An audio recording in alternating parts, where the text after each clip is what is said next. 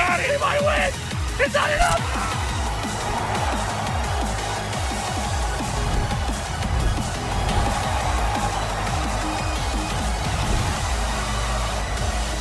Another low, able to go for the Raef dart. Shaheen goes wild. They run.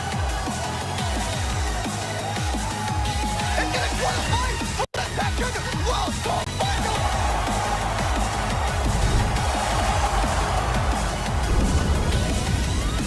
Unbelievable.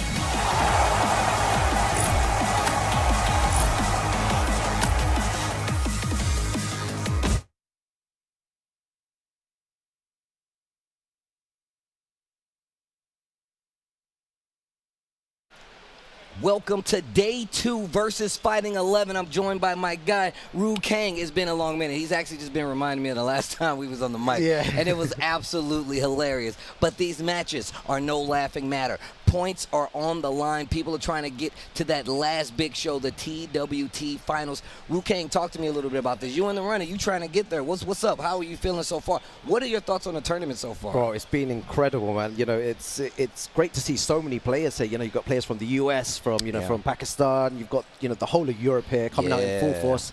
You know, it's been amazing and big points on the line. You know, 400 points for that winners place, and someone is definitely gonna shake up the standings a little bit by winning this tournament. So it's so important as one of the last few master events in this tour.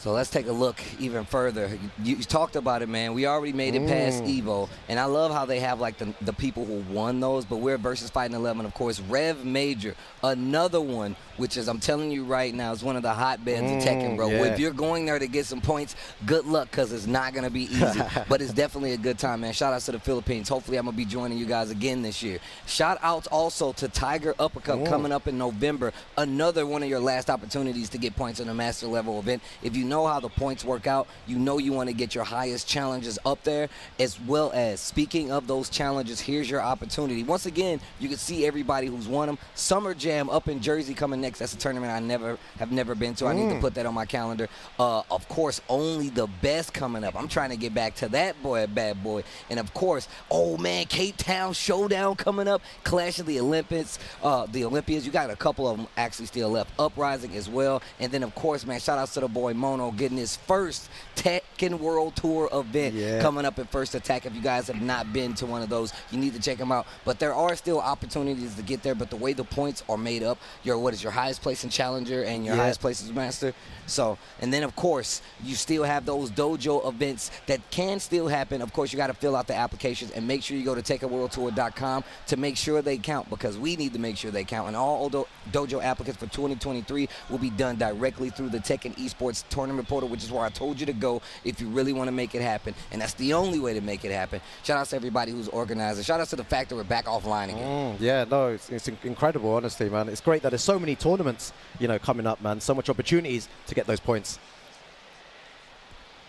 November 5th, 2023 is when the tour ends. That's the last day for dojo submissions. Make sure you guys go to the website to fill out, to make it official. But this is the last opportunity to get it. Remember, November 5th by Sunday, 11:59 p.m. Pacific time, if you actually want to make it count. But this is how you make those dojo events actually count, as well as get in on the tour. But this is when it ends. We've already announced where we're going to be for the Tekken World Tour. We're actually going to get to go to New Orleans, which is one of the spots I've never even been to, and I live in that country, so I'm definitely hyped to go there. But yeah, man.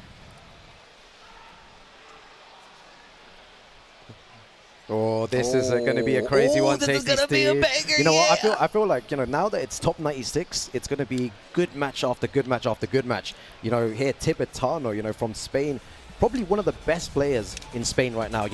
Maybe top 2 in Spain. He's been performing really well. He went to Dubai as well, competed in a challenger event, and he placed very, very high there, and got a large amount of points. But Raef from Saudi Arabia, I think his gin is incredible. You know, the way he parries, the way he moves, so much confidence in his gameplay. A very aggressive player. I really do like the way that he kind of controls the pace of every time that he plays. And with Jin, that's actually something that you're really good at. Like you said, the parry's really good at that. The placement on the forward fours. And I know you was talking about Tibetand, but he was the last person we saw play yesterday with a great, like, focused win. My man's hard to break. So it's going to be really cool to see these two styles kind of clash. This is sick, man. We got Spain versus Saudi Arabia as the first match.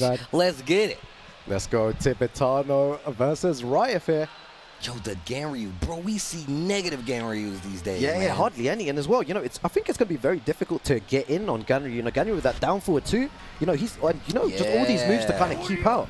But once Raef is in, you know, it's GG's, man. He's going to, you know, go through you like a truck, man. 4-4 is the name of the game. 4-4 down, 4 is coming from I hate Jin. That move forward 4, man. Bro, everybody people hates just that spamming move. half screen forward 4. Also, like, the thing is that Raef likes to use like 2-1 a lot, which is a really good, like, classic Jin move. Yo, the floor break instantly after the grab, but no combo on the follow-up. Oh, and yeah, it goes for a parry there straight away. You know, Tibetano on the front foot there. Good low parry though. Low parry, and look at the lead my man has had this entire time. Not gonna be able to break the floor, but look at the carry. Hell sweep. I like that. Now there's the floor break. Yeah, I love that. You know, Raef straight away there, you know, letting him know I will throw out those hell sweeps. You know, launch punishable move, but who cares? Tibetano still takes the first round though. With the normal throw on top of it. Yeah. It's always good, you know, to test your opponent with those throws. You know, I'm a big fan of, you know, just throwing your opponent, you know, adding up that mental stack. There's that parry. And there's the 2-1 as well. I told you, bro. I'm telling you. If you were playing here, you would have already taken him out already. I'm a classic Jin player. I don't know about taking him out. And Ganryu was one of those characters that you definitely need XP to actually fight against. And Tibetano was a very high-level Ganryu player. You could just tell. I mean, look at the control on the first round. There's that 4-4, goes into the Zen stance, actually gets the floor break. Shout out to Markman, the Savage Axe Ender, he likes to call it. Big damage as well. Oh, you didn't block your toes, though. Speaking of your toes, he did the whole string. Oh, what a cheater, bro. Nah, the second round, nah. Already, you know, 2 rounds here. Such a good start. Like I said, and you pointed out, it's going to be hard to close the distance versus a character like Ganryu. Very difficult, but against the 4-4. I feel like everything we said prior to the match has happened. I'm telling you, bro, it's one of those things. Once again, I'm an old Jin player, right? And I still play Jin a little bit. I just don't play him in tournaments. But even still, understanding some of the matchups with the tools, you know how it goes. You have to know those things. Yeah, very, very important here. Raef takes one back. Nice parry again with a 2-1. Good throw break by Tibetano. He's like, yo, you're not getting me with those. Gets the full launch. And look at the carry that Ganryu gets, bro. It's actually pretty good for the most part. Yeah, he's pushing him, you know, towards that wall. Very important. And the down forward 2 again. You know, gets so much mileage. Big damage. How does Raef come back from this? You know, it's going to be very difficult here. And Tibetano doing damage here. 1-0 against Raef. So the thing is really hard about it is like the momentum that's happening. And look at this. Look who's up on the stage coaching these guys. Is that Kobe up there? Is that Kobe up there? Yeah, that's coaching the guy, versus Spain. I don't know why Kobe hates Spain. Why would you go up there and do that, man? That's crazy. UK and Saudi alliance there, you know that. And then, you know, you got the Spanish guys here on the side. Those two, I believe, are top 2. You know, Tibetano and Oracle, very good friends. Yeah. You know, also training partners. You know, giving him some advice. It's also important, you know, even if you win, you still need to give that advice. You need to do, you know, carry on doing this in order to win. Do not stop. Like, you do not need to change anything if it's working. Okay. No, good points, though. All good points, though. Man, Tibetano controlling the screen so much. And you see how dominant he was. The first thing he did, go for the floor break. Break all the floors. Straight away, bro. That's good. Good option, man. Right, here we go to the jungle outpost. I think this top floor, you know, the walls are a bit smaller here. You know, you can definitely do some damage. I think Raef, you know, wants that close proximity at the beginning. You know, try to get some nice wall carry here. Starts off with both players very cautious. Nice back 2-1 as well to start things off. Oh, nice duck this time around. Back 2-1. Ooh, wow, I actually got the counter hit on that. Very nice. Forward 4, tries to catch him pressing buttons. Tibetano not biting. It's starting to work, though. You can see Tibetano actually starting to second-guess some of this up-close approach because of that 4-4. Man, his mix-up of using the lows out of stance is so good. And the way that he covers distance with attacks makes it hard to parry. Gets the wall splat and the re-wall splat. All right, Raef. All right, needs to be careful here. Oh, nice. Good stuff by Raef. You know, fighting back here. It's not going to be easy. You know, even though Tibetano's 1 game up here, it's going to be difficult to take down Raef, you know. Probably the best player in Saudi Arabia here. Oh, nice man. block there while standing for punish. And this mix-up of the lows and just pushing and making sure that Raef does not feel comfortable at all. Yeah, pushed him to the wall here. Oh, misses the punish there. Yo, Raef's defense, though, is getting a lot better. It's getting a lot better. And Oh my god. Tibetano, Tibetano's back against the wall here. Dangerous position, I was going to say he needs to get out of there, but, Raef keeping him at the wall. Re-wall splat, nice block on the down back 4. Almost had a combo follow-up, not too much though. Oh, 1+2, that's one of my favorite moves in the game. Down 3-3, the classic Gen Ender. He's enraged, and that might be the round. Of course it is. Throws the rage out on top of that bad boy. Speaking of getting thrown. Yeah, one down forward two. That move is so strong. You need to be always so careful, and the follow-ups afterwards as well. It makes Ganryu super dangerous in these situations. If you go back and look at his matches from yesterday, the way he sprinkles in down forward two, man. and he noticed So like perfect, right? it's perfect time. He was like, "Oh, you like to duck your low parrying now? Nice." Down Down forward two, half bar, bro. right there, and the tail end. And that's another thing you got to be careful when you're ducking. You try to react kind of slowly. Yeah. You can get picked up. This dude Tibetano is playing crazy right now. So good, and he catches him trying to do something there. Doesn't get the full wall splat. First time we saw headbutt this entire set. The delay on the streak. Tibetano is playing crazy right now. Another round of the board. Raef is in trouble. Yo, Spain in the house here. Man, just the balance between patience, the defense and offense here by Tibetano is just so good. The way that he's sprinkling in 1+2 as well. He only did it the first time here, and just, man, definitely one of the better Ganryus I've ever seen. What a reversal. Man, get your ass over there. Get your ass over by this wall. Gets the counter hit forward, back 2-1. He wants the combo. Or tries to catch him ducking there. The forward 4-2s, just spamming that. The paw of the demon. Oh my god, every time. Every Again. time. Is that dead? Oh, he missed the last hit. No. 2-4 on the wall split. Reach up. Raef has a chance. I don't know. Is he dead? Is he dead, Steve? Call it. You call it, I Steve. don't know. You call it. I said it yesterday. Oh, Dead. I knew he was dead. I knew he was dead. I just didn't want to say it on the mic. I knew he I was was dead. like trying to analyze it, before it said KO. No, I that was actually too slow. I couldn't tell because the scaling 1 and 2 he was already in the wall. I thought it was going to fly off the wall or something. How did Raef make a comeback there? Nice little punish there. Tries to go for the grab. Tibetano twitch ducking a bit too much here. Again, the fuzzy ducks. Raef is catching on. There's that down 4, getting a lot more active in the offensive side of things. Looking for something big, maybe a tricky low, I was just about to say. Wow, yo, Raef ran beautiful. that back. What a legend. Out of nowhere, Raef makes the comeback. He looked dead and buried there. Getting hit by down 4-2s, and now the coaching, starts again here. Oracle coming up again, and K-Wiz. This is when he transforms into Raef right here. He's going from Raef to Raef, bro. Yeah. This is what's happening right now. It's okay. He said I can actually call him that. It's all right. Even though I did, it was horrible at first. I literally was on the TWT stage. I feel like everywhere I go, I hear that. Make some noise for Raef. Don't do that. I'm not gonna do it. I'm not gonna do it. Oh my I want to make God. that like a sub alert or something. No. Please, can I? Have I got your permission to do it, please? I hear Only it for you. every time I go to the Only event. for you, I hear bro. it somewhere. I hear it Only somewhere. for you, bro. You could do it. Nobody else, though. And maybe Raef. Raef could do it. All right, we're going to a final game situation. You do not want to go into that Good losers games, bracket bro. right Good now. You want to games. advance in that winners, and this is still, early days, top 96 Yeah. winner side of the bracket. Already sweaty, though. We're already in the sweaty position. So this could be, a top 8 match or top 8 100%. qualifier, Top or even 16, top 16. yeah. Also, I just love the fact that we got Saudi Arabia versus Spain.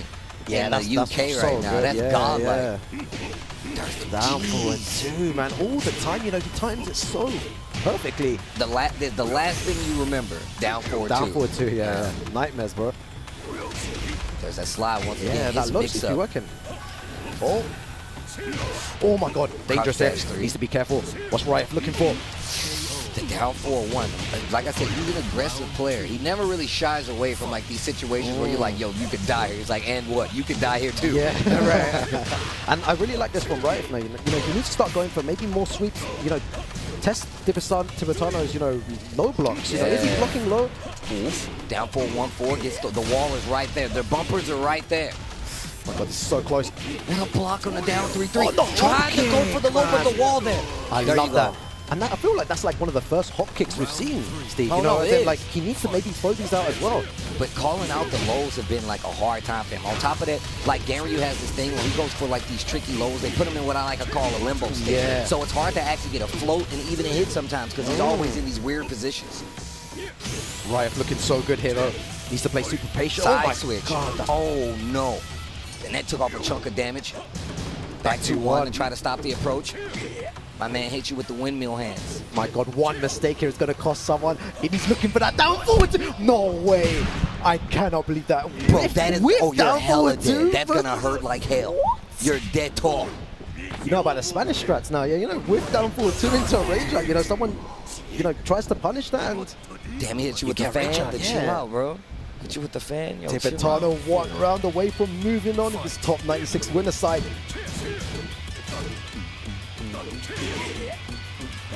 Oh, hell sweep. Yeah, you know, catches the legs there. The song is so good. Some songs on this game are so good. It's so good, dude. Oh, headbutt. Yeah, nice interrupt there. Oh, goes for the legs. No way! Again? Bro, this is gonna Bro, hurt like hell. Your plus? I don't care, bro. I'm gonna throw out that rage art. The Spanish rage art Hit right the here. that's what you call it, the Spanish rage. Yeah, that's what they call it. They told me Yo, they're that's like OD. el rage art español, right? Like, oh my God, no! Down 4-2. He's trying to threaten with it. He's threatening with the down 4. Oh my no God, the way. down 4-2 No, again. no. Oh my God. Oh Oh my my God. God, that was crazy. Yo, that was sweaty. Tibetano That was takes sweaty. it here. That was sweaty.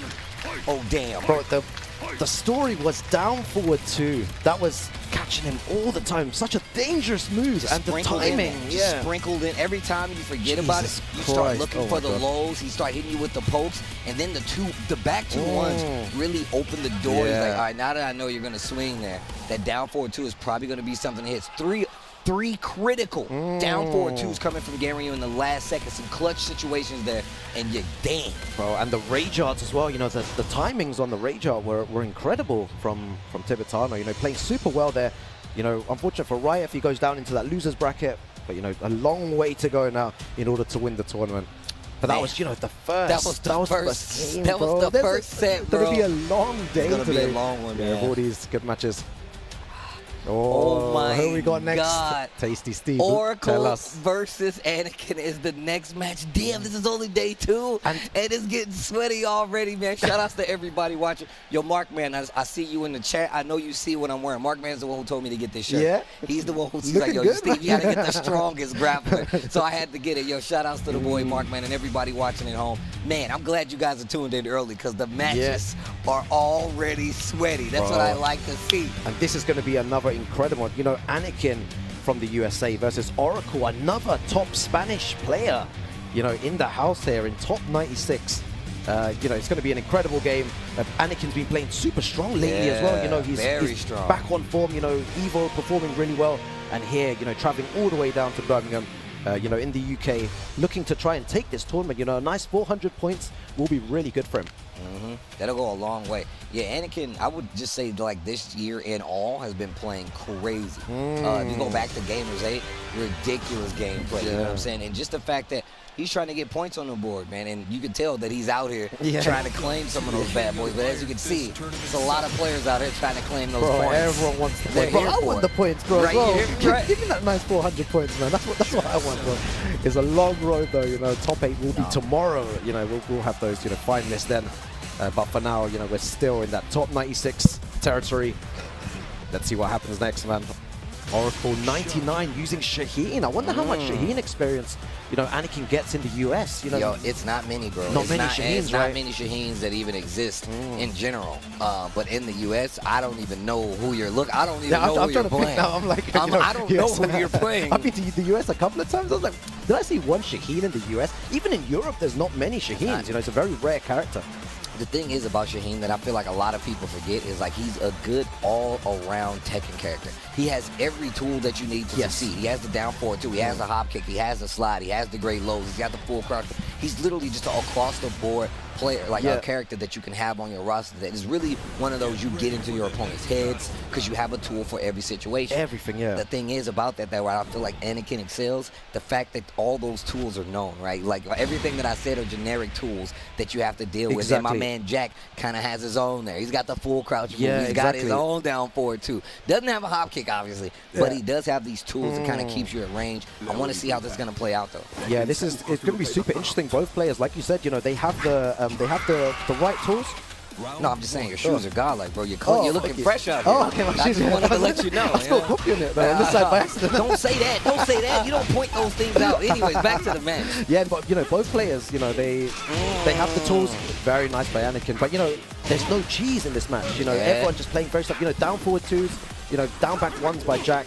You know, it's all very, very, you know, high level and very good Tekken here. You're going to see. Oh wow, that wall, dangerous situation.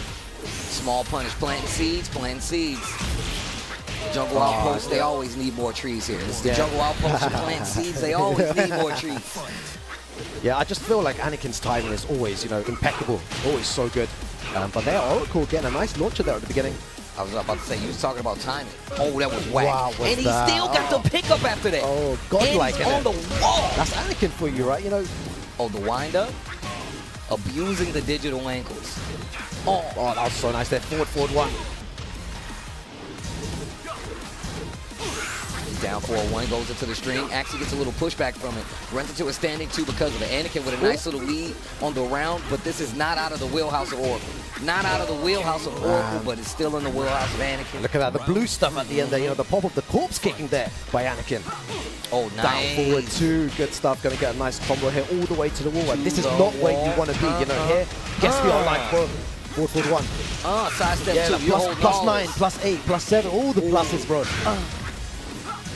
Small combo there. Wall messes up the combo just a bit. The slide not blocked this time. Side switch goes for the orbital, thinking he was going to duck.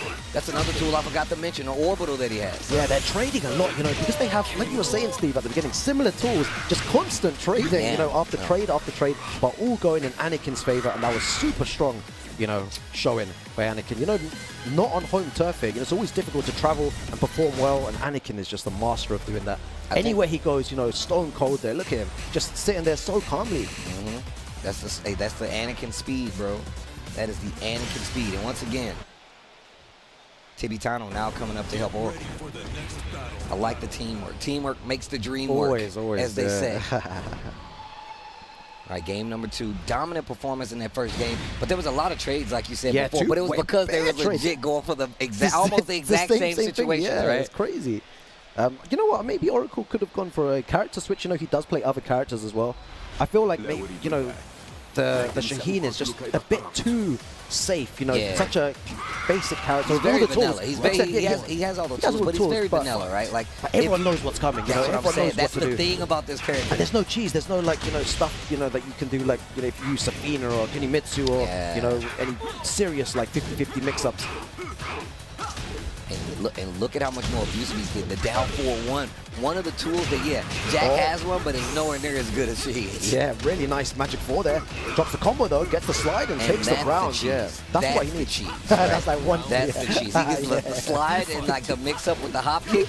That's the cheese. Because once again, even though they're all basic tools, the thing is that, like, there's stark difference in the sense of, like, yo, you're gonna block this low, cool, I'm gonna go for the hop kick. I have options for it. You're gonna stay high, that's cool. I can abuse the ankles. That does have these options. And this is a different Oracle I'm seeing here. You know, he's got her, you know, 1 round on the board, playing really well this round as well. What's Anakin gonna do to, you know, stay patient? You know, I love that. Just the confidence in his defense. Anakin crazy here, just backing away, not taking any risk whatsoever. Or tries to go for a grab. Forward 1. The jackhammer starting to come out. Down 3, slide. That's the cheese. That's the cheese. Oh my God. He's gonna duck that. That was godlike. You saw him with him with the bait. He was like, yo, I'm coming in. He's like, I bet you thought I was coming in. I bet you thought I was coming in. It was so good, man. Anakin. Even my man Jack with those big child-bearing hips, bro. Even he still gets to move around a little bit. I like that. Anakin just jabbing, you know, trying to push him towards the wall here. What does Oracle do? Oh, he's going to get a float here as well. He's going to go for all the plus frames here as well. Yeah, takes the Oki instead. Oh, that sidestep move is two. so Rocket busted. kick right after, and you don't see it coming sometimes. Stop. One. And, you know, between 50 and 60 damage for that as well. You know, it takes chunks, that sidestep too. Yeah, Anakin looking to move forward here as well. Forward one. You know, starting to duck now. Not a good idea against Jack. Nice sidewalk, but doesn't do anything with it. Down 4-2 would have did numbers right there. Ooh, speaking of. Oh, the slide. Do it again, no. Teaser to down 4-1 once again, and there's the hop kick. Yeah, Anakin tried to go for a down back one there, it seemed, but I don't think he's going to get the wall hit. My bad, gets a nice little combo there. Oh, you're dead. You're dead. Okay, wait a minute. Oracle still alive, but it said it's not over yet. Yeah. It's not over yet. Finishes the string. He's doing strings. Oh my god, what's Anakin going to do here? Forward one again. The damage from that as well. Gets the blue stuff. Oh, the down 4-2 finally finds his mark. It's going to be big damage if he gets the wall. Yeah, to the wall here. Oh, yeah. Yeah. No, just take Yoki instead. Yeah. I don't know about that. Yeah, maybe should have gone for the damage in that situation. Dude. Oh, he's looking for some kind of wall splat, wall bounce. How's Anakin going to get out? Diva! 1 pixel remaining. Oh my god, needs to be careful here, you know. Oh, no. You know, Okay. The Spanish rage, you know, tries to, they're known for their rage arts, and, you know, are very unfortunate there. Oracle playing well, but Anakin manages to take it and moves on in this winner's 96. Yeah, I love that, man. The way that, you know, both players were playing, but Anakin just, you know, the forward ones add up, man. The sidestep twos, the down back ones as well. It just gets super confusing, and mixing it up with the timing that he has as well. It is crazy, man. He really does have a beat for your like offensive like points, right? Yeah, Like yeah. once he figures it out, he's like, all right, now I know that you want to hit something here. And you're right, he went for that Spanish Rage Rider right at the last second, and he was like, nah. Yeah. So good. Yo, tell him about the next match, Oh, bro. guys, we have got K-Wiz coming up against Hauntz from Denmark. And, you know, the way that K-Wiz was playing yesterday, I was speaking to him as well. I was like, you know, you need to show a bit of mercy to your opponents. You know, like, you know, a tiny bit. I was like, you know, allow it, the K-Wiz. And he was like, no. He's like, that's what he's not supposed to. No. But he was like, I've done that before in the past. And he's lost certain rounds. He's like, this time, no way. This time I'm going to take 6 rounds straight. I do not care about anyone. You know, this is the K-Wiz that we like. The ruthless K-Wiz. The one that's going to, you know, absolutely destroy you. Skyrockets all day. Business K-Wiz is a different guy. Business K-Wiz is definitely a different guy. We've seen him perform at the highest level before, whether it be a TWT appearance or not. Like, K-Wiz is definitely one of player/commentator. We were talking about this, player/commentator. Yeah. K-Wiz, that guy's dangerous no matter what. But Hauntz, though, coming up, representing Denmark. I want to see what he's going to bring to the table. Yeah, I want to see if, you know, the level of aggression is kept up by K-Wiz. You know, if he still wants to, you know, be hyper-aggressive and you know, start on the front foot with Hwoarang. It's going to be interesting to see if Hauntz can, you know, stop him. K-Wiz a dangerous player. It's definitely a momentum thing. Hwoarang is one of those characters that I feel like he gets to snowball really easily, right? Like, he's not taking anything away from anybody, but he gets to snowball really easy. Because it's really easy. Make sure you guys clip that, right? Remember, everyone clip that. I'm going to make like a montage. I'm going to make a montage of this. But the thing is that once he gets started, it's really hard to kind of stop him, right? And K-Wiz is really good at noticing if you can and can't. He's like, oh, you don't know about right foot forward shenanigans? Yeah. Oh, sick. Yeah, All right, you don't know how to right? deal. You don't know how to deal with backlash. Oh, sick. You know, he's really good at picking stuff out like that and really like taking advantage of it. Yeah. Kunimitsu, however, no. one of the flavors of the proverbial Tekken week, I like to say. She's a character you have to know how to fight her, and I feel like everybody's gonna have a pocket one by the end of Tekken 7. Oh my god, you know, super safe. You know, she can just stand from rage, 2-2, backdash, 2-2, backdash, set 2, set 2, set 2. You know, you can play her super safe, but huge reward, you know, if something lands on counter hit. Let's see if, you know, Hauntz can take advantage of this. And off the bat, you know, big launcher there, all the way up the wall already. Big damage right here already. But look, this is overnight damage for Hwoarang. That's nothing, bro. He can get that in his sleep, bro. He can get that in his sleep, bro. I'm waiting for those skyrockets there. Right, You know, that's the first he's one. warmed up at least. Nice punish right there. Yeah, minus 14, good stuff by K-Wiz. Great. Great. Yeah, still has the picks with her, though. Dash up down for one. I like the small hesitation right there. Yeah, very good by Hauntz, you know. Oh, he tries the hop kick. You know, I feel like he's come in with a game plan. You can tell, yeah, because he, you know, started before with a hop kick and again this round, bro, with a hop kick as well. Peep the damage. Oh no, small body characters. I keep forgetting. Yeah. Bro, I was talking about the hop kick and I think he lost 60% in like 5 seconds, bro. It just went. I looked at the screen, I was like, in his sleep, bro. In his sleep, bro. Oh, nice 4-4-2. Yeah, Gotta nice. get the pick up here. Yeah, the full crouch sweep there.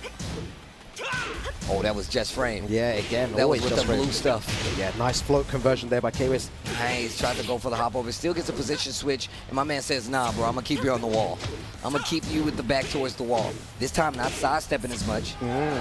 Oh, speaking of sidesteps. Yeah, again, Kwis has noticed, you know, he likes to go for those, you know, hop knees. Tried to close out with a down 4-1. No break on the 1+2 throw. Yeah, he has rage here Down as well. 4-3. And the wall kill, the added damage. That was crazy. That was so cool. I thought there was maybe one final mix-up, you know, to be there, but Kwis, you know, gets the wall, gets around here, looking really strongly aggressive. He goes, bro, 8 seconds gone. Where's his life? In his sleep, bro. Bro. In his sleep, bro. Uh-oh. But speaking of in your sleep, again. things can get stolen in your sleep. The full crunch shoot, gonna get the follow-up hit. Things can get stolen in your sleep, bro. Oh, the my blue God, stuff. it's so close here. I got it too. 1 pixel. 1 pixel. Oh my God. Kwis. Oh my God, Kwis. And I love that. The crowd, you know, they're awake. They're supporting, you know, the UK here. Strong. Yeah. I like to see it, man. You're Yeah. supposed to be making noise for your fellow countrymen, your fellow regionmen. Exactly. You always supposed We're here to support. in the UK, bro. Like, you know, we support our boys here. That was quite scary though at the end, you know, he was getting the full crouch shoot. He tried to make a comeback there, but Kwis, you know, staying composed at the end there, managed to take it, and a Big really counter good hit. counter hit at the beginning to start things off. To the wall we go. Peep the damage though. Peep the half-life. I'll take half. 4-4-2. Set. Just pure set, man. Yo, stab him. Yeah, do not taste, you know, do not test his knowledge. You know, Kwis knows the matchup. He's very good at these things, you know. Ooh, goal. I like this. Goal. Kwis on the front foot here, takes the first round here, looking really good against Hauntz. And Hauntz, you know, started off really well. You know, everything was working, but Kwis adapting so good in these situations. Nah, he really is. I'm gonna tell you right now, though, Hauntz has not lit up not one time. Nice But there. he has also not broken any throws. Yeah, exactly. And once you notice a weakness, you know, abuse that weakness. Damage, man. It just adds up. And 1 round away from moving on here. Kwis looking strong. Hauntz still has a chance, though. Definitely still has a chance. Never really been out of it at any point. It's just more about the fact that Kwis, once again, this character snowballs so easy. Yeah, You get I knocked love down, that. I love that comment. That's you one of the get best knocked comments down. ever. You This get knocked character down. is easy. I didn't even say it. What did you This dude, Rookang. Nice. No punish, though. Oh, with the sparks on the side, that's how you know he was feeling good. Yeah, very Kwis. good. Kwis, you know, our UK boy here doing damage. And again, no mercy is the story. Kwis not messing about, wants to win this whole tournament. And if he does, you know, 400 points will be good, you know, for him to qualify for that Tekken World Tour final. He was already a finalist before. Yeah. You know, he wants to qualify again. And this is his chance, you know, in his hometown of the UK. You know, it's the thing about like Kwis, like I said before, you pointed out, like he knows so much about the game. It's Way really too much, yeah, as a it's- commentator as as well, as a right? commentator, right? He's using that commentator knowledge in his gameplay, which you should be doing anyway, right? Yeah. I feel like they go hand in hand. As a commentator and a player, like you can't do one without the other, in my personal opinion. So the fact that he's using that knowledge, and he's just a really smart player on top of that. Hwoarang is a very, very, very underrepresented character, I feel like, especially to be as strong as he is. So, yo, shout outs to Kwis still staying alive. Yo, also shout outs to my man coming all the way from Denmark and making it count. Yeah, definitely did. You know, did well there. Still in the losers bracket, but you know, Kwis moves on in that winner side. And our next match coming up is going to be Anakin versus Tibetano. So Yo. Anakin facing all the Spanish players, you know, like Revenge.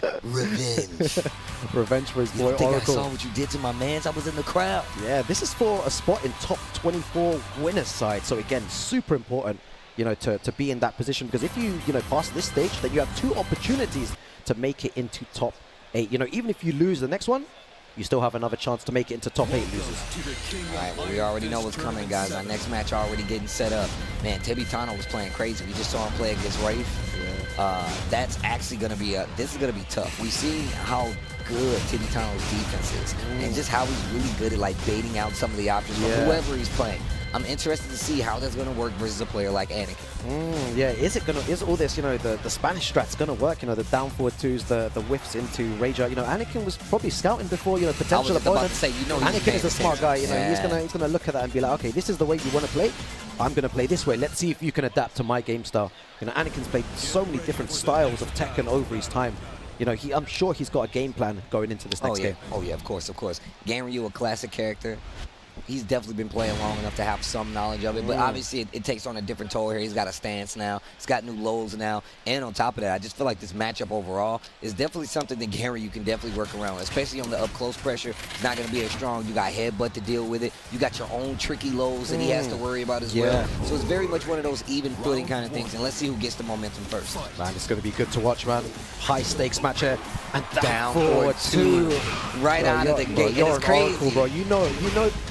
We actually played once together, he's king. I'm a king we need to run that back. We definitely can run it back. We can definitely run that back. Down forward two again. As soon as you said it, another one came out, and look at the wall damage. Look at the wall damage. Low parry and gets the first round clean. Speaking of being scouted, Tibetand, you already know he must have been looking. He's looking as well. Yeah, the down forward twos, the story here today. Tibetand with exceptional timing on his down forward twos. Nice. But talking about down forward twos there, Anakin with his own one hit. The backdash on top of it with the down forward two. And the wall damage on top of it, I'm going to take half. In fact, I might need to take all. The re-wall splat, but it actually knocks him off axis. Yeah, not in a good position here. Gets a spring kick. Works out there. Oh, backdash. That. Yeah. I'm out of there. Yeah, Anakin, the way he moves as well, he backdashes out of these situations, but sometimes hyper-aggressive and goes forward. He just knows when to do it. Ooh, Tiger at 1 round apiece already. 4-2. They're just chopping the legs there. Nice down forward 1 string. Just to get a little space in between, and we've seen how he gears up for those down forward twos. And I feel like every time we mention it or we start talking about it, it comes out. Because it's one of those things, like the spacing, like we can feel the down. Good about the thing. You can feel the spacing when it's perfect. On top of that, a lot of Ganryu's moves moving forward enough to where you can get the down forward two and you're dead. Yeah, not gonna work that time. The blue stuff. All right, let's see. Moving forward again, but Anakin not biting. He's trying to make Anakin whiff, and it's not working out. The most he's going to whiff is like, a standing 2 or a down back 1, but they're very difficult to whiff punish. Especially after that, I was about to say, especially after that first time, once he saw that he was really waiting to kind of gauge him from these down forward twos. He's like, let me back up a little bit more. But now Tibetand's starting to adjust his gameplay as well. Yeah, Anakin's back against the wall here. Really nice option. Gets out of the wall as well. Oh, no, that's not going to work, is it? Oh, what? What? Wait, that was not supposed to happen, bro. That was not, and that's going to hurt like hell because it's a counter here too. That's not, that was not supposed to happen. That was not supposed to happen. My man was like, get up. I feel like he did that before somewhere, and he just went to the ground. He just goes to the ground, dude. But this one, it seemed like it, missed, and then incredible stuff, man. That's why we reacted like that, because that was not supposed to happen, bro. It's like we already saw the future. We were like, we know what's going to happen in this situation, so we were quite calm. We were like, yeah, this is fine. And then that happens, and that just shows you guys, Tekken, what a beautiful game it is. Beautiful chaos. Yeah. Right? We're excited about it, but if you're playing, you're not excited. No. If that was me on there, I would literally want to, I would be like, I would have been livid, bro. I was like, oh, yeah, like that game? Like that Tekken? Thought we were cool, Tekken, and you're going to do me like that? Going to one of my favorite stages, in Tekken 7, the Souk. One combo straight to the wall. Yeah. I love that, very, very close walls here. And I guess for both characters, the wall is very advantageous. Jack with the plus frames and the down back ones, and Ganryu as well can do huge damage by the wall. All right, here we go. Tibetand trying to stay alive in this set. Yeah, is Anakin going to take out two? Both of them, bro. Two Spanish players, yeah. They're going to be thinking about that. You can't go to Spain. Everybody going to have a target on you. They're going to be like, yo, that Anakin guy. It was him. I wonder what Stream Chat's saying right now. Like Anakin's just freeing up EU right now, right? Oh, nice. And you saw him try to mix in the throws right there. Shout out to everybody watching at home. Matches are looking crazy. Top 96, like my guy Rookang let you guys know earlier at the top of the show. Speaking of, down 4-2. Very, very nice there by Tibetand. Looks to push it to the wall. He's going to get some nice... Oh, I thought he was going to go for the, you know, the... I thought he was going to go for the damage, but... Yeah, go for that instead. Wait a minute, down forward 3 starting to come out. Okay. Too smart, Anakin, for that. You know, you cannot do too lows to him. Very, very nice block there. Anakin just looking so well right now. Gets a little mini duck there. Doesn't launch, doesn't do anything with it. Whoa. Let me get the wall. Yeah, really nice. Spain in the house there. Oh, low parry once again. This is how that first round turned now. Oh, wow, I got to get up attack of my own. The wall's right there. Oh, and he notices, you know, Tibetand wants to press after the first down back one. You know, it's Nice very close. ducks. Oh, forward, but is that going to be dead? Man, Anakin 1 round away from moving on here. What does Tibetand do, man? You know, he's keeping him out so well here. Yeah. He's got an answer for everything, and again, whiffs and gets hit by the down forward 2 there. Anakin looking good right now.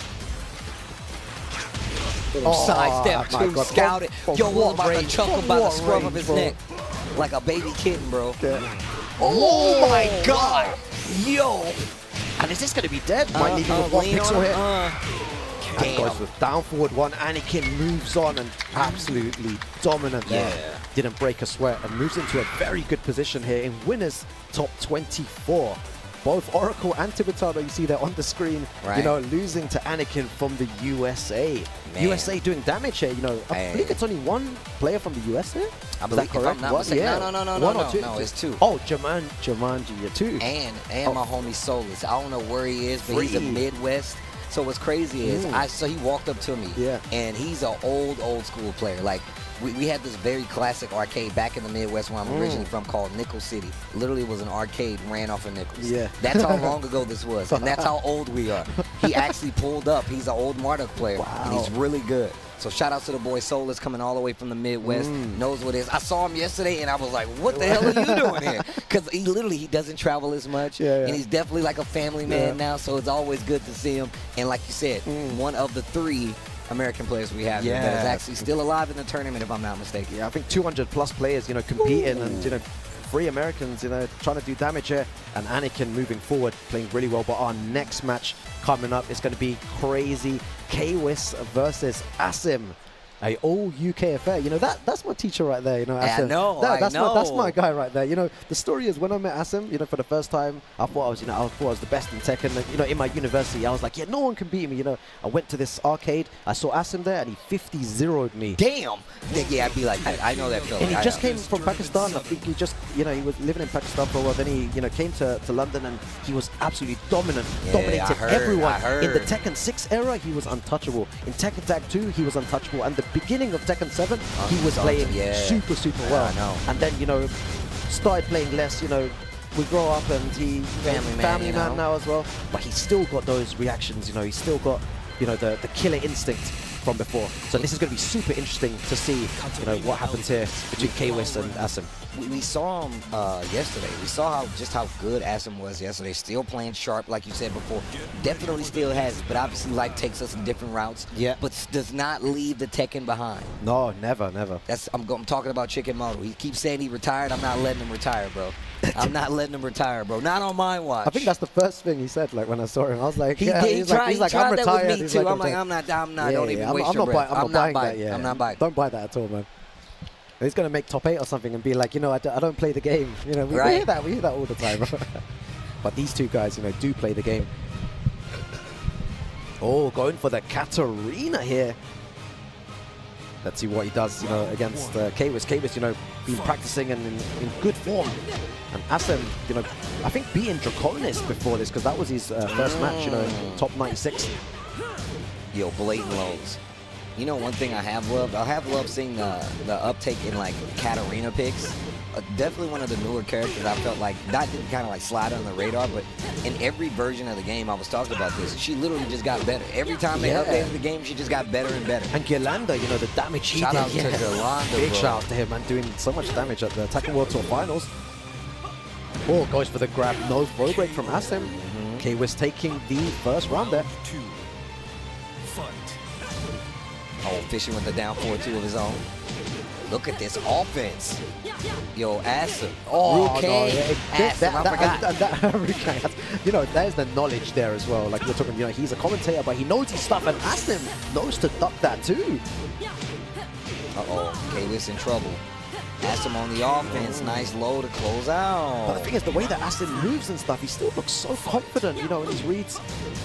He knows where to put himself, like to first off fight Hwoarang, and then two, to make Katarina work. Look at that long-range jab right there, that down forward one range from Katarina, and on top of that, hop kicks plus her lows are definitely a threat.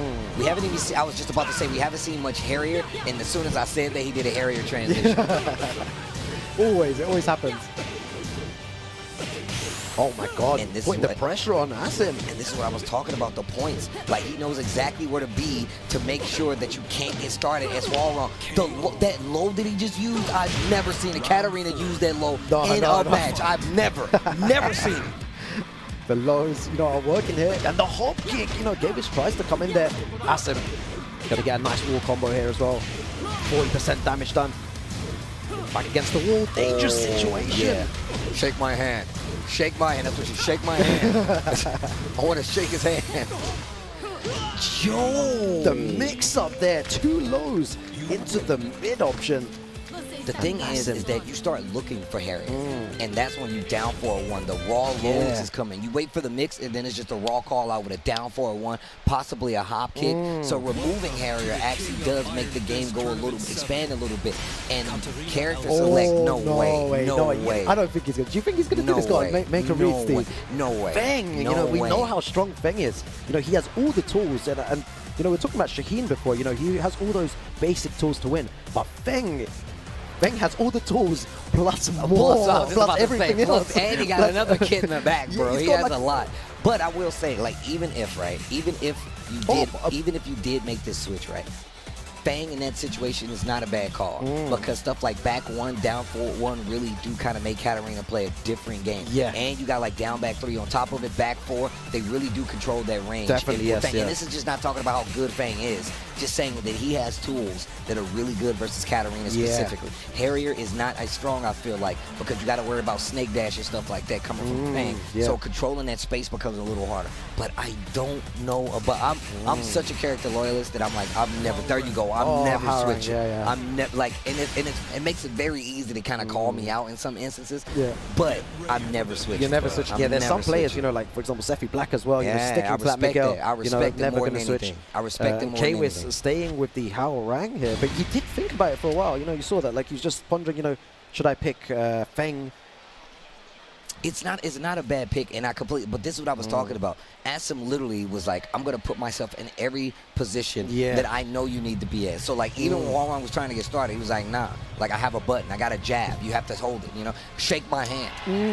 You know, down 4-1, bro. Watch the down 4-1s. They do numbers, bro. Oh, yo, the standing forward, my man Hwoarang let out a yelp. The counter hit. Oh, hella damage. Let's see if he knows his wall combos. Nice from Asim. Harrier, bro. Well, he tried to go for the mid option that time. You know, K was one step ahead, but lost a lot of life there. And damn, the wall splat. That's a perfect coming from Asim. Yo, damn. No, for real though. This is exactly what I was talking about though. Like, he is literally putting this character in the perfect position to be able to punish everything that he's doing. You know, the whiff punishment so good, and there as well. You know, twice. You know, you should have entered this tournament, Tetsu. Nah, you should have entered it. You should have entered this tournament. I'm a talker. I'm talking. But again, that was 2 occasions when he did exactly what you said. You know, perfect spacing. Again, 3 times. Harrier, bro, this is becoming a clinic for Asim right now. And just the way that he's playing, it's like he knows everywhere that K-Wiz and Hwoarang want to be. Nice little punch there, you know, -10 on that. Okay. Skyrockets now. I was about to say, I like the skyrocket. Okay, got a chance here. And just the standing 3, bro. Wow. Magic 4 there. Gotta go to the wall. Big low.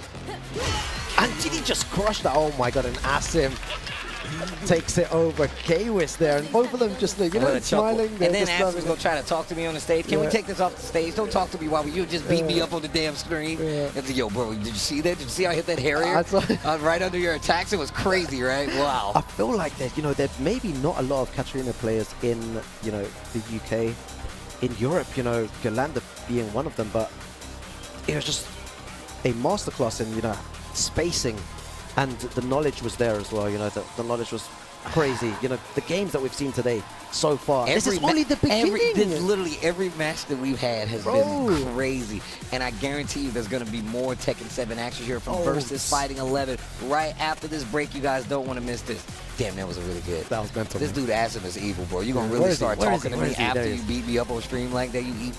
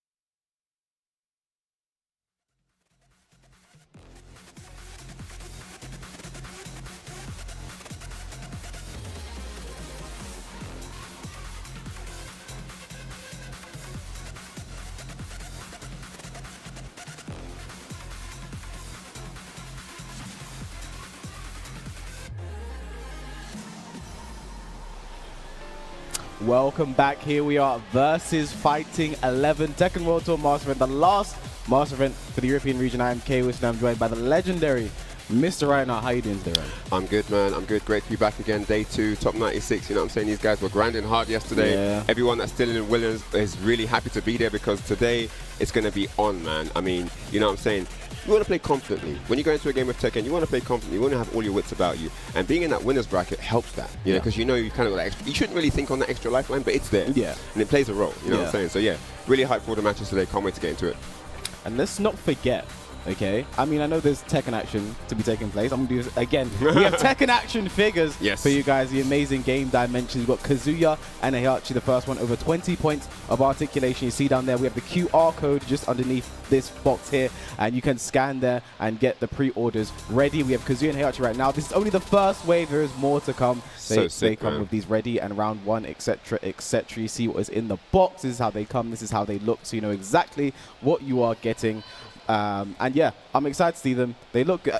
Did we keep the Kazuya pose from yesterday? We did, yeah. I think was it you or Rookang formed that one, right? And yeah, it's still there. I mean, it looks slick. Why change it, right? If it's not broken, don't fix it. But yeah, we can like make Heihachi, Kazuya, the first wave. There's going to be more coming later. You know, King, Armor King, maybe Nina and a combo, and that's that, man. So big shout outs to Game Dimensions for coming through, for Tekken, for the FGC as well. So let's get into these matches. Next up, it's going to be all the way from France, Mr. Jodd himself, the Nina Maestro versus Malik Ash from Pakistan. This is going to be an epic set. Again, top 96 action today here at Versus Fighting 11, and man, I can't wait to jump into this one. I feel like this is the first time I've seen Jodd all weekend. Same. Physically, like not even just on stream, just physically seen him. I've seen him once walking around. I don't think I've seen Jodd at all. So it was literally a Jodd's here moment. You know what I'm saying? Oh, he's here. Yeah, so happy to have him here, and he is going up against Malik Ash all the way from Pakistan, the only Pakistani representative of the tournament. Kasim man not making it out in the end. He was signed up. Yeah, unfortunate. But yeah, excited to see how this one goes down. I think, you know, this is a matchup Jodd should be familiar with. Leo character plays against a lot. Obviously with Ayorichi. But I'm just interested to see how this one goes down, you know, because Malik Ash is his first time in the UK, as far as I'm aware. And, you know, playing against the European competition, he's done well so far, dominant so far. Oh, yeah, for sure. But, you know, I think he's not played someone at the caliber of Jodd's, someone at Jodd's level yet. So it'll be interesting to see how this one goes down. And with Nina players in general, they all have very different styles. You know, you can't play one and learn the other. You know what I mean? So if he hasn't got a lot of experience against Jodd, that's going to play a role here too. I mean, the thing is, the character itself, he should have the experience again. They have some very strong Ninas over in Pakistan. You know, even Asim Ash. Asim Ash was a Nina main for a long time. You have Moshin Shooter as well. So all right, here we go. Down 4-2-3, opening strong here. Oh, the back one stops him in his tracks. Yeah, very good work there. Not want to take any plus frame situations. Flip over for the Oki. Yep, the 1-4. Trying to keep him pressed against the wall now. Do not step. Nice movement here from Jodd, keeping him pinned down here. Nice break on the throw, but it does swap sides. That was a good option for Malik Ash. Yep, trading places. Ooh. Now Jodd, big lively right now. Just needs to play around it. Half the round is gone. Nice! Oh, nice block on the sweep. Yep, gets the full punish. We're not going to go to the wall. No. But that's some good damage, though. He's one hit away from securing the round. Gets the stomp as well, and that is going to be it. Perfect spacing on that. Yeah, love that from Jodd. Perfect start there. First round on the board. Looking good. The start that Nina wants. Yeah, nice. He gets a count in there, Oh my days. Eats that clean to the chops. And this time we find the wall. Clean wall spat as well. Oh, the full sweep straight away. Wipe the floor. Malik Ash in the corner doesn't. Well, that floor is actually unbreakable. Oh my days, and the flow is fully in Jodd's corner right now with a 7 golden multi-throw. Look at that. That was a clean armbar to close that one out. Jodd looking so good these first 2 rounds. Malik Ash in trouble. The Jujutami breaks the arm, and look at that. Nice punish there. Excellent use of the Heihachi to evade there. Jodd, I think, one of the best at doing it in the world as he gets the orbital. I've got to say, man, Malik Ash looking a bit uncomfortable, and is that why I said earlier, where the Ninas just all have so unique styles, you know? Oh, okay. No 1+2 break this time. Gets a combo off that now. Jodd in the corner, but still huge life. No rage from Malik Ash. No extra damage. Big whiff, nice punish. One more hit for Jodd. Oh my Malik God. Ash, can he steal? Goes for the rage up, but he still gets the wall splat with the 4-4-2. Yeah. Side step for combo angle, but doesn't get the rest. And there's a sweep. One more hit, K-Wiz. Oh, down forward 1 and the back 1+4. Oh, Malik Ash staying alive by the skin of his teeth. Jodd knows he should have had that round, but I think he can still be confident knowing how well he's playing right now. To ring out the strategy book to squeeze that round. But is it going to be enough though? Jodd starting strong again here in round 4. Every single round, wipe the floor. Oh my word. Keeps it simple, no QCF2. No. Oh, okay. 4-4-2, Jodd in the corner right now. Down 2. Tried to wipe before, didn't work out. Gets swept right back. Nice. Up 4-3, out of trouble. Big slide in, and that's going to be it. Wow. And despite Malik Ash pulling out that comeback in round 3, a very comfortable closing there for first game for Jodd. Yeah, Jodd looking good, and I think that's Loveneet actually stepping up to coach Malik Ash there. So looking good, man. Looking good, yeah. And Malik Ash did not look comfortable, did he? Yeah. He looked really uncomfortable. He couldn't find any. Yeah. And he couldn't find any understandable footing to approach Jodd, you know. And he went to the characters like I thought we might have seen the Noctis come out, but no, or even the Feng, but yeah, no. just he's trying to give his boy some extra seconds to give him that valuable advice going into game 2 here. Jodd sitting calmly, looking very comfortable here. I didn't see any potential issues for Jodd in that game. I mean, the defense against the wall towards the end looked tricky. Jodd is just looking very comfortable right now. But apart from that, yeah, it's just another day at the office. I hope whatever Loveneet said has an impact here. We're going to find out momentarily, man. Jodd definitely a man on a mission here. Great performance from him at Gamers 8 as well. Let's see what happens, game 2. Jodd sort of making a case for being the best French player. You know, obviously Super Kuma is someone who's held that title for a very long time. Yeah, performances, you know, over like the past year or two, it's been amazing. You know, qualified for the Tekken World Tour Finals through the LCQ last year, something, you know, that's massive. Yeah. Not many people are able to pull off. It's like a master event in itself, yeah. Right? All right, so starting strong once again. Jodd now on the board, gets a combo, trying to find the wall. Just a jab, single jab +1. Yeah. The power of the one jab. Shouts to JDCO. And Leo with infinite safe mids, man. Well, not that one, but yeah, there's a plethora of safe mids, so all good. Oh, and this time, yep, the break. Does put Jodd's back to the wall there. And Leo's wall pressure very scary, so Jodd needs to... I mean, he's basically fought his way out by now, so nothing to worry about. And the ivory cutter, Jodd. Yeah. After the down 3-4 and counter hit, smart string there. And there's the Heihachi. I mean, the way you just zoom in back, man. What do you do? You just have to let him do it. Jodd, one of the hardest players, I think, to chase down, especially the way he utilizes that Heihachi, though. All right. Blocks it this time, yeah. I respect going for that again, though. He did get a counter hit game 1. Oh, up 4-2-1. Okay, now this is the Malik pressure we talked about. He's really good at placing you against the wall and keeping you there. Yeah. Looks like the round. Yes, Malik, great start here. Gets the round tied up 1 apiece in this second game. Malik Ash really, I mean, even though it's even right now, it still feels like an uphill battle just the way Jodd has been able to control this game. And nice patience there. That was the exact same situation in the first round. Malik Ash patient that time, but doesn't launch. Could have got a better punish, I thought. Oh, that was nice for stance into 2. Yeah, full launch. And again, missed opportunity for damage. Oh, no punish, just worried about the last hit there. Yeah, he didn't want to get tripped by the low. Oh, nice parry, but the wall's not there, so nothing really scary. Back 1. And yeah, again, the back 1+4. Malik Ash, 1 more round to get a game on the board here. Malik definitely looking more and more threatening by the walls the more we see them. Down 4-2 to open the round here. This could be problems for Jodd. Gets the damage at the wall, yes, follow up. Jodd in the corner right now. No, doesn't confirm it, just throws it out, wipe the floor. I want to do more of that from Jodd. Really went away from it in this game. I think he's 3 for 3 on those. He hasn't had any blocks. But then again, so is Malik Ash on those sweeps as well. Although he has had a couple blocked. This is trouble. Oh! Goes overburst, not going to be dead. Mix up now, plus frames. Oh my goodness me, the down 1 squeezed it out, and that is a game clawed back here to tie up 1-1. Yeah, the down jab there from Malik Ash is generally known as a bit of a panic option. Definitely panic between the two there. So good work there from Malik Ash. Closes it out, and now Jodd, the one has to do some thinking. Those characters, like, only because he's going to switch outfit. I mean, I think the stage played a role. The walls definitely looked like it gave Malik an edge in certain situations. Yeah, and even if you put Malik at the wall, he's going to do the 4 for 1+2. He's going to get the reverse, put you at the wall, you know. So wall stages are definitely looking like the threat for Jodd here. I wonder what we're going to do. I mean, Jodd likes Suka himself. That's a stage he picks himself quite often. So true. He's definitely thinking about it. I think the small stages are probably better for Malik against Jodd at least. I'd say as well. I mean, both these guys are very good wall carry. I'd say Nina probably one of the best when it comes to wall carry, period, you know.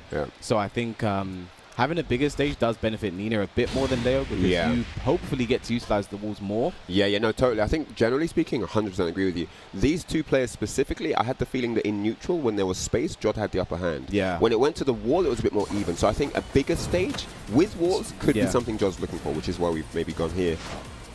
The Shima building here. Let's get into it.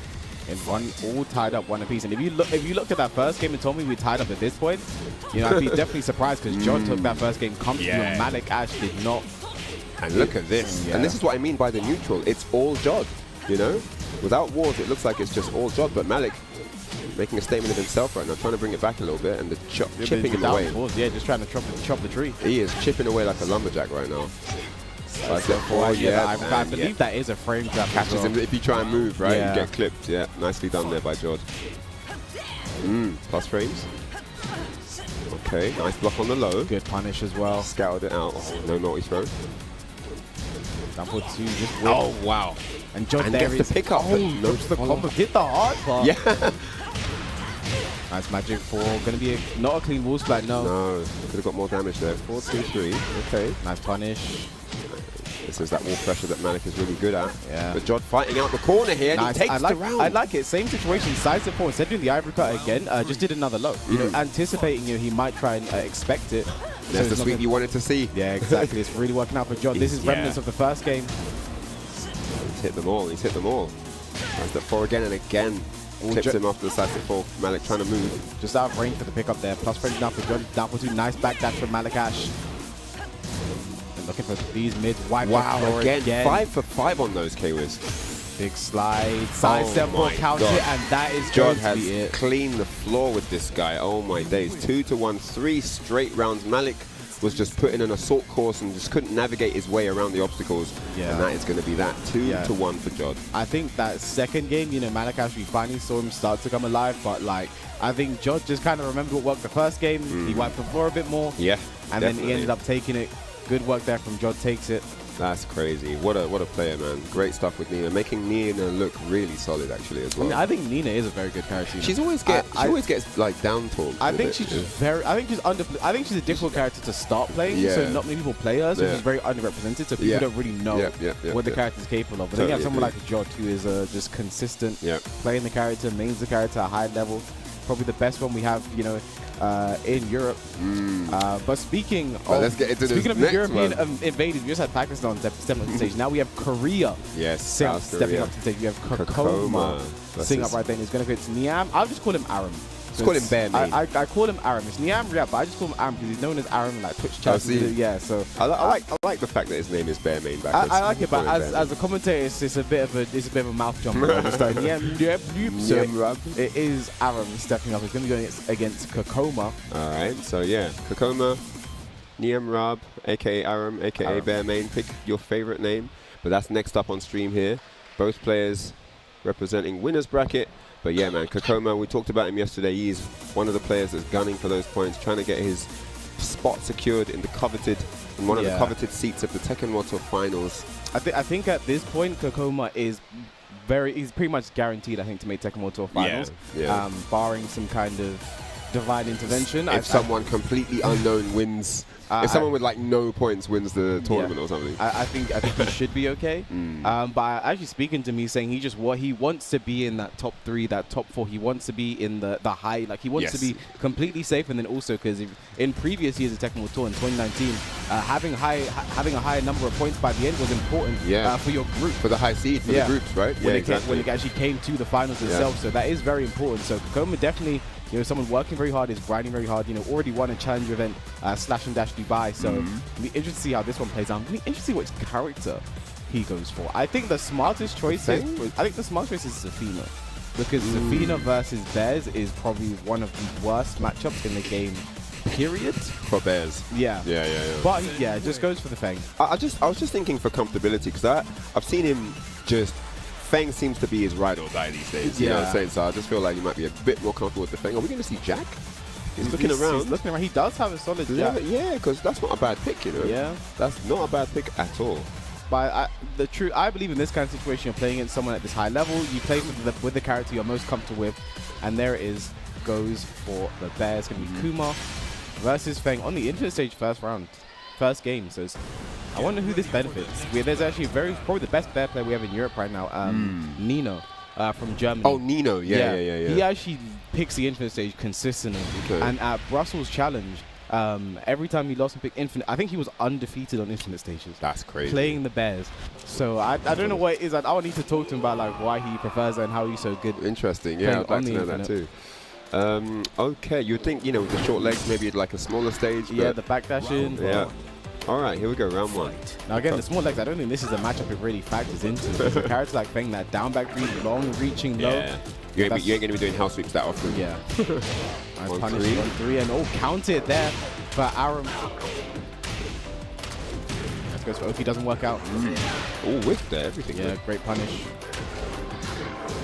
Didn't get pick up though off the hop kick. Was a float. Headbutt for the plus frames. Yep. Headbutt again. Oh, nice. I think that's the natural defense of the Bears right there. Just sort of holding back and make that whiff. Yeah, very patient there. Gets the launch. Didn't get all the damage off that though. Rolls in. Down by 3 guaranteed. Kkokkoma being very safe right now.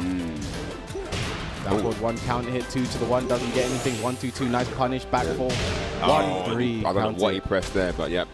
The 3 landed on counter. First round here for Kkokkoma. Oh, nice. Yeah, very good awareness there from Kkokkoma to get that pickup. Running through for plus frames. Nicely interrupt. Single jab. Doesn't want to get anything started. Doesn't want to take the mix up. Now just chopping away at the legs, and then tried to go for the mix up. Didn't work out, but I like the idea from Aram. Harassing the ankles, those dry ankles. Get the cocoa butter. Punish, minus 13. Yep. The duck, let a big up punish, tries to back Kempo. Oh, the back forward 1, man. This back swing blow. Definitely launch punishable, man, but got clipped by it. Takes the round. Kkokkoma now 2 up. Yeah, looking very good with a Feng right now. Hard kick. And Kkokkoma just controlling everything that's happening right now. This is Kokkoma's pace, exactly how he wants the game to go. Bear main struggling for air here. 1-3, and no, you can't get a pick up of that. Okay. We see a comeback. I mean, it's going to be very hard. I mean, Aram's going to be looking for a knockdown to get into the rage drive. He wanted the full pickup with the rage drive, but access denied, man. Kkokkoma just too solid, and you got to wonder if he might be thinking about the jack pick now. I don't think so. I think I think maybe he's just not as comfortable in the infinite stage, and he's just going to go to his stage of choice, Violet system, see how this one goes. But Kkokkoma firmly in the driver's seat right now. But we've seen this kind of turn. We just saw this kind of turn on, you know? Yeah. Jodd versus Malakash first game, dominant win. Second game, Malakash turned it around. So can Aram take some inspiration from that? Got to get a good start here. I think he needs a good start. Once Kkokkoma gets the advantage and starts controlling it and bringing it into his pace, it looks really uphill. Yeah. So getting into now second game of the day. Well, right, this pool actually not the day. Okay, so is the stage change going to be the defining factor here that allows Bear Main to turn this one around? Let's go. Round 1. Fight. Down back 1-4 to start. Confidence from Kkokkoma. 3 again. And he's threatening the headbutt. Floors him. Oh, nice. Oh, late though. Good. That guy's good whiff recovery. So for a splat here. Down back 3, keeping it very safe. Down back 3 again. Down back 3 again. Oh, and the the harassment. lows. Okay, finally blocks the 3rd one. Kkokkoma feeling very disrespectful right now. That's what Life Lead does to you, man. Yeah, punish that. Makes you punish. Oh, and the down forward 4 takes the round. Again, a very, very comfortable footing here. Oh, finishes punish. 2-for-1 there. Yeah, he's feeling pretty invincible at this point. Back Kempo, very nice. Kempo looking for the launch there. He gets it anyway. He's just getting everything. Everything is working right now for Kkokkoma, and Aram just looks like a bear in headlights right now, I guess. Yeah, he's getting everything right now. He woke up Christmas morning, everything on the list was under the tree, boy. 1-2-2 for the punish. Days. Aram just looking like he doesn't have an answer right now. Kkokkoma 1 round away. 5 straight rounds here. Niam in a lot of trouble now. What can he even do at Taking this all kinds of pressure. Down to the lows, the harassment. He's got to go for something. You can't just let him run all over you. You've got to do stuff. You know, you won't block forever. 4-4-2. He's trying big launches now. He needs damage. Yeah, and you've got to try that. I don't think Feng will have a consistent punish for it. His shoulder just going to be a bit too short. And this is a little better look now for Niam. Yeah, has the life lead. Look at this. Got him trapped against the wall now. Kkokkoma. First time we've seen him in trouble this game. Oh, a nice work there. Didn't even have to go for the instant while setting 4 to get the combo. Would have killed anyway. But nice work there from Aram. Staying alive, gets rounded the board. But oh no, it might be too little too late because Kkokkoma starts off the round again perfectly. shoulder. Kkokkoma recognizing how important a strong start is. Yeah, I mean, leading the charge here, takes him straight to the wall, pressuring, plus frames. Niam in trouble now, trying not to get wall splatted. 1-1-1. And there's a wall splat, and that is going to be it, guys. 1-3, back 1+2, closes around. The headset comes off. Yeah. And there's the handshake. Kkokkoma, very dominant in that set. I think the G-clef cannon there was just a bit of the ultimate Hail Mary. Yeah, he's in trouble. Needed a counter here. He needed something big. Damage, yeah. Back to the wall, wanted to make something happen, and I respect the decision, you know, because he's just trying to do something, because everything was working for Kkokkoma. He was pressing buttons all the time. Oh, you know, maybe he gets this counter here. Didn't work out, unfortunately. That was tough. That was very, very tough. Again, you know, it was mentioned earlier, but like once Kkokkoma had the lead, you know, once he had everything going his way, it just looked like an impossible uphill climb to bring it back for bare main. So unfortunate, you know, but yeah, it's one of them things, you know, you have to play. I think one of the things you don't want to lose, you know, you don't want to come off the set and think, I didn't even play my game. Yeah. Just play, you know, win or lose, okay, but play. You know what I'm saying? And sometimes it's hard to put your brain into that gear of, I'm just going to do my thing. And I think there was a little bit of hesitation in some of those rounds. I think Feng is one of those characters that can do that to you as well. Puts you into that, when he has big stop sign tools like back one, the back swing low, back four, I think it's very hard to get started, unfortunately. But we're getting into our next game. It's going to be Mr. Rookang representing UK and Neon K UK. So UK versus UK action. We saw both these guys in action yesterday, representing Solid as well. They know each other quite well, don't they? Yeah, this is an all UK affair right now. I was actually speaking to Rookang yesterday. He knew his opponent was going to be Neon K, so I gave some tips in the matchup. Certain things to look out for. Was just like, well, what should I look? So it's going to be certain things that Rookang will be looking to be doing. I'm expecting the Bob versus the Kunimitsu, but Neon K does this thing where he overthinks before the set has begun. Oh, really? Like I remember he said to me once, because the first time I played him in tournament, he didn't pick Kunimitsu. And I found that confusing. Yeah. And he just said, I'm never going to pick Kunimitsu against, like, I think it was me, Joker, Chickenmaru, and Gosain, because he just assumed he knew the matchup that well, right? So there was no hope. Yeah, like, he just assumed it wouldn't have worked, went for the Ana. And as I say that... Yeah. Did he go Ana? He's picked Ana. As I say that, he's picked the Ana. So maybe a case of overthinking before the match has begun. And random select Rookang gets the Sook as well. Oh my gosh, this might be bad. I think this start is not what Neon K wanted, but... You got to stick with your guns. You got to stick with your gun. Pick your character. You know, Tekken is a very balanced game. You don't have any unwinnable matchups, so to speak. You know what I mean? So stay with your guns, man. I mean, let's see what happens here. You know, the Ana pick, who knows? Maybe it will work out. Maybe he's prepared this, knowing he had Rookang. We'll find out. But it is indeed Sook stage. Not random, though. I don't see the question mark. Or maybe you don't see it. Offline, you don't see it. Yeah. It was a random select Sook for Rookang, which is his perfect start for him. Here we go. Step aside. So I wonder if this, like I mentioned, a case of overthinking before the match has even begun. It might be. I like the way you queued that up as well. As soon as you said I didn't think he would do it, but he has done it. So yeah. Well, he's got a strong start. He's taken over half bar already. Looking for the launch there. Down 3 clips in. Rookang now trying to find an opening. Crouch dash 1 whiffs. Nice health beat block there. Neon K on the money with that defense, and that's going to be the round. Look at that. Solid. Solid first round here. The winner of this game goes on to play Super Kuma for a spot in the top 24 winner's side. Massive. Yeah, winning this gets you into that top 24 regardless, but it's the winners or losers side that is the important part. Now, so far, the Ana working out, you know. Cannot fault the decision from Neon K so far. Nice whip punish there from Rookang. Yep. Looking for a wall bounce. Nice punish. Okay. Punish that. Punish, yeah. See, one thing with Rookang is like he used to be always locked to no to break punch with a 4-2-3. Great punish, gets a knockdown and a boost back. Oh, nice. Not been doing it so much these days. Yeah, he blocked the health kick last time. This time he went mid. Yeah, smartly done. I like that down forward 1-2, delayed it to the full effect there. Making you okay. Thought he had a chance to push buttons back once you to start down back to the lows coming up. Lows right back though from Neon K. Oh, the trade double launch. Yeah, counter hit launches as well. Oh, now he's going back to the hell sweep. He's conditioning with the mids enough, and he lands another one for the wall bounce. Smart gameplay here from Rookang. The adaptation is too sick. Yeah, I think he's just so scary to deal with because that once that first hell sweep hits, you know it's time to play the game. Yeah, you're in the snowball effect after that. But man, here we go. Down for 2 blocks. Nice patience from Rookang now. I mean, you have to respect it. Yeah. Now Rookang CD1 down wow, to another trade launch. Exact same move as well, but there's the hell sweep. We're going to see another one. Yeah.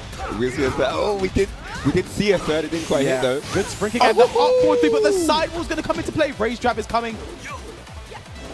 The whip! 1-3 counter, but Rookang wasn't ready! Oh, he finished the string K-Wiz, and that is it. Takes the first game after a solid start from Neon K there. Bob has too many round-ending strings. I mean, the fact that... I mean, he has way too many. Neon K blocked the low as well, but the mid was still there to catch him. So unfortunate. I mean, like most characters do have like a 1 down 4, 1 down 3, something like that.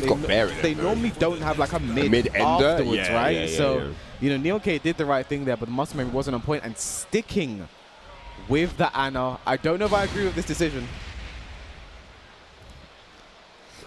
Well, first round didn't go too bad, but Rookang is playing with a great level of patience. So you're not going to trick him into trying to interrupt strings or take the bait on the stance or anything. So it's going to be difficult. I'm not sure why not the Kunimitsu at all. So, you know, but I mean, we'll see. I think he didn't really lose because the character was just, it was just guessing wrong in certain situations. However, I do feel like when you're in these situations against someone like Rookang, you do want to be as comfortable as possible with your main character, but could be a case of, like I said, overthinking before the match has begun. It gets the counter, it should go to the wall. Gets a down 3-2 counter hit now. Up. Goes for the mix-up. Rookang staying patient on the ground. Nice low parry from Neon K. Rookang a big get-up kick enjoyer. Doesn't get the follow-up on the wall. Strict tech roll rage art. Very nice. That could have been, he could have even reacted to the side step through there for the rage art there. And now what's the follow-up here? Rookang is probably going to wave that into something. Oh! Is that going to be enough life? No, not the best combo from Rookang. Back to nice dot from Neon K. That was sick. That was sick. The awareness level on peak. I think one thing you should never do is show your opponent a string like that twice, back to back. You know, they're going to be so ready the next time. Though, and that's what Rookang did there, but shouldn't be phased by that. Had a good chance to take that round back. Now Neon K just harassing right now. So that's a 1+2. Get away from me. Nice. The 1 down 4 just challenging there. Nice break on the throw. Oh man, gets launched. Finds the wall. Yeah, good combos of Rookang going to be in rage. Ooh, no punish. Could have been out of range. Spends the rage grab, gets himself away from the wall now. Yeah, goes mid forward 4-2, looking for a wall back. Nice down forward 1 there. Check. Yep. Oh, just finishes it. Just goes for it. Rookang for the down back 1. Yo, Neon K bringing it back. Yeah. Ana really finally starting to work out for him. And it's the infinite. Oh, and he gets clipped again, the down 3-2, but no juggle. Yeah. And the crowd reacts. Drops the combo, unfortunately, 4-4-2. 4-2. Down back 3 is staying down. I mean, the main reason he's staying down right now, he does want to take that wave dash vortex on wake up. Yes. He wants to keep the lead. He's built up now with the 2 rounds, 1-4 now, fighting back. Nice break on the 1+2. Very fast break. Punish that. I mean, I want to see more 4-2-3 punishes from Rookang. Oh, could have got with punish there. Yeah. Wasn't ready for the elbow. Oh, okay. Nice. I said 3M. Rookang tried to challenge, didn't work out that time, but doesn't get launched for it. Oh, no punish that time. Punish, yeah. There's the 4-2-3 from Rookang. CD 3-4. I think every single one of those has hit in this game. Yeah. He knows that Neon K's looking for the health, so it's been all mids. He's done a few of them in a row, and he doesn't want to eat any more, so he's taking those mids, man, like a soldier. Nice low parry. Rookang, what's the mix-up here? Goes low this time. It's not health sweep. Yeah, different sweep. 1 down 4, Rookang. The back 2 doesn't finish it. Nice break, breaking all of these throws and very fast as well. Great reaction from Neon K. Side step 3. Now Rookang was a lively. There's the health sweep. Wasn't ready for it this time. Last frame, down forward 1, looking for the mids. Goes for a round ending string and the full crowd down forward 2. I think the first one of the set. Ooh. And another one, the second one of the set. No, the combo. No. What was that combo from I'm Neon not sure. K? He got nervous. And now rage drag for Rookang. Oh, the dumper didn't launch. Neon K, are you going to regret this again? And this time he blocks the full string. Rookang went for the successful string that happened the last game, but this time Neon K was ready for it. Blocks the 3rd hit and gets the guaranteed punish. And now we're going to a final game here. Now that time he was ready for it. Great work there from Neon K. However, we are going right back to the Souk, and we saw Rookang look very good on that stage. We know how much he enjoys the stage, how confident he feels on the stage, so let's see how this works out for him. I mean, I understand finishing the string. You know, it worked last time. You know, if it ain't broke, don't fix it. If they haven't shown you why you should change, why change, right? But this time he was super ready for it, and now he's brought us to a 3rd and final game here on Souk. This is tense, man. So interesting to see how this one is going to play out. Final game between these two. Had a lot of final games today. Yeah. So going on that Souk, I mean, I like the way both these two are adapting. And Neon K being so patient in these rounding situations. Oh, never mind. Wow. Never mind. As soon as you said that. First thing he does, goes back to it, gets the combo as well. Going to be huge damage.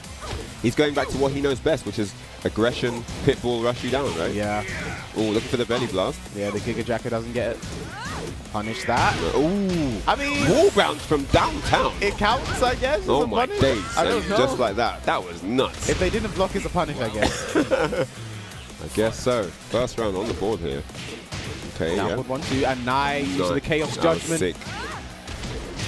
Expecting the low there. Good work from Neon K. Yep. Gets a clean wall Takes spat it as to well. the wall. Yep, nicely done. Doesn't get all of it though. Yeah. Up for 1+2. 1+2. Rolls back. Punish that. Punish guaranteed. Again, Rookang is confident, leaving a bit to be decided. Punish Punish, that. There yeah. it is. Wall's back. Just as I say it, Rookang. 4-2-3 there. I like that combo as well. Ooh, It didn't put slaps Neon him K out. in rage, and that's going to be Yo. dead. Rookang 1 round away from moving into top 24. Tells him to sit down with the 4-4-2. Yeah. And this is a great start here again for round 3 for Rookang, looking really strong in this third game. Hell sweep now. Neon K in trouble. I think it's about to. No, it doesn't begin. Forward 2. Neon K definitely in some trouble right now. Back to the wall. This is where Rookang wants you. Oh, and there's no. another wall bounce. He's gotten great mileage off of that. And look at this, looking to close the set here. Neon K, big trouble trying to fight out the corner. I think he, Oh, the power Giga crush. Jacker plus frames the running And 3+4. he takes it over Neon K. Rookang with a blinder of a final game there. The tactics worked out phenomenally well, mixing in the mid with that hell sweep, getting infinite number of I don't know how many wall bounces he got in that game. Yeah, I mean, he just caught. I think that first game. I mean, Rookang, I think, has conditioned the world. Yeah. With his health sweeps. Yeah, Conditioned the world. I think going into every set, everyone is aware of what he is going to be bringing to the table. So I think when he starts off the first game doing them, you know, from there you move forward. It's just going to be a struggle. That's exactly what we saw, and that's why second and third game, every single CD3-4 hit. You know, I think only one got blocked in the end. He didn't even punish it when he blocked it. Yep. So I just think Rookang was firmly in his head. But our definitely. next game, this one is going to be insane. We've got Mr. Jodd from France Stepping back on. Yeah, back on. We just saw him in dominant fashion versus Malik Ash, but this time he's going to have an opponent from South Korea in Kkokkoma. It's going to be good, guys. This one is going to be very interesting. I'm wondering about the character selection from Kkokkoma as well. Like you mentioned, the Feng has been the ride or die, but also as the Kunimitsu, has the Zafina as well. Has he's got better options. You know, he could even throw it back to the Dragunov. You know, if he felt like it, but I don't think he will. I was actually speaking to Kkokkoma at EVO, and he just said, you know, every character I play is strong character. You know, I pick the characters because they are strong. Yeah, he's trying to win, right? You know, this is why I pick the characters. So I don't think we'll be seeing much Dragunov from him. Yeah, he ain't here for a picnic, man. He's trying to get these dubs, man. You know, I respect it. I respect it. Mentioned it early. Here's someone looking to be within that top 5, top 3, top 2. Yep. You know, of the Tekken Tour standings. I think top 2 at this point might be unassailable. I think Arsenal and Ash and all stand like over 1,000 points. Yeah, you're not reaching those guys. And at they this are point. both still going to be traveling to events as well. I think, you know, and when those two, their consistency, I think it's going to be very hard to catch up to them. But I think, you know, that third spot, fourth spot, etc., etc. I think, you know, Kkokkoma maybe, you know, could get up to that. But Jodd as well, someone who's not really seen have traveled that much this year, not been doing the most. Did go to the mix-up early this year. Did make top 8 there. So I'll be interested to see what he does here today. Both of these two guaranteed a top 24 spot. It's just going to be winners or losers. And again, Kkokkoma already... Oh no, sorry, Jodd's on P2. I saw the Kunimitsu, I was like, Kkokoma's thinking. Yeah, same thing. I thought the same thing as well. No, it's going to be the Nina from Jodd, no surprises at all. Then Kkokkoma, I'm expecting the Feng. I think Feng does all right in this matchup, but no, it's good to be the Kunimitsu, never mind. No, I like Kuni for this, but over Feng. Yeah, definitely. I mean, Feng does well though against Nina, but yeah. I mean, this should be a character I think that you should have a lot of experience in Europe. We've had some very strong Kunimitsus over the years that have, you know, really been dominating and done some serious damage within Europe. So I think Jodd, we prepared for the matchup on paper. Same thing, you know, playing Malik Ash earlier. Prepared for the matchup on paper, but this is a different kind of player using the character. Yep. So going to be interested to see. I'm interested to also see Jodd's philosophy too. I was going to say, what's his approach going to be? Yeah, approaching certain things like set stance, the Katon stance. Yep. Is he sidewalking that? Is he ducking set a lot? Because me personally, I think there's no reason not to duck set.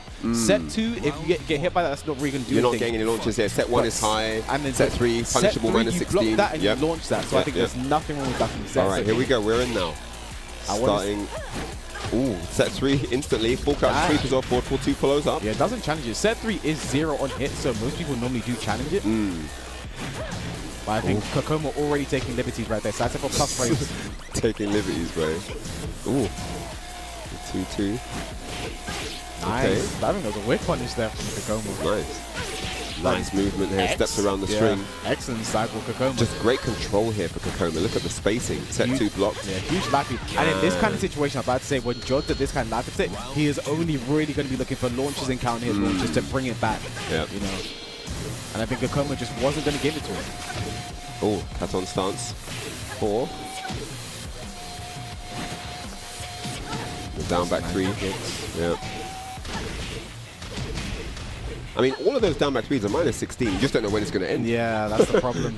And then there's also the mid to worry about afterwards. Yeah, in case to end it with the mid as well. Oh, no break on there, yeah. What? That break does have a faster break window. Yeah. Does catch people on the blonde bomb, Jodd. The classic follow-up from Jodd there. Catches you stepping, you have to respect it and stay in the same position. Don't move. Set 2. Again, no reason, like, getting hit by that doesn't really mean anything, honestly. A nice counter there from Jodd. I think it's going to be a side wall splat, yeah, but he should be ready for it. Plus frames right now, Jodd just hounding him. Nice counter though from Kkokkoma. 2-2-2-2. Lotus Tings. The Manji kicks into the mid. Nice block. And oh, he tried to get a counter hit there that time. The down looking to close it. Needs one more hit to do it. Oh, the full sweep though. Jodd classic. Oh, they've only counter on the floor. The slide. The slide again. The down. The start-up frames are too long. Yeah. That's a bit unfortunate. I mean, Jodd, if he just did the slide into while setting 4 or something, like he would have had the chance to fight again, but nice low parry should go to the wall. Gets a clean wall set. Nice side slaps before the combo. Great adjustment there. Great awareness from Jodd. Oh, nice counter. Reads the input coming. Here we go. Both arms. There's no break on that. Well, there's a break. Double arm break. Yeah, look at the damage as well. Nice block and punch from Kkokkoma. The power crush. With the bomb. Runs in with the downfall. That had some long, lanky leg, man. Yeah, final round, first game. Jodd really staying in this one right now with a full crouch. 2, yeah. All back turn, Nix. Oh, 1-1. Nice. Oh, clipped him on the whiff jab. Look at that. A nice still has his tail spin available. Yep. Gets to the next wall. This is looking good right now for Jodd. Going to go for some Oki. Stomp. A lot of damage gone there from that one exchange. Yeah. This is looking much better for Jodd now, but Kkokkoma trying to fight back, looking for the counter hit, doesn't get it. Yeah. That's the throw, but no punish. Oh, he gets the pick up, and he gets the combo this time. He gets that was wow. That looked like max range there from Jodd. Oh, I thought he would just go running for the QCF to get the guaranteed hit, but that was great awareness there from Jodd, knowing his ranges, getting the pickup, and now Kkokkoma has some thinking to do. That was really, really sick, man. Clutch get round ender there from Jodd, looking like it. I mean, the adaptation in that final round was peak. Yeah. Really, really sick stuff from Jodd. I'm just surprised he got the pickup there, honestly. Yeah, like, I thought that was especially because he missed it the last time before, innit? Like, I was like, that looks so far away, like the max range. But Jodd is someone who plays this character all the time, a virtuoso of Nina. Yeah, he hit the thing when it counted. Yeah, so I'm not surprised that he got it. Just I know he's happy with that one. Yeah, needed that for the game. Yeah, and I like that as well. You know, guaranteeing that you make. I think some players you always make sure you finish them there, and then you do not give them another chance to get back into it. Not a player like Kkokkoma. Exactly. No way. Kkokkoma now with some thinking to do. Stays with the Kunimitsu. Yeah, I mean he did. It was a final situation. It went down to a final situation. Just guessed wrong on the mid, and then Jodd got to pick up in the launch. So I do not hate this decision. Let's go. 2-2. There's the Manji case coming out. Ends with the mid. Whips a random 3. Oh, nice pipe break. This time he breaks it. Yeah. Protecting the arms this time. Like his commentating with ATC.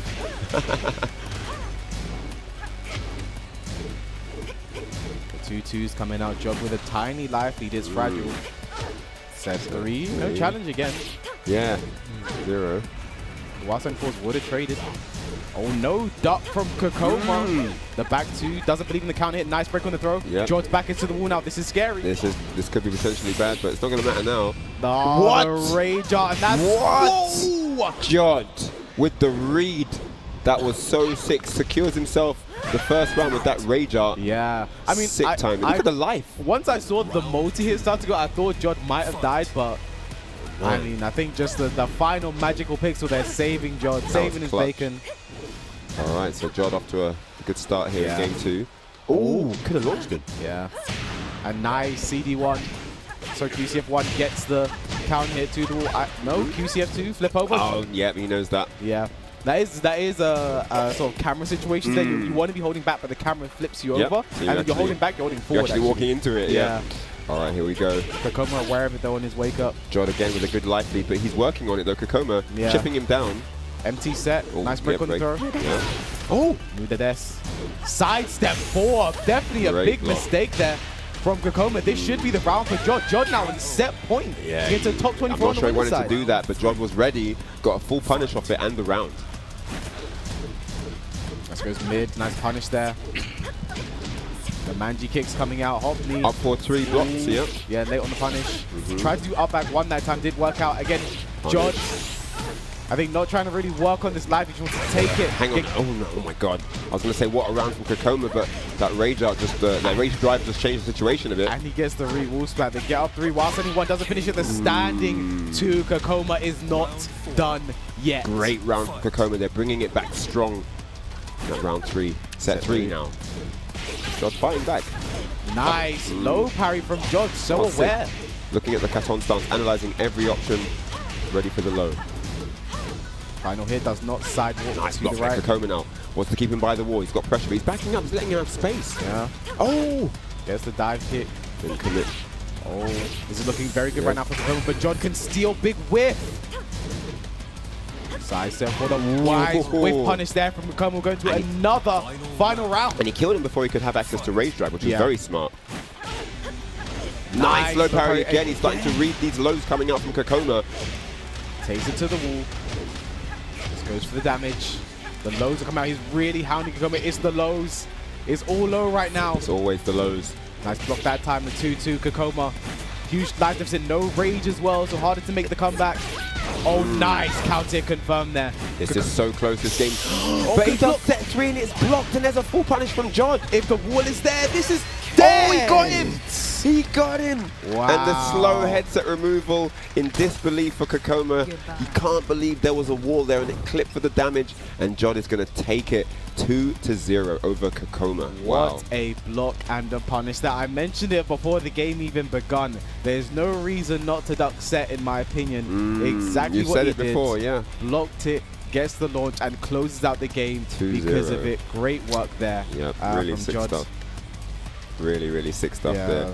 All right, guys, so yeah, that was a really sick set. Jodd definitely performing. We've seen him twice on stage looking dominant against both Pakistan and now against South Korea. We're going to have more awesome Tekken after the break. We were going to have a break, but we're not going to have a break now. We got lied to. I got OS. So guys, to. we're going to have more Tekken action right now, so stay here. So yeah, Jodd looking really solid. An unusual style, you know, very, very unusual style. But we're going to get to more Jodd later on. Next up, guys, it's going to be Super Akuma versus the Rookang back on stage. Yeah, now this is going to be very interesting. You know, UK versus France, Rookang versus Super Akuma, Akuma versus Bob is what we are expecting. Unless Super Akuma throws a spanner and works and picks Armor King. But yeah, no, I mean, this is interesting because Rookang has beaten before in the past in certain events, but Super Akuma definitely has the consistent record over him. In the longer sets, also does better. And I think Bob actually is a pretty decent character to pick against Akuma. Like, his jabs have a very high hitbox, very good at floating. His standing for also very good at floating the demon flip. He punishes a lot of things well. You know, so I'm interested to see if Rookang's aware of these things and then puts them into practice. But Super Akuma, you know, they call him the best Akuma in the West. You know, best in the West. Excited to see what he pulls out here today. Interesting. These two, you know, they are no strangers to each other.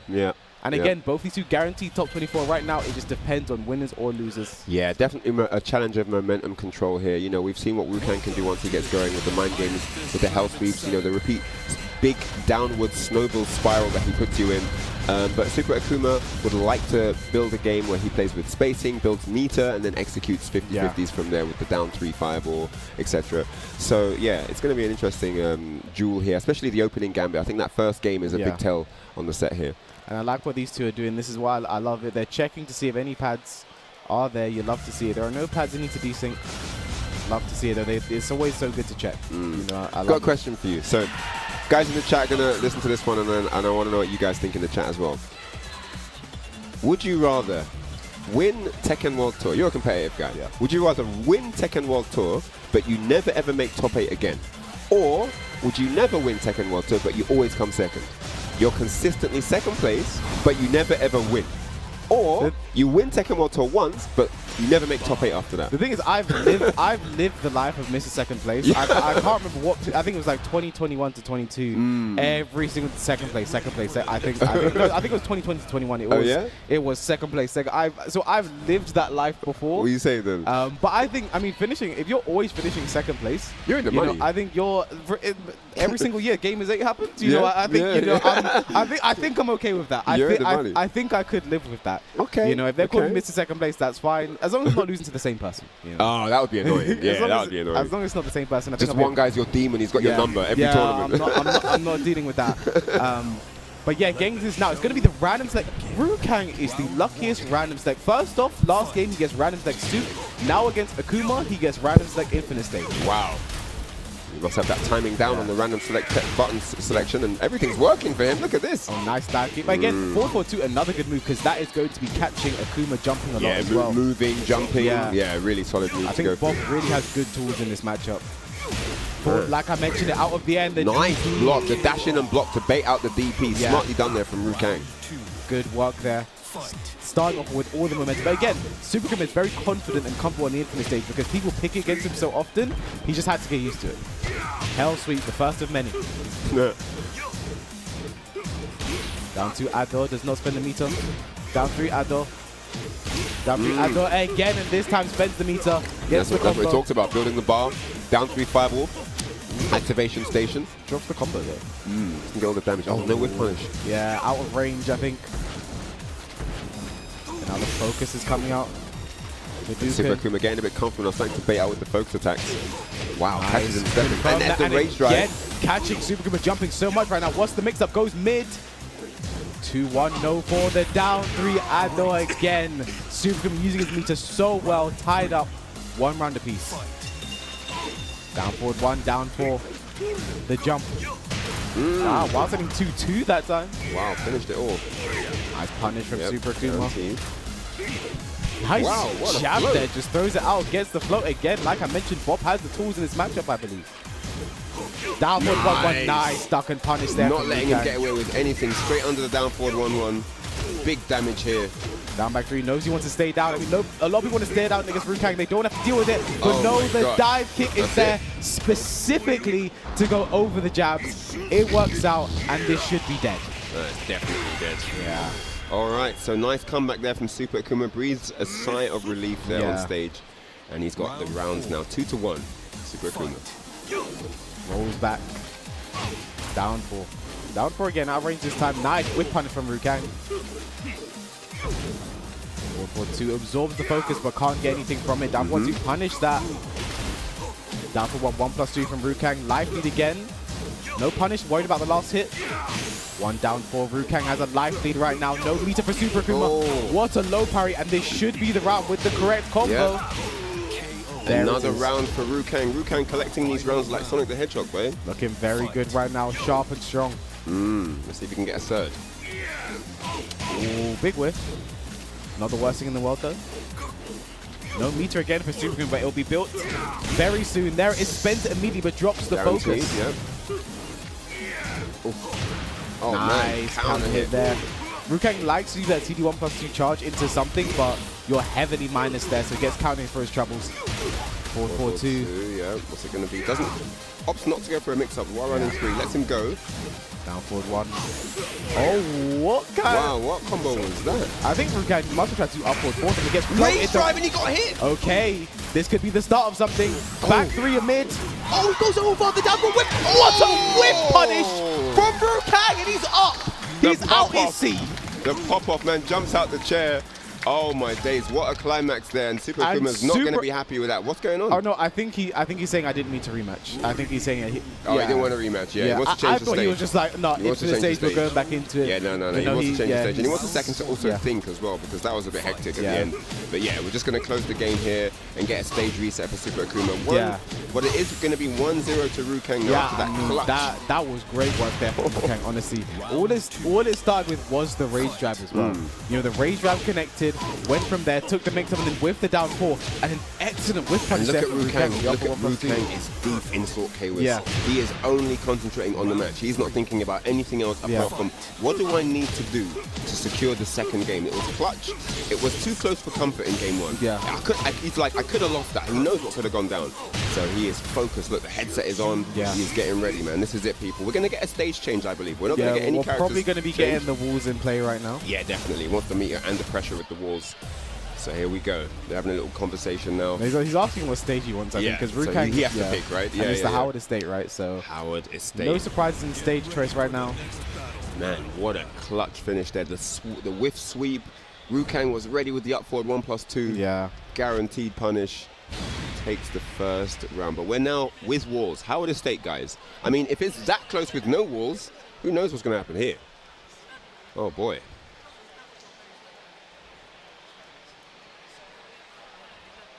Tense encounter incoming, guys. Get ready. 1-0 for Rookang.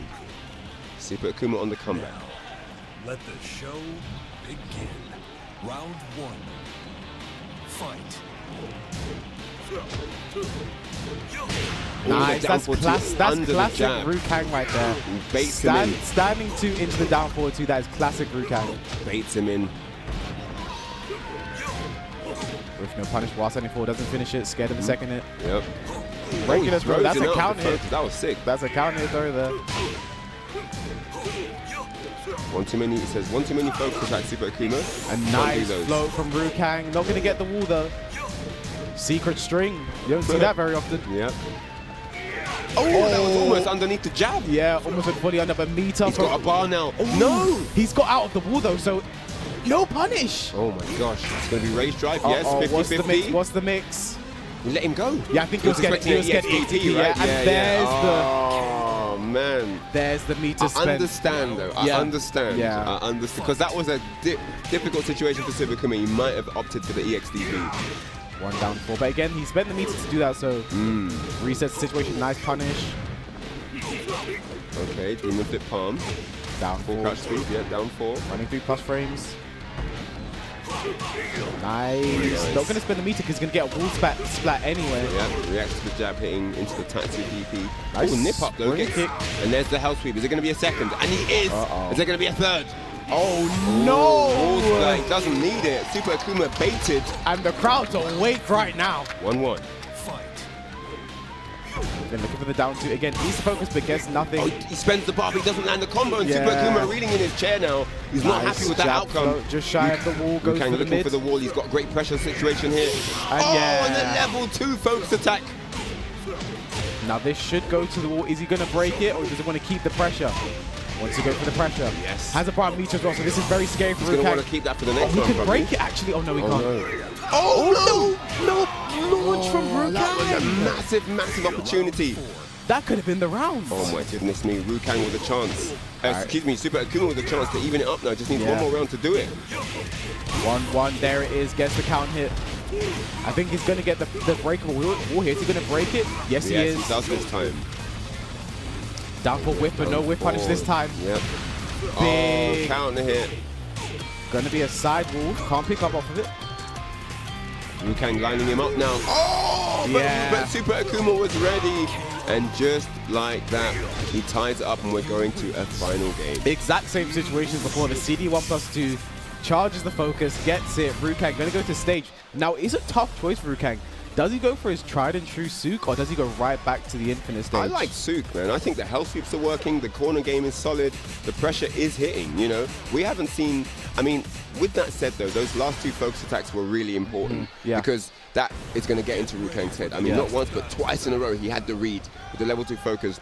And there's big damage off that. So it's going to be worth Super Akuma going for that. It's not even that much of a risk. You can cancel it, kind of react, right? So... That might be a spanner in the works of Rookang's offense. But I like how Rookang's gone back to Arctic Snowfall. Just he literally just went back to the stage he won. Yeah. You know, I like that there. It was scrambly, it was close. Both these games have been close. Could have been closed out, you know, on either side by now.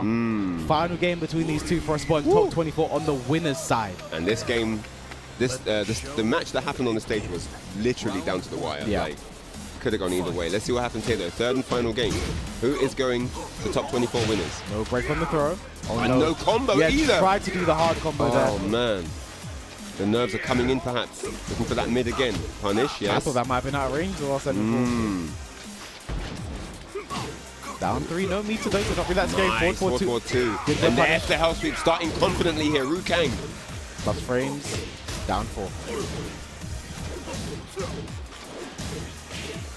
One. Oh, no, that is a high. Yeah, it is. And wow, lets the focus go this time. Man, are we going to see Super Kuma spend the rage here? Yes, we are. Straight into it. I mean, there's no walls to really take advantage of it, anything else, so spends the rage up. Not going to kill. This is Rookang's mix-up, though. Yeah, he has rage drive now. Are we going to see it? 4-3. Oh my goodness. Are you kidding me? I think that's exactly what Super Kuma was looking for there. He was just whipping jab, jab, jab. He wanted the flow there. Didn't want to take the mix-up after the rage drive or even get hit by it. So I love that there. The smartest of jabs there from Super Kuma. And again, we've seen it before, and he's seen that Rookang is opting for the mids more often because they're generally safer than the lows, and now taking full advantage with the focus attack. Oh no, and it's all falling apart here. Rookang on the back foot now, and even the Waller stage isn't saving him. Super Kuma firmly in the driver's seat right now, and I knew the moment he's that 4-3, it is the power crush. Classic Super Kuma right there, and now he's on set point into top 24. He's turned this all around, Kwis. One apiece, but the 2 rounds tell the story. Look at this, he's spent the bar, and he's in with the combo. Rookang in a world of trouble right now. I mean, Rookang not done yet.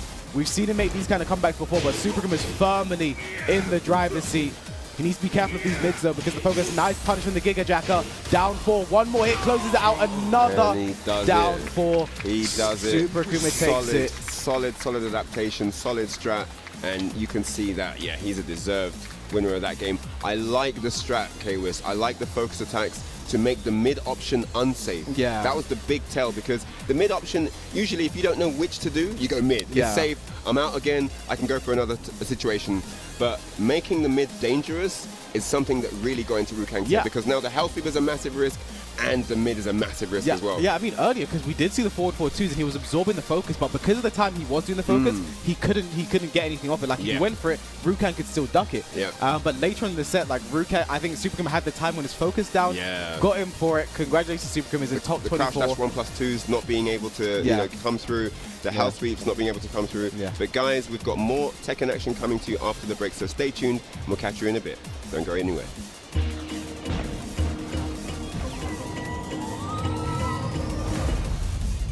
Park Beyond is your ideal destination for exciting theme park action. With dozens of attractions to choose from, there's something for everyone to enjoy. Park Beyond cannot be held responsible for feelings of excitement, a sense of childlike wonderment, or having your mind blown. Take a stroll down our boardwalk, marvel at our well-manicured landscaping, and take advantage of our pristine facilities. Park Beyond cannot be held responsible for explosive nausea, runaway bladder, or funnel cake fever. Be sure to pick up a souvenir and stop for a snack at one of our many food stands. Park Beyond cannot be held responsible for extreme bouts of fun, elevated levels of awesomeness, or uncontrollable laughter.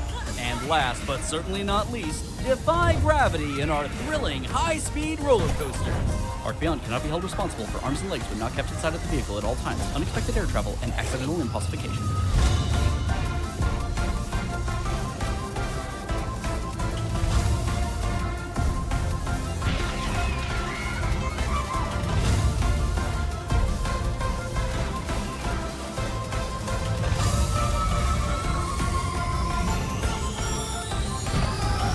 Park Beyond. Go beyond the fun.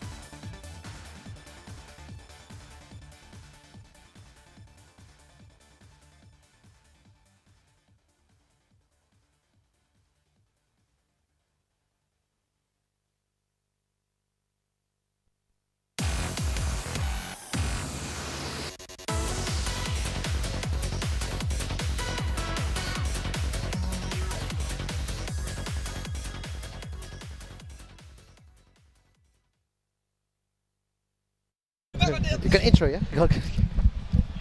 Y'all really pulled the camera. Y'all did that? Y'all really? You know I was. You did that? Welcome back to Versus Fighting 11, day number 2.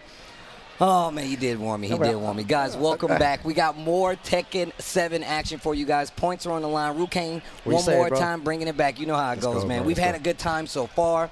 Dude, they knocked down my toys, bro. This is why you can't let people up here to mess with anything, dude. Like, I know Heihachi's dead. You ain't got to knock him down. Just to be on the screen. Speaking of, man, I know you guys are like, what are these? But these are, shout outs to Game Dimensions and Bandai Namco. Over 21 points of articulation with some of your favorite characters already introduced and more to come. Heihachi as well as Kazuya, they come with the round 1 and the ready fight. You can get these right now. $26.99 if I'm not mistaken in this specific region, and they are really cool with more to come, by the way. So make sure you tweet out, make sure that people know that you actually like these bad boys so they can make more of them so I can get them as well. If you look below my friend right here, I didn't mean to cover up his face. All you got to do is hit that scan code right there, that QR code, so you can get more details as they come. I'm trying to get more of these figures, so make sure you tweet it out, man. And shout outs once again to Bandai Namco, because I definitely got these bad boys at the house already. Either way, Kkokkoma, give me back my cup, bro. What are you doing? He's drinking all my latte, bro. I gave this dude some energy. Now he's just not letting go of my dang own cup, man. Either way, the next match, the former retiree Chickenmaru going up against Jermanji. Oh, that's going to be one of those. Jermanji is actually one of the people who came up and he was like, yo, Steve, what's up? And I'm like, dang, you're actually in the building. Jermanji's here, and Chickenmaru, retired, at this moment in time, he was an absolute monster in Tekken a while back, and now, he said, he's retired, he's stopped playing the game. So if he wins this, it's going to be a huge upset if Chickenmaru wins this, but he's still got those skills, the Tekken skills. He was playing at such high level a couple of years ago, grinding the game, and you never lose that kind of fundamental Tekken, the killer instinct. You'll always have that if you have it at the beginning. A lot of people always tell me like they retired, and I'm like, bro, look, first off, you don't retire from fighting games, okay? Like, it never happens. I know some people are but they put the tweet out, oh, sorry, hey guys, like, this is my last tournament. I'm retiring from Tekken. This isn't like football, bro. Like, you can't just be like, yo, guys, my official announcement. Yeah, official announcement. I'm retiring from Tekken. I'm gonna hit, and if anybody tries that, I'm going to hit them with a tomato. That includes Chickenmaru, bro. I'm not letting you retire. Not on my watch. You cannot retire. But this match right here can send you in retirement because there's definitely points on the line, 1 and 2. If I'm not mistaken, this is still winner's side, right? Yeah, winner's top 96 action here. And again, this could be a game for, for top 8, a qualifier for top 8, but both these players, fighting out here in top 96 winner's side only. Let's see what Chickenmaru goes for. He's used to playing the Feng. He drank all, Jesus Christ, dude, he drank so much. You know what? This thing was full when I saw it. It was full. This dude Kkokkoma drank all of my cheese. Wow, yo. I looked at that. I thought you gave him a little bit. I didn't know you gave him the whole thing. He found his home in this bad boy. Jeez, it's cool. You lucky I love you, Kkokkoma. Kkokkoma in the house, yeah. Kkokkoma, bro. What a lovely guy, Big shout outs to Kkokkoma there, sitting there, always smiling all the time, always has a smile on his face. He's a happy guy, man. Exactly. Yeah, Jermanji is from the USA. Yes, that's true. Definitely made his presence known when he walked over here. He was like, yo, Steve, we in the building. I'm like, we are in the building. Got quite a few, but you got to be careful. Yeah. Yoshimitsu versus Feng. Let's see what Chickenmaru can do here. And Feng, a character that he's been using a lot, and goes straight for the lows there. Oh, I like this already. Down 4-1. Goes instantly for the low. I like what Chickenmaru was doing right there. Yeah, I'm not sure if Jermanji should really be testing, Chickenmaru's knowledge, because, he does play Kanandtrench from the UK, plays a mean Yoshimitsu. Me and Ryan Hart was talking about this, though. Like, characters like specifically Yoshimitsu, the Ninas, the Leis, all those characters, they have such a specific play style that, like, if you go to a different region, you could essentially be fighting a different character in some instances. So 100%. You got to play it a little more respectfully, right? And I feel like, obviously you don't want to test it, but as a Yoshimitsu player, you also have to test your opponent to see what they know. So I see what Jermanji's doing, Yeah, Jermanji taking that first round, but Chickenmaru fighting back here. I wonder how well Jermanji knows, Feng. From what I've seen, Jermanji's someone who studies the game, he likes to look at all the frame data, likes to play by the book. Let's see if Chickenmaru can break that defense here. Chickenmaru, nice shoulder there. 1 round apiece. Yeah. Oh, nice. Down 4-2 raw launch. And we saw how Jermanji was actually doing really well in that first round. Actually took advantage of it. Well, 1-1 right there just to see. Nice. Oh, bro, shoulder. Yeah, punishes with 1-1. We were talking about this. Oh, no, counter hit. Chickenmaru, no, started the raw shoulder game. Oh, no, the power punch to get through. Yo, this is exactly what I'm talking about. You know, a lot different more style. aggressive. Yeah, you know, there's many Yoshimitsu players out there. You know, you got iMusician who's super crazy. You got Kanandtrench who's super passive. But Jermanji, you know, if he plays in between here, you know, it's going to be a problem for Chickenmaru. He's never faced a Yoshi like this before. Ooh, yo, it's adding up though. Man, they're going round for round really fast though. Raw shoulder again. And that is what Chickenmaru is known for. You know, people don't really punish the shoulder properly. Yeah, so no, he's, you know, one of the Feng players that likes throwing out the shoulder for no reason. And here, nice grab. I like the test though, just to see if you can actually mess with it or not. And no break on the throw. I think the last time, you know, Jermanji punished it with 1-1. So now Chickenmaru is more inclined to use that shoulder. Nice whiff punish as well. And it's such a good tactic. My man just standing there, yo. Chickenmaru, you can see the frames now. Simple 1-2 and then the raw shoulder. Exactly. Look, Because he knows you want to he interrupt. points up as well. He's like, you know, little mini pop-off. Good stuff by Chickenmaru. Retired Maru is his name, man. I like that, retired Maru. Let's go, man. And look at it, he's sitting there laughing. You know, this is the life of a retired player. You know, just sitting there, chilling. Having a good time. Having a good talking to his boy, K-Wis. You know, he's just sitting there. He looks very, very calm. But what is Jermanji going to do to, you know, to fight back here? So if retired just means you're having a good time and your friends are coaching you, then I'll let you retire. Doesn't Nice, mean you can get away from the competitional aspect. Wait, I don't of know it. if there's allowed two. Wait. You can't do two coaches, bro. You Oh, no, can't but he's do speaking to both, so I think Oh, he just said okay. GG's, yeah. But no, I mean, you're right, though. I mean, obviously, Jermanji actually had a really good run. Took the first round, went down to the last round in that first game. Yeah. But I think with Chickenmaru, just slowly but surely, just kind of sprinkling in the elbows really did add up.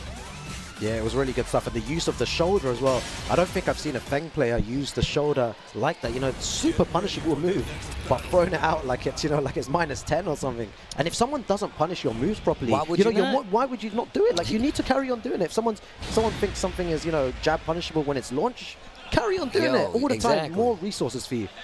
No, you're exactly right. Me and Ryan Hart was talking about it yesterday. If it ain't broke, don't fix it. Yeah, exactly. If they don't give me a reason to stop doing something, why would I stop doing it if it's going to help me win, you know? One time I did like a safer -9 move, and I walked forward to let them jab punish me twice, and then final round I ducked into Exactly. That's the exactly real strats, bro. But here we go, Jermanji fighting back here. Definitely doesn't want to go out now. There's a lot of killers there in losers bracket. I think Kkokkoma as well. Oh, no. Losing to Jodd. Oh, the flash opens the jacket on him. Take it to the wall. Oh, unblockable. Lets him take. Yeah, I think there's two moves already there that, you know, he didn't use before. The flash, super important, and the unblockable too. Also, I'm glad you said that. That flash is definitely something that you can use against, you know, standing jabs, even shoulders, right? And already playing a lot stronger here. But we've seen this before. We've seen exactly how this works out. Tries to get out of there, but breaks the throw. He's still out of there. But he stays on the wall, and another shoulder to close it out, and look at the pop-off. The problem with the shoulder, again, you know, we're talking about, you know, using it, you know, if the opponent's not punching, but it's mental damage. You're like thinking, oh my god, like, why am I getting hit by the shoulder all the time? And he didn't punish it that time. That's what I'm talking about, Steve. Yeah, no, that's exactly what it is. Okay, now you need to bank on carrying right now to get to the other side of the stage. That wall, real close in the stage. Step on him. Looking for a duck right there. Wow, the sidewalk actually got him out of the full range of the move back. I actually want to stand up and clap for Chickenmaru. Wow. Like, I want to go up to him and be like, you are crazy. How can you be this good and not play the game? It's all about knowing the mindset of the person that you're playing against, right? You got to sprinkle in that mental warfare. Yeah, exactly. It's all about the brain here. And Jermanji back against the wall here. Oh my god. Okay, but look at this is potentially the last round. You know what I'm saying? Like, it might be too late. It might be too late, you have to be on point from round one. No point punishing it there. And then losing. Chickenmaru moves forward here in that winner's side. Now Jermanji gets sent to that loser's side. You know, we talk about pressure all the time and keeping calm, but, you know, a little too late punishing that shoulder. That was the talk of the town, you know. Right at the end punishes it correctly. But like you said, it's in advantages. Too late at this point. You get hit by a hop kick, and then, you know, it's all done. I'm glad you pointed out the mental warfare, because that's literally what it is. Like, you keep eating shoulders, and like it literally, you just get to the point, it's like, what is wrong with me? And then literally, exactly, and like you're thinking about what's wrong with you and not thinking about the game anymore. It's like, why am I not punishing that? That's already taken your thought process, out of the actual game. You should be focusing on, looking at what's happening in front of you, being in the present, man. But yeah, unfortunately. Why are all these games so good, man? God, first off, you have to remember, like, probably one of my favorite players to watch right now. He's hella hype. HK Jr., I'm telling you right now. But has his work cut out for him. Going up against Loveneet from India, and this is going to be a banger. Yeah, Loveneet, no easy player to face, but HK Jr. been doing bits. Around the world. Been doing numbers around the world for his good Heihachi reason. is crazy. He's so clean how he plays him. Like, it's incredible. And he's so young as well. He's got the whole Tekken career in front of him. Tekken 8. It's going to be scary to see him in a couple of years' time. He's already scary right now. And he's starting with one of the hardest character archetypes in Tekken. Yes, correct, like, you have to have some of the best execution to even remotely have this character. But think about how many Heihachis you've seen in the last 5 tournaments that wasn't him. Yeah. Think about that. It's like 0. And once again, I'm going to keep saying this, man. Shout outs to FaZe for sponsoring both HK Jr. and Joey Fury. I hope you guys understand how powerful of a message that sends. Because these are 2 very good players, and 2, they deserve it. You know what I'm saying? Deserve it, yeah, for the work they put in as well. And Joey Fury, man, incredible player. Big shout outs to Joey Fury as well. That guy is crazy. Joseph Bartholomew Fury, I like That's to say. That's what I was waiting for. I was waiting for that. I think he came to our chat one time, and I was like, can I tell me your full name, bro? And he wouldn't tell me it, man. So ask Steve, bro. He knows me. But the way you say it, it's crazy. Like, it's Joseph Bartholomew Fury, bro. Nice. If you want to go what a name. I hope he's in stream chat watching right now. Yo, shout out to the boy. Shout out to the bro, Joey bro. Fury, man. But once again, this match is going to be a banger. Loveneet coming all the way from India. FaZe HK Jr. coming all the way from Germany. And once again, this is how you know this is a dope tournament, because the international pickup has been ridiculous. I've come to Versus Fightings before, but even still, I love when we get international representation, no matter what the tournament. But these guys getting ready over there, getting set up. But no. That's the thing that I have a lot of love for HK Jr. Not only for the gameplay, I just love the energy. I'm an energy person. He's such a a good guy as well. Right, he's so nice, man. He's always been super respectful from the beginning, man. And he has that hell sweep. But one time I think I saw him do 7 in a row as well. And that's something that I love to do. But he can disrespect. It's so difficult to kind of pinpoint when, because he's so safe in his gameplay. He doesn't need those sweeps really to beat people. I've seen him beat people without sweeps, and I'm like, how? Like, the opponent, all they need to do is just block. But he just finds those right moments to attack at the precise time and then takes it. You gotta remember, Heihachi is one of those characters, like, if you can competently wave dash, like, he has multiple threats, bro. And at the wall as well. That's what I'm saying. That's exactly what I'm saying. But look, not to be outdone, we've seen Loveneet, and we've seen the Kunimitsus out here. Loveneet definitely has a Kunimitsu to fear. On top of that, Kuni is just really strong. 2, she's really great at calling out the fact that you might not even be able, we talked about how defense works in this game, but Kunimitsu is one of the characters, she has one of the most dynamic ways of having to deal with it, right? You got to deal with the sets more than anything. You got to deal with the trickery on top of that. The fact that she's really good at moving around, the smaller hitbox, the evasiveness, it all adds up, Yeah, it's too much. And on top of that as well, the full crouch mixes as well. After that, if it doesn't work, just go into full crouch and 50-50 your opponent. They're going to guess. They have to guess for their life. And many times I've seen people get hit by huge mids when they're, in the full crouch situation. But here we go, guys. Loveneet from India versus FaZe HK Jr. from Germany. Big up the German scene as well, man. These guys are doing bits, Sephi Black and Tetsu. I've doing been talking madness. I've been talking about, I call it the young Germany team, bro. Like, they have been doing numbers around the world, but here we go. Game number 1, match number 1, HK Jr. versus Loveneet, Germany versus India. What's this, top 96 still, yeah? Yeah, top 96 still, man. It's crazy, like the games we're getting here. And the full crouch sweep instantly there. Tries to God fist. A very good option here, right? Especially considering that, the Mashimas, they like to do their electrics, their God Fist, that'll get you right up under that bad boy. You just got to call it out, though. Power Crush not going to work. Headbutt. Nice, okay, no omen, but still the God Fist after. Nice block on the set. Oh, I like that. That's what happens when you're small. That's what happens when you're small. I looked at that. I was like, what? Yep, I already know. Look, I read your mind. I was Kuni. like, I'm like, I just stopped talking. I was like, I'm not going to say anything about that. oh, What a character, you know. Set 2.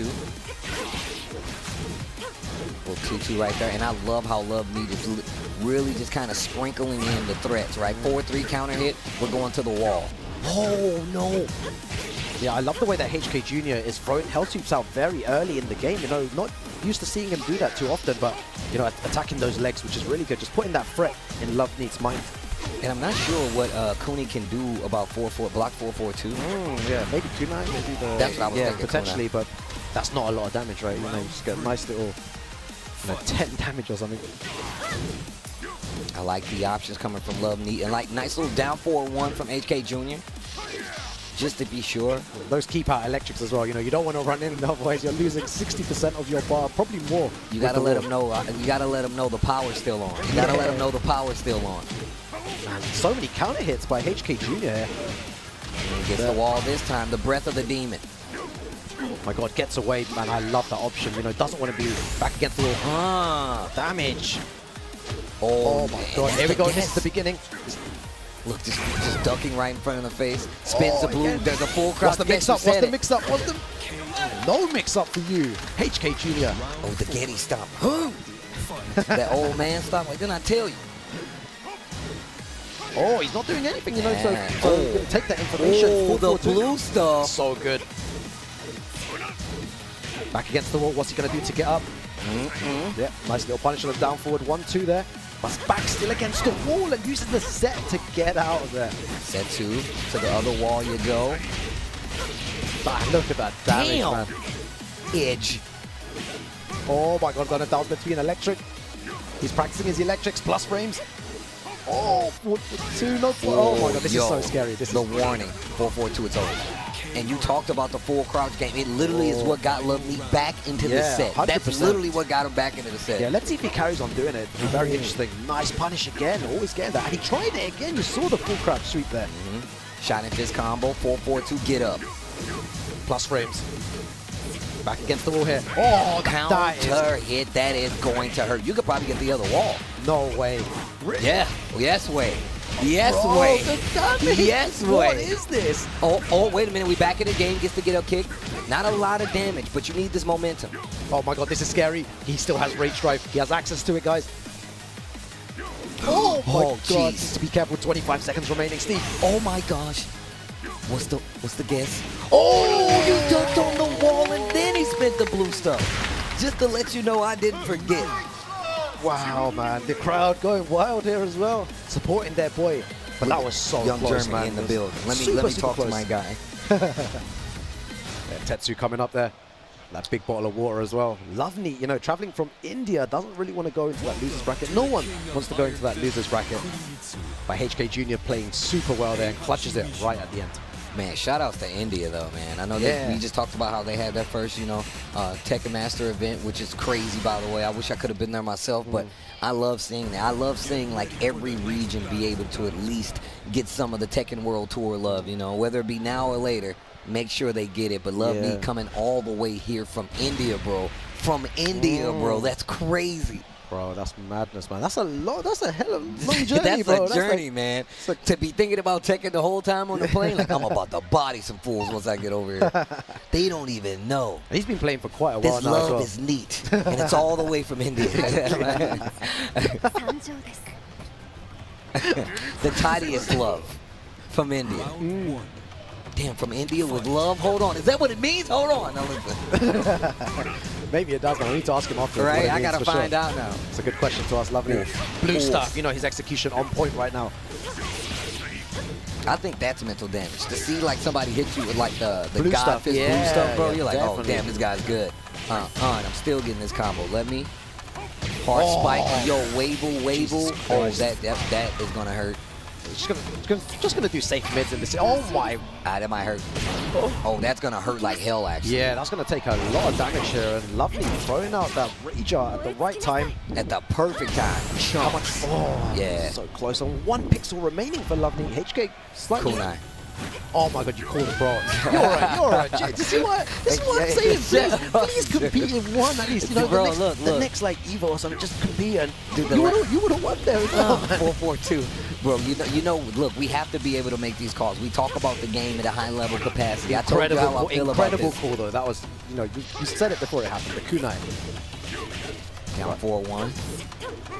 What a duck under the 2-2 string, my God! Man. He's going to go all the way to the wall here as well. Demon spread? No. What's the mix up here? Needs to be careful with the rage art. You know, Loveneet next pressing it. That was really take off mad damage. Yeah. Where's the full crouch sweep?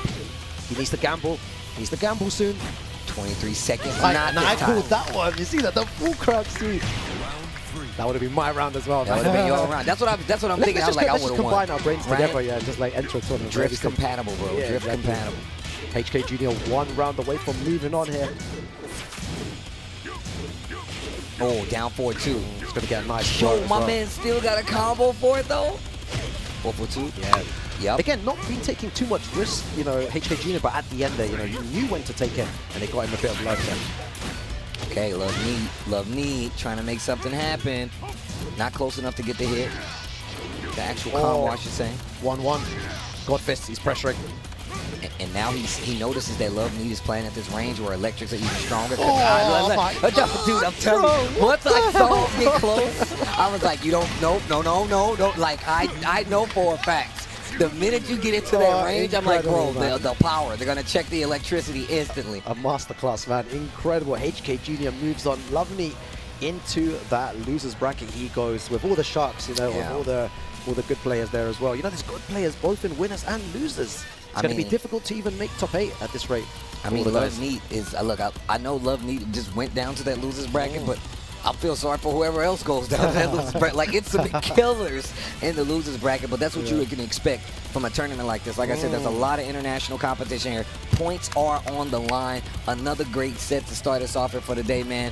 Rookang, Tasty Steve. But next up, coming up, we got Dabby from the UK coming up against Richie. I gotta always say his name like that. I'm like, Richie coming up to the stage to get his games in. I've been seeing my man around the world as well. Yeah, I love to, man, I'm telling you, I love to see it because I meet him once and he's literally like, yo, Steve, you don't see me out there. And he's literally held true to his word. Yeah, I think there was a period where, you know, he kept coming shy of top 8, you know, maybe breaking into top 8 once or twice, but now he is so consistent and scary. You know, when he loses, it's small margins, you know. Yes, final rounds, true. Final pixels, you know. I think he lost to Knee like that. There was a video. Yeah. He also lost to Mayo Ill as well in Evo. And there was a video of that as well because it wasn't on stream. But it was 1 or 2 small mistakes. But he's playing at such high level right now. The, you know, the practice he's in, the momentum, you know, he's taken into this tournament. He really is great. And this is his, you know, his hometown of Birmingham. You know, he lives there, you know, 5 minutes away down the road.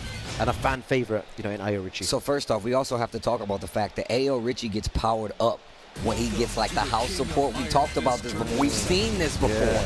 Ayorichi gets powered up by the home field advantage. Everybody does. But I'm going to tell you right now, like, also, if you hear my voice and you don't already, make sure you follow Ayorichi. My man streams. It's always a good time, and he breaks it down to a science. Yeah. And that's one of the reasons he's really good at this game. He's really good. With a character we don't really get to see as much, as frequently as we used to. And on top of that, he's still innovative with this character overall. So I'm a big fan of Ayorichi, and that's one of the reasons I tell people, go make sure you follow his stream.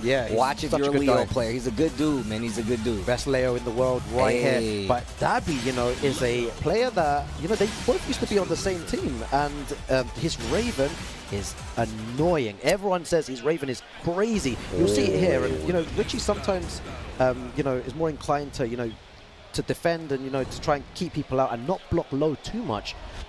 But if Dabby, you know, starts using these lows, how is Ayorichi going to adapt? You know, they both know each other quite well. Oh man, you know, so it's going to be good to see. Yeah, it is definitely. And I'm just super interested to see if, you know, Richie can, you know, can win this because, you know, Dabby definitely knows how Ayorichi plays. Here we go. Round 1, game number 1, Dabby. And that's why I said the low. Right out of the gate. You see what I mean? Sometimes you have to test, like, is Richie going to block low? And a second low right there as well. He knows the legs are a weak point. Yeah, the long distance lows coming from Master Raven. Damage on the wall. Takes the Oki, lets it rip, but no duck. Very nice. Oh my god. Oh, yo, the key charge on top of it, the blue stuff. Unblockable. It's got some range, baby. She pulls out a sword. Hop kick conversion. This is exactly what I'm talking about. Well My done. man knows. So good by Richie there to convert that. But you know, Dabby started off really strong there, but Richie finding her way back. Nice. Yo. Yeah, down forward 2 there. All the way to the wall by Richie. Wall. He likes to take the Oki in a lot of instances, but don't take the damage right now. Okay. I love the, you know, the aggression as well from Richie. You know, I think maybe a year or 2 ago, he was super defensive. Yeah. But now he knows how to switch it up. I feel like that's what comes with time. And the more comfortable you get with your character, the better you're like, I know where to apply my offense now, right? Even if your defense is crispy, knowing when to apply that offense really does add up. Exactly, Complete gameplay after that. You have a full circle of gameplay. Yo, the launcher, wait a minute. That was really nice there by Dabby. Oh, I like that. My man knows, though. He's like, nah, you got to wake up earlier than that. oh, race drive. Whip punish. I got one, too. The double blue up 4-3 roll. Sick. Oh my god, Richie playing super well here. You know, Dabby holding his ground, but Richie always one step ahead. Oh, look at the keep out, you know, just to tell you, don't Just to come let in, you know, don't come into in his here. range. Don't come in bro. here, I'm gonna launch you, yeah, bro. again, look at that. How does Dabby approach this now? You know, he knows that Richie's looking for that down forward too. Speaking of lows, there they go. Yep, I already knew what was about to happen. Fishing with the magic 4, but staying out of that range. Look at the range they're playing. Just whipping right past each other. Yeah, no one really wanted to take any major risks. Magic. You know, the first time Dabby comes in, you know, gets counter hit. Could have been a lot worse right there. Yeah, very nice low by Dabby there. You know, back against the wall here. Not a good position. Needs to be really careful against this wall. The trickery. The ninja shenaniganery. Let's see what he's gonna do. Oh, goes for the low again. Yo, the punch parry. Wait a minute. Yo, they jamming on the wall right now. And once again, hey, yo. Mad.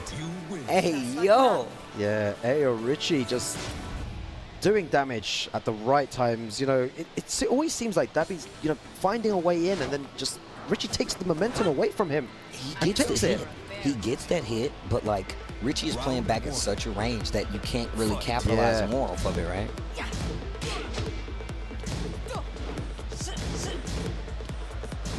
Again, not much going on. Both of them just, you know, very small pokes there, you know, a few jabs here and there, but no one taking any major risks. Oh, down 4-2 this time.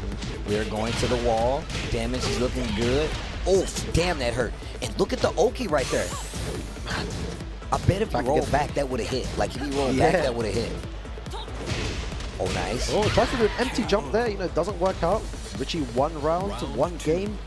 It's all looking good for him. Looking to progress in this top 96 winner side. I feel like with the amount of success that Dabby's had with those lows, I don't know if Richie's parried or even blocked 1 low.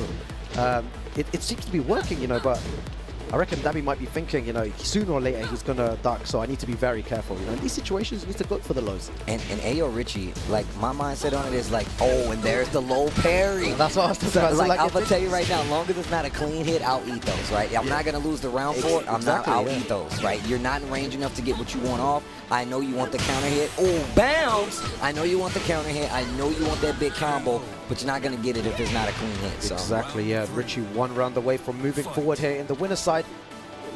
Just backdashing away. Nice sidestep. Doesn't get anything for it, though. Yeah, he needs to change the tempo of this game, Dabby. You know, if he wants to stay in this, you need to start now. You need to do something. Oh, side switch throw on top of it, really close to the wall. Yeah, no throw break. Super important to, you know, practice those throw breaking. See, now that's the hit you want. Right now, all I'm looking at is how does Richie make a comeback? Because he's made so many comebacks. He's so good at clutching it out. He was getting closer to that wall, and I'm telling you, it definitely would have worked out. This is the beginning of the end. Oh, it's a long day. As they like to say in this stream, it's a long day. This is a very long day. That's a very long day. It's a long day, bro. It was just like, the question was, like, how is, it's not how Dabby is going to close out. It's like, how is Ayorichi going to make a comeback here? And he does it so well there, and he moves forward. Really, really good stuff. You know, not over yet for Dabby. You know, good stuff to him. There's lots of signs of life there. But he'll be in that loser's bracket, along with all the sharks, man. A pool full of sharks indeed. This day 2 top 96 versus fighting 11. Yo, the next match. Gosain versus Chickenmaru coming up to the stage. Oh my. Wow, these games.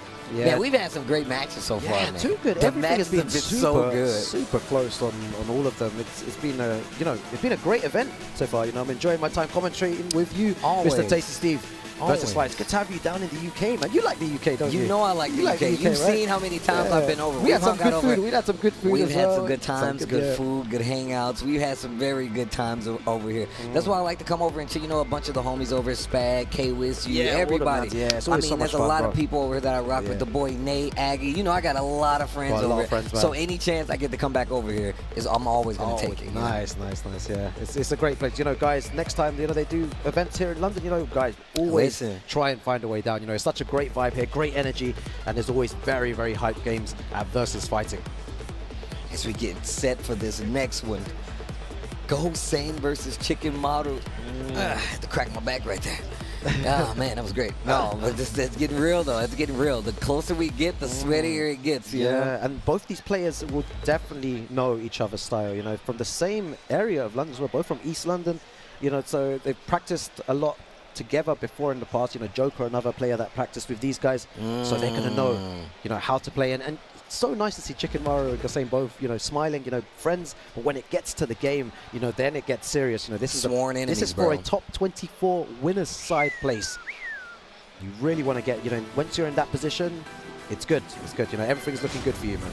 Yeah, we're definitely enemies until the game ends, bro. Yeah. Oh no, is that the real next match, bro? Oh, nah, that's crazy. Why do you guys do this? I think, that's mental, bro. Right? We're not even, this next match is actually crazy. That is mental. And I think, the winner of this match will face the winner of the next match for a place in top 8. Nah, that's so one of these 4 guys will be going into top 8, which is sick. Wait till y'all see this next match, though. Yeah, that's going to be a good one. Wait till y'all see this next one, though. That's actually crazy. All right, here we go. My man. All right. Marduk. We've not actually seen a lot of people play Marduk here. But Chickenmaru going with this, and it's super deadly. The reason why I believe he's used Marduk is because he can really 50-50 his opponents, and Gosain, I don't think, likes the 50-50, He doesn't like. Well, then who likes guessing for their life? Nobody likes guessing for their life. Marduk is the king of it, bro. But this is a clear, counter pick. He didn't pick Feng. Yep, There is definitely a reason for it. I was about to say it. Oh, nice. The quick duck while standing 4 right there. Layoff push of his own. No back one. I like the pokes adding up, though. Yeah, Chickenmaru being super aggressive right now. Everything seems to work out, and that is it. Just big risk, high reward, because he takes the round there. Python explosion. Gosain on the low here, trying to look for a magic 4. I like that dash in there with the 1-2s. Right, he's got a huge lead here. Chickenmaru always finds a way in. And Marduk definitely helps you with that one. Yeah, man, of course. That L2 stands getting flipped down 4. Marduk's kind of easy, right? He's an easy character, right? I don't know, but I ain't gonna say that. What I've been hearing is that you don't need to use too much brain power to use this character, A small portion of your brain is used. I will say that, if my man gets rage, it becomes, it's easy. It's easy to make it back. Nice. It is so easy. Like not right here. Oh, wow, that was a good call out. Yo, Gosain, though. Yeah. Keep it. Oh my God, the low parry. How did he know? Incredible by, Chickenmaru. Always one step ahead here of Gosain right now. Oh, he could have whiff punished there. Very unfortunate. This guy is retired. Nice duck there by Gosain. Let's see if he can start some offense here. Back against the wall. Bro, Chickenmaru's not pressing anything, bro. He's just standing there. Bro. Look, Law is scary up close, right? You don't want to take no counter hits whatsoever. And that was really nice there. The 3+4. Nice whiff punishment. I was kind of scared there because of the, the rage. You saw they activate, and Marduk is a good, character to bring it back. Dude, Rage Marduk is a different character, bro. Oh, you guessed wrong? Let me get 30. Let me get 30% right now. And then you better hope it's not a combo. Yeah. Oh, counter hit on the down back 3. Oh, wow. Really good stuff there. He's going to get really big damage here as well. To the other wall. Dragon Tail. Damn. Wow. Out of nowhere, Gosain waking up here. Final round here in our first game. Fight. I like this song too. Oh, yeah, this song's good. Very Final Fantasy.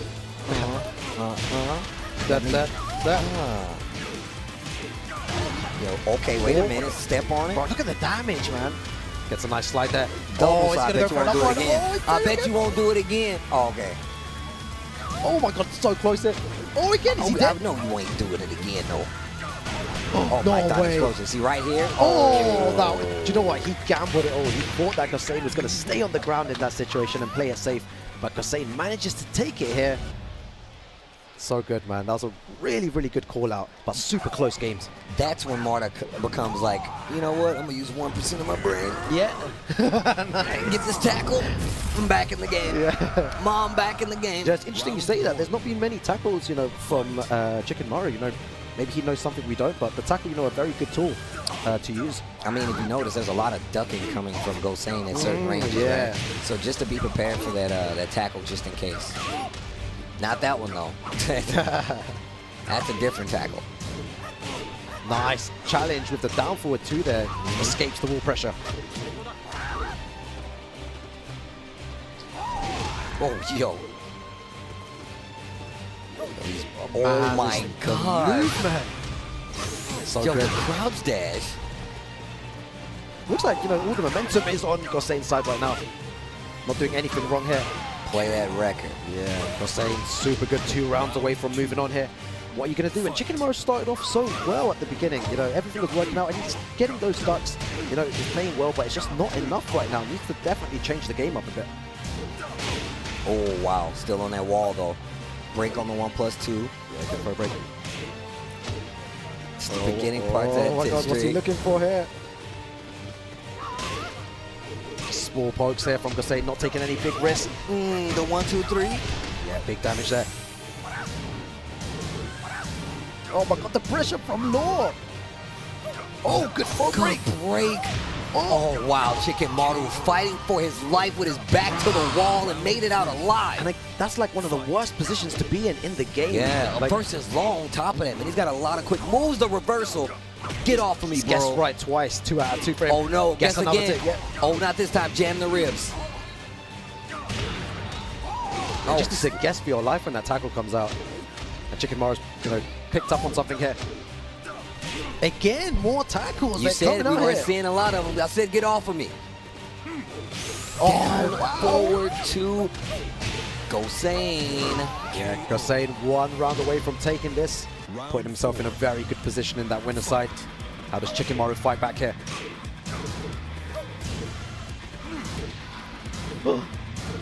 Yeah, both just trading blows right now. No one really, you know, going for anything too risky. As I say that, Gold takes a big risk there. Gosain calls it out. Nice launcher. Oh, poison arrow. Hold on. Oh, this is so scary. The forward 1+2 there as well. Trying to put the pressure on with the plus frames. 2 throws, switches sides. Nice block on the slide and the wall rising 1+2 to get the pickup and the wall. I thought we were going to see just a regular throw. Oh my God, what's the combo here though? The wall. Oh wow. That was pretty good. That was still pretty good. That was sick. That was so good. He has rage though. I love the attempt right there. Yeah, takes it here. 2-0 over Chickenmaru. And again, both of them laughing. What a great game there. Moves into top 24 winners side. Chickenmaru in top 24 losers side. Okay. Both still in it though. But all UK affair there, man. We love to see it. Our guys performing well. Gosain, man, looking real good. Looking good right there. Very good. Chickenmaru, of course, had a lot of good opportunities right there, and just some of them didn't work out. I just feel like Gosain played it so well. Marduk is definitely one of those characters now that you have to be, you know, you have to have some knowledge on. He's not going to be a walk in the park. No. What, and he did have the knowledge. You saw that. Yeah. You know, he was ducking strings. He was punishing correctly. He was doing everything well. But our next match coming up, I think this might be our, you know, final game of this block. Oh yeah, we're gonna take a break after this, but definitely, yeah, we're gonna earn this break with this next match. I'm gonna tell you right now, Because next up, we got, Richie going up against FaZe's HK Jr. is the next match, guys. You do not want to miss it. It's going to be so As good, we bro. get set up, this is going to be a good one. We see my man Ayorichi coming up to the stage, but man, it's going to be crazy. Thank you guys for joining us once again. Versus Fighting 11. It's been a good one so far. Plenty of games to be played, bro. They got Guilty Gear running. They got the Street Fighter as well. High-level competition, and it's all been amazing. On top of that, I really love this venue, man. The university that we're at is really, really cool. The steps in the background, you guys see it, but, like, it's just a whole venue. They got an arcade over here, Third Strike ST in that bad boy, just a bunch of stuff to do. So if you're here, make sure you take the time and enjoy some of the cool sights, some of the cool things to do. And if you're watching at home, thank you first and foremost. And two, make sure you come out to one of these things, man. It's always a good time. Yeah, I think all these, Tekken World Tour, Master events, Challenger events, dojos, it's always such a great experience and a unique experience wherever you go. It's always a good time, loads of lovely people, loads of good Tekken to play as well. Hey. The competition is fierce right now. I'm talking about fierce competition. HK Jr. versus Ayorichi here. Hey, yo. Yo, this is going to be mad. It is going to be a mad one, guys. Dang, UK versus Germany as well. Yo. Oh, yeah. I finally knocked down a toy. That was my fault. I got too hyped.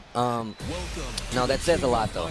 First off, the fact that, like, I feel like young players didn't just really burst on the scene, but I feel like relatively new to the scene for a lot of people if you're just getting here, Yeah, they're both, new players, like you said, and performing super well right now. So, everyone here, you're in for a treat seeing both these EU players play today. They've been traveling, they've been to America, they've been to many different countries. They've got that experience now. And one of these guys will be moving into the winners top 24 later on today, guys. Yeah, stay tuned. It's going to be good. I wonder if they're going to go for, I'd love to see, the Heihachi versus the Leo. Both their main characters. The business? Yeah, the business characters. Straight away, man. This is what they're going to go for. As these guys get set up, we get deeper into this Tekken bracket. The Pirate Leo coming out. HK Jr. just sorting out his buttons, and then we'll get straight into it. Hope everyone at home is enjoying the stream. It's been a good one. Lots more Tekken action coming your way. Nah, man, it's been great, man. I'm trying to tell y'all right now, I've really been enjoying it. Yeah, the games have been crazy. No matter, and what's crazy is it's like when you walk in, Tekken is the first thing you see, and it's on a huge screen, and it looks so sick. I feel like it's dope because every year we get this spot, bro. Like all the time. This is our spot, bro. This is the premier. Spot, this is the premier spot, right here. And when top 8 happens, it's an even crazier spot up there. No, that's actually facts, because what happens is when we do top 8, it's actually in the theater, and it's so sick. And the screen is huge. It is huge. And it's behind the players. It looks so sick. Bro, it's mental, right? And you can hear, the bass of the music, and if you hear an electric, your whole body shakes. Yeah, boy. Mental. These guys snap you like a twig. Talk to him, old man. All right, here we go. Game number 1 here. Game number 1 here. Richie versus HK Jr. Oh, big launch. Yeah, misses up the 1-1-2 there. What's crazy was got the 1 and just too far for the second hit to hit, right? That's crazy. And then he tried to confirm all of it. It didn't work out. That could have been so much worse with a counter hit. Richie with the life lead. Yeah, trying to catch him stepping there as well. Both players really like to move a lot, so I know tracking moves will be, super important here. There's a homing moves coming out from both players. Oof. The plus frames, man. Those axe kicks starting to add up. Richie swinging on the defense, real close to the wall. Playing in the lava they are. 18 seconds left on the clock, that's how you know. Christ, 15 seconds now. Time's going down. Time will be a factor. Richie got a small life lead. Yo, 10 seconds left. Headbutt. Down 1.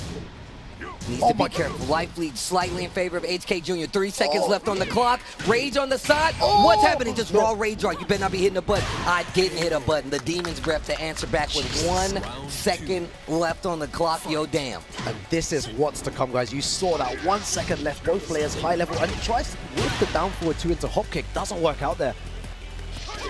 Oh, man. Very good option. Ducking the electric in that situation. You have to be able to block and anticipate. Actually, it's probably just more anticipate the electric so you can duck and get a launch like you just saw Ayorichi get. Very nice, going for all the safe mids in this situation.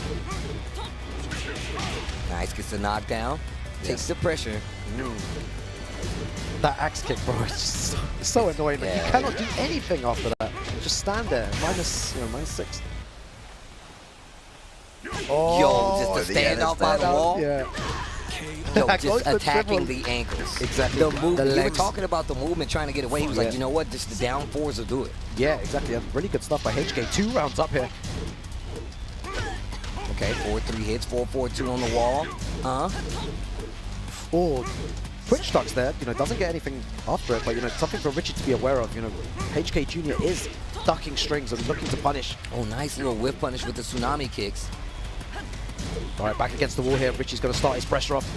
What's the mix-up? Loads of down jabs here. HK Jr. is going to pick up on that for sure. Yo, the challenge right there. Oh my. So close again. Yeah, could that time be a fight. factor again? Oh my god. Bro, this is crazy. Yo, this is crazy though. Both using a lot of down jabs in these situations. 15 seconds remaining. Got this. No electric needed. That should be the end of the first game. 3 rounds straight from Ayorichi to HK Jr. And yo, K-Wiz up on the stage right now talking to Ayorichi. Yeah, K-Wiz, you know, definitely a good coach, you know, as a commentator as well. You know, he can see things, he knows stuff, you know, he has all the knowledge there and giving Richie, you know, some advice, valuable advice here. HK Jr., no coaching needed from him, you know, just a sip of water, ready for the next one. But I'm sure, you know, Richie can definitely bring this back. Let's see what he goes for here. Always important to, you know, pick your stage that you're comfortable on as well. You know, not about clicking that random select. I know some people do it, you know, they're just like, I don't care what stage I pick, but, you know, just pick the one that you like the music, you know, you like the, you know, you like the view of the stage, you know the walls, how far you are from them. Use it to your advantage. So, and for strategic advantage, you're 100% right. No one has ever said, like, pick the one you like the music. So now you're talking to me. I've never thought about picking the stage because I like the music I've done that verses. Since day one. I've always picked the place that I like the music. So Soup, for example, I love the, you know, the music there. It's tense. So whenever I hear it, I'm just like, it pumps me up even more. You know, this game is all about momentum. You know, you use absolutely anything to gain that momentum and get the win. Here we go. Game 2 between these two. Yeah, it's not disappointing at all, this match. You know, both players at some point even just standing still. You know, just looking at each other for 5 seconds, doing nothing. This is the highest level of Tekken. That's fact. Right They here. were just standing there for a minute, bro. Oh, speaking of, starting off a lot more active this time around, Ayorichi. Bro, both players look like they started like crazily. Like before it was a lot more, you know, slow paced at the beginning. But Richie knows he has to change his game right now in order to beat HK Jr. Why is he back against the wall again? Every time, just, you know, HK Jr. pushing to the wall. That deadly 1-1-2 as well, you know, very dangerous. Oh, Death Fist, hold up. Bad position right now for HK Jr. Axe kick, looking for some movement after down 4-2, not even just gonna completely whip. And time always a factor, you know, it seems to be here. 20 seconds remaining, both players need to do something. Richie with a slight life lead though. Uh-oh, lets it rip, didn't believe in the 1-1 though, huh? Maybe just going for a little cheeky reset. Bro, who's got the life lead here? HK Jr. Oh! 3 seconds, what do you do in 2 seconds? Oh, wow. Yo. No way. Richie I'd stop looking at the clock for a second, bro. I was just looking at the fight. Oh, let me pay attention. Damn. That was so good. Okay. Man, that's how you know it's tense. I don't even know what to say. Yeah. No, do you know what? That's commentators. Sometimes, you know, you just want to watch. Like, Sometimes right now, I'm just so intrigued at what they're doing. Like, I I'm just tell like, people all my the brain time. my brain just switches off. Ooh, what a pickup, Ayorichi. Hey, yo. No, you're right, though. Yeah, our brains just switched off, man, and just looking at the game because both players, you know, we're trying to delve inside their minds. You know, there's so much going on in their brains. I like to say you got to let the game talk. Oh, speaking of, Ayorichi in the second game, 2 rounds straight. Yeah, he's playing really well here. Changed his game completely. That's what you like to see. Let's see what HK Jr. does. Oh, my God. A great electric there. Jeez, off of the sidestep. Out of nowhere. Oh. What was he going for? Yeah, You can break the wall? No. Wow, just right there. Down 4-1-1. The wall saved, side wall saved lives. Oh, no. Yeah, he's going to get a nice conversion here as well. To the wall, he has rage as well. You know, so HK Jr. can't duck. He can't duck in this situation. Single jab. Oh, bro, crazy. Get away from me. Just to let you know. Damn, the axe kick had mad range. Yeah. Look at the damage he's going to get off that as well. 1-1-2 here. Down. Oh, tried to punish that. Unfortunate.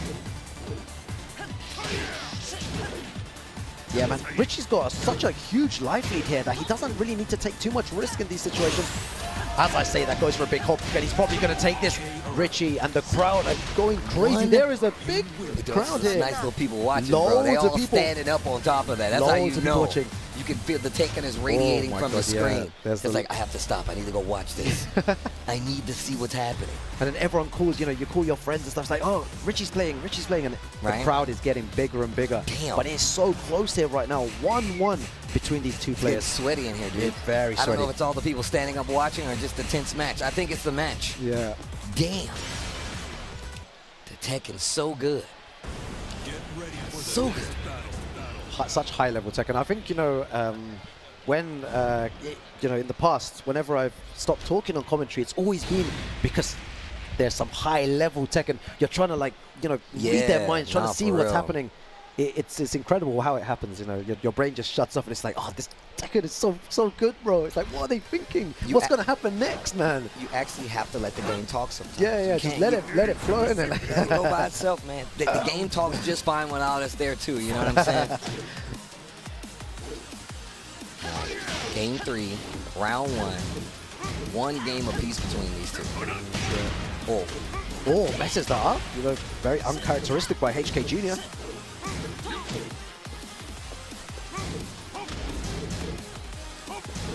Yeah, it looks like HK Jr. is moving a little bit more here. Nice 1-1-2. Spring. Yeah, sprinting not the safest thing to do, but worked out in that situation. And a very nice down forward 2 by Ayorichi for big damage. Mad damage. Okay, for the lead in the third game on Ayorichi's side. HK Jr. got some work to do. Yeah, I think this is the first time he's been ahead, and very good duck there again. All the way to the wall. And again, now it's Richie finding, you know, HK to the wall hit. Oh, 4-4-2. Oh, what a duck. Yeah, the down forward one. Oh, bro, what was that? We're going downstairs for sure. Yeah. We're going downstairs for sure. Jesus Christ. And to the wall. Oh, my God. Oh, drops a combo. Could have got a little point there. Goes for the rage drive. Blue for blue. It looks like Richie's just content with running away here. Yeah. No. Oh, is that dead? Oh my God, that reach, are you serious? Richie 1 round away from moving forward here. The crowd is hyped. They're ready. They want their boy to go through here. HK Jr. in trouble. The electric's not doing the job, not being able to find their mark actually. Yep. Yeah, doesn't go for the blue stuff that time, you know, just wants to get the guaranteed damage there. Not messing about. My God, puts 1 foot out of place, nearly got launched for it. Bounce! And we're gonna break this wall. Do a little gardening while we're at it.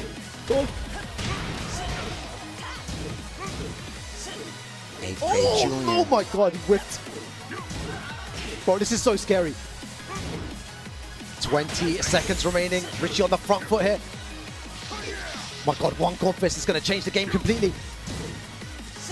Oh, jeez. Oh, jeez. Gotta be careful. No way. No! Oh my God! No, that's not that! Don't do it! Oh my God! What the hell was that? HK Jr. Bro, staying I literally couldn't talk.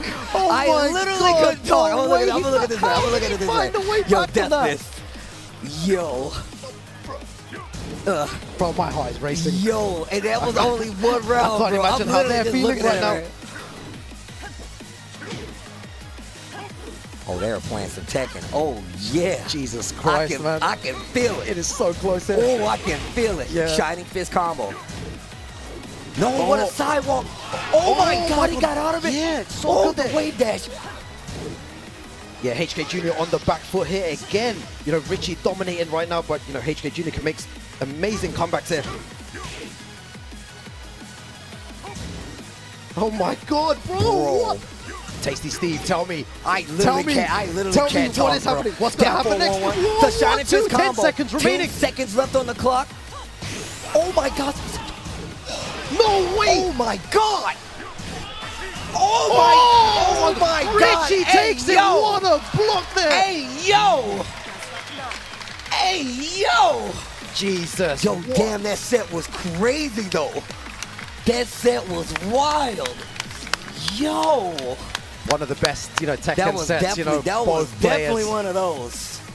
That was my definitely one of those. Jesus Ooh, Christ! we got. I'm glad you said Steve. Tell me what's happening. I couldn't talk. I actually couldn't talk. I was like, bro, it's so good. It's so good. Bro. Yo, crowd, real talk. Was that not some good ass Tekken though? Was that not some good ass Tekken though? This is why I'm here. No matter far or wide, I'm trying to find this good ass Tekken, and you can find more. But it's gonna come right after this break, man. The games are so good, you don't want to miss the next matches. Join us for more right after this. Yo, damn. Jesus. The Pac family has gathered for Pac-Man's birthday party. But one after another, they've been kidnapped by the ghosts.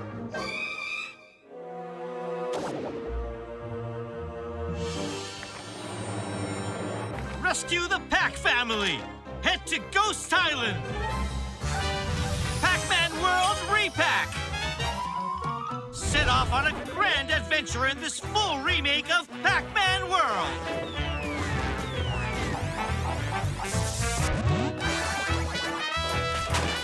Explore 6 mysterious worlds. In order to save your kidnapped family, take on all the bad guys that stand in your way.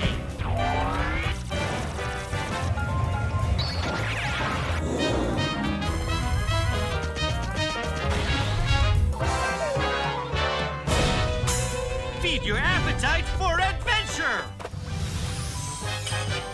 Pac-Man World Repack.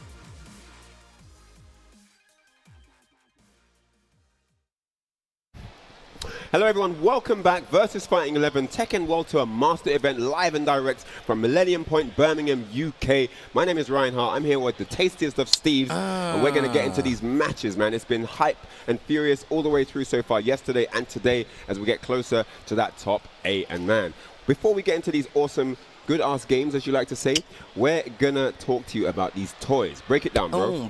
These bad boys. Shout outs to Game Dimensions and Bandai Namco. These were talked about at Combo Breaker for the first time, I believe. Rip destroyed one of them, but I won't destroy any of them. And you shouldn't destroy them either. $26.99. They're available now. You see the QR code, over 21 points of articulation. As a collector of these bad boys, I'm telling you right now, you want them. And make sure you tweet out to Bandai Namco and Game Dimensions and let them know that you want more, because this is the first wave. And they come with not only these cool standees for the ready round 1, but you also can make your characters do electric as well. They're really posable. Like I said, over 21 points of articulation. You don't want to miss these bad boys. And shout outs to Bandai Namco for making them happen. Or make sure you scan this QR code down over here. Down here. If you would like to get your very own without having to talk to us. But make sure you do that, man. So, back to this good ass Tekken. Kanandtrench from the UK, home soil here, going up against John Hammer from the United States, man. This is going to be a good one. United States. Yeah, bro. They rocking the kid. I see you, bro. But no, man, Mr. John Hammer, man, one of the guys who goes all the way back to Nickel City with me. Wow. That's how long we've known each other. We got a lot of history. When the arcades was running on nickels, this is when I was playing arcades. Put your nickel down, I'm next. Put your next. nickel down, I'm next, bro. Wow. Man, shout outs to the Midwest, because that's where my boy is repping. And also a family man these days, so it's been a minute. I'm just happy to see him out and about. For sure, but he's got his work cut out for him. Yes. Kanandtrench, No slouch. Yoshimitsu. One of the rising stars of the newer generation of Tekken, and this guy knows what it is to be on the big stage under pressure. We've seen him rock out. That Yoshimitsu is no joke. We've seen him put big boys like me in losers brackets in premier events. So this guy knows what it is when it's time to play. Best of 3 here. Kanandtrench, John Hammer. I'm not sure what's going to happen. I haven't seen too much of John Hammer playing in this tournament, but we're going to have no walls. Arctic Snowfall. And guys, we've got bangers. We've got bangers coming up. It's crazy. Just so you know, there's a few bangers in the works, boys. Stay tuned, guys. Don't go anywhere. Yo, if you didn't get refreshments, it's not my fault. Right? I warned you. You had plenty enough time. Marduk versus Yoshimitsu. I feel like only my second Marduk I've seen since I've been here. Not too popular these days, especially when you get to those upper bracket elements. You don't really see too many Marduks left. Yeah, there's not too many of them still fighting out here. We don't have a Joey Fury here, you know what I'm saying? Hey. Shout out to Joey Fury. All right, so round 1. Yo, my man's rocking the classic Marduk. I see. Okay, the harassment. What? Yo, just wake up. Just made him run into it? No break on that. Caught him by surprise, clearly. Full slap down, yeah, full crouch sweep. And look at that. 35% already gone. Kanandtrench was looking to harass him, but the forward 1+2 just stopped him in his tracks. Oh, and missed the juggle there. The Fubuki knee. Got the hit, didn't do the combo, though. Kanandtrench doing a lot of movement right now. And John Hammer has the life lead. Okay. Scoops him up. Down 4. Oh, closes it out. There's one of them things where Yoshimitsu likes to use the space. He likes to play a distance game and control when he comes in, but Marduk has more range. And you have to respect that, you know what I'm saying? Look at that. Look, an example of range. Full crouch down forward 4, the down 4, the back 4. Explosion, bro. Man. The spin, oh my God. Nice whip punish. Kanandtrench trying to hit him with the Miyazaki to spirit it away. It didn't work. Yo, the spin. See that? Not many tackles from Marduk so far. And that's only the second round though. There's the rage drive. Okay. Just about gets the combo there, and that might be it. Nah, you're supposed to lay there and take it if I'm not mistaken. That way you get the scale damage. But he might have died anyway. I understand the nip up though. You can scale damage with the nip up sometimes too. So, going for the tackle there. Nice break. Tries to swing, big counter hit. Kanandtrench gets the hit. Didn't get the combo though. Yeah, the nip up causes strange interactions sometimes. All right, down 4 now. Down back 4-4. Counter hit. Yo, stab range, bro. The Darkstalker's down attack. Unblockable. Oh, the 4-4-2 completely whiffs. You gave Marduk another chance. What were you thinking? Slide. Not dead yet. Harada cares. But those 5 points can go a long way. What Man, I thought he blocked. I thought he had blocking them sweeps. Okay. Kanandtrench with the round lead. I was going to say like minus 16 on them sweeps, but you don't know when he's going to stop. And is he going to finish with the mid? You never have any idea. All right, so Kanandtrench now off to a good start. 2 rounds to 1 here. Once again, finds a Fubuki knee. Full crop down 4-4. Great block. Wow, wake up. This time he's ready for it. Not this time, no. Yo, we running that back. Yo, did you hear Yoshimitsu make a jaw? He made it no face when he got scooped. Yo, I love the persistence there, man. Finally gets what he wanted. Old school player, bro. Old school player, though. You gotta break his ways, bro. Oh my gosh. Just like you gotta break these throws. High school nut punch. High school nut punch. You gotta hold that. And all the mids just worked after that barrage of throws. Oh my god.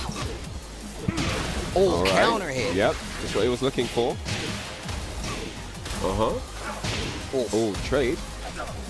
No, big damage right there. Doesn't get the best whiff punish though. What? Oh my god, you say you tried to tackle me? Man, these old school players, they're stubborn, bro. we are so stubborn, we just keep going. Tackle. No, get off of me. Yep. Looking for a second tackle. Oh, that should be around. Yep. Okay. Kanandtrench on the board, shaking his head. He is not pleased with that, even though he won.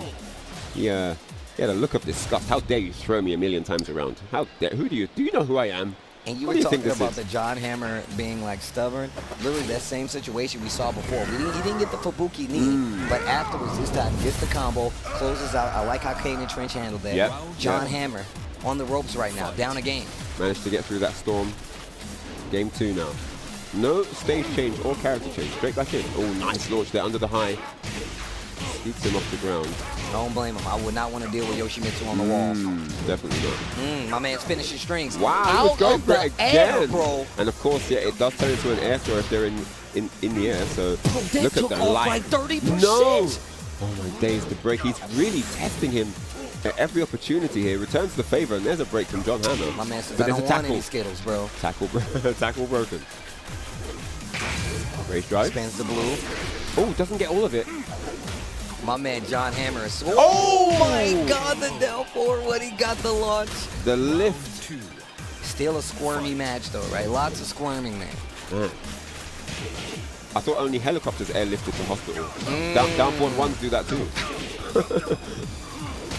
Yo, look at the damage that though. Is bar gone. Bar depleted. Yo, forget dude, where's my car? Where's my bar? Yo, that is just that was pretty different. good.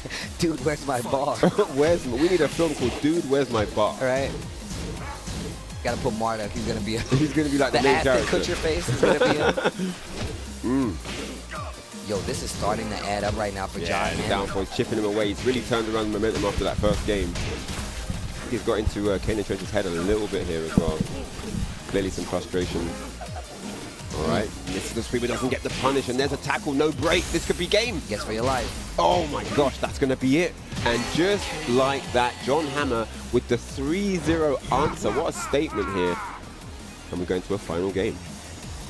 Bro, I just realized Marduk's shoulders, bro, they're crazy. Yo, he has been working My out, man, he has been incarcerated, so I can only imagine, he got a lot of time to lift weights. But dang.